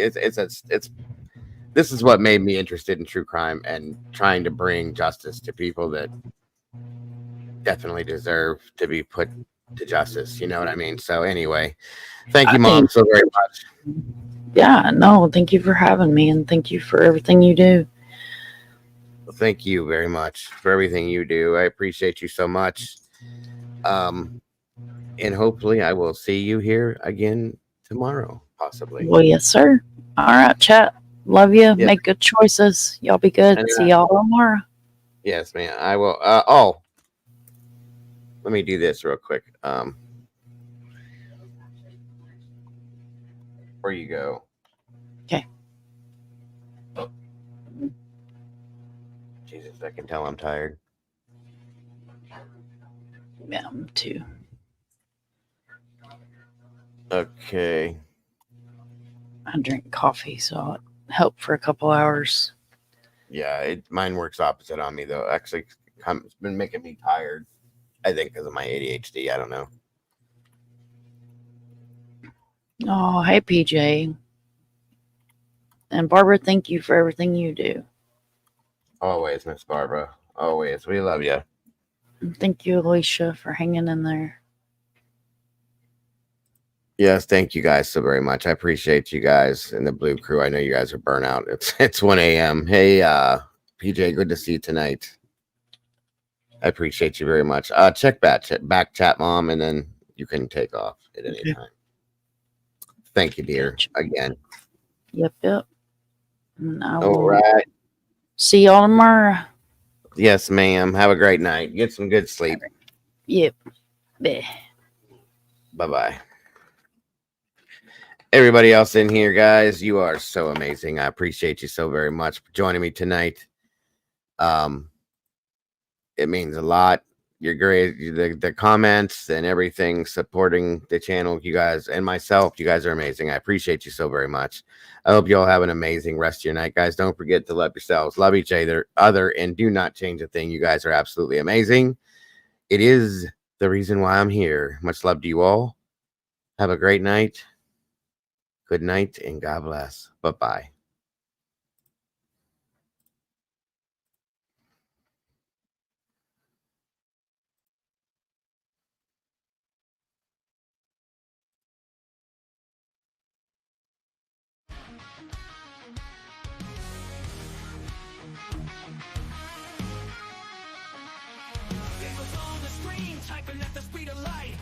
Down the shadows, bring your wrongs to right. Digging deep in the data, facts sharp as a knife. With every single story, he's fighting for a life. A voice for the voiceless, he won't stay quiet. Daniel's got the fire igniting the fight. True crime revelation shining through the night. With every victim story, he pulls at the strings. A hero in the darkness, hear the truth he brings.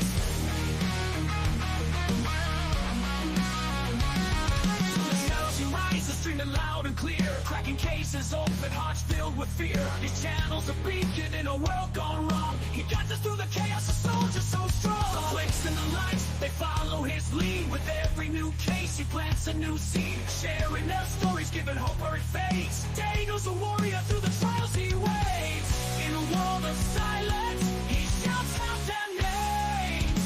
Daniel's got the fire igniting the fight. True crime revelation shining through the night. With every victim story, he pulls at the strings. A hero in the darkness, hear the truth he brings. From the shadows you rise, are streaming loud and clear. True crime revelation shining through the night. With every victim story, he pulls at the strings. A hero in the darkness, hear the truth he brings.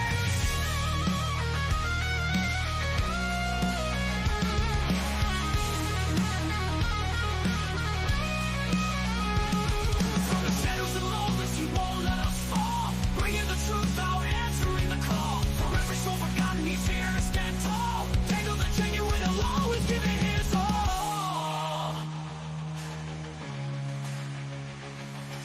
Daniel's got the fire igniting the fight. True crime revelation shining through the night. With every victim story, he pulls at the strings. A hero in the darkness, hear the truth he brings.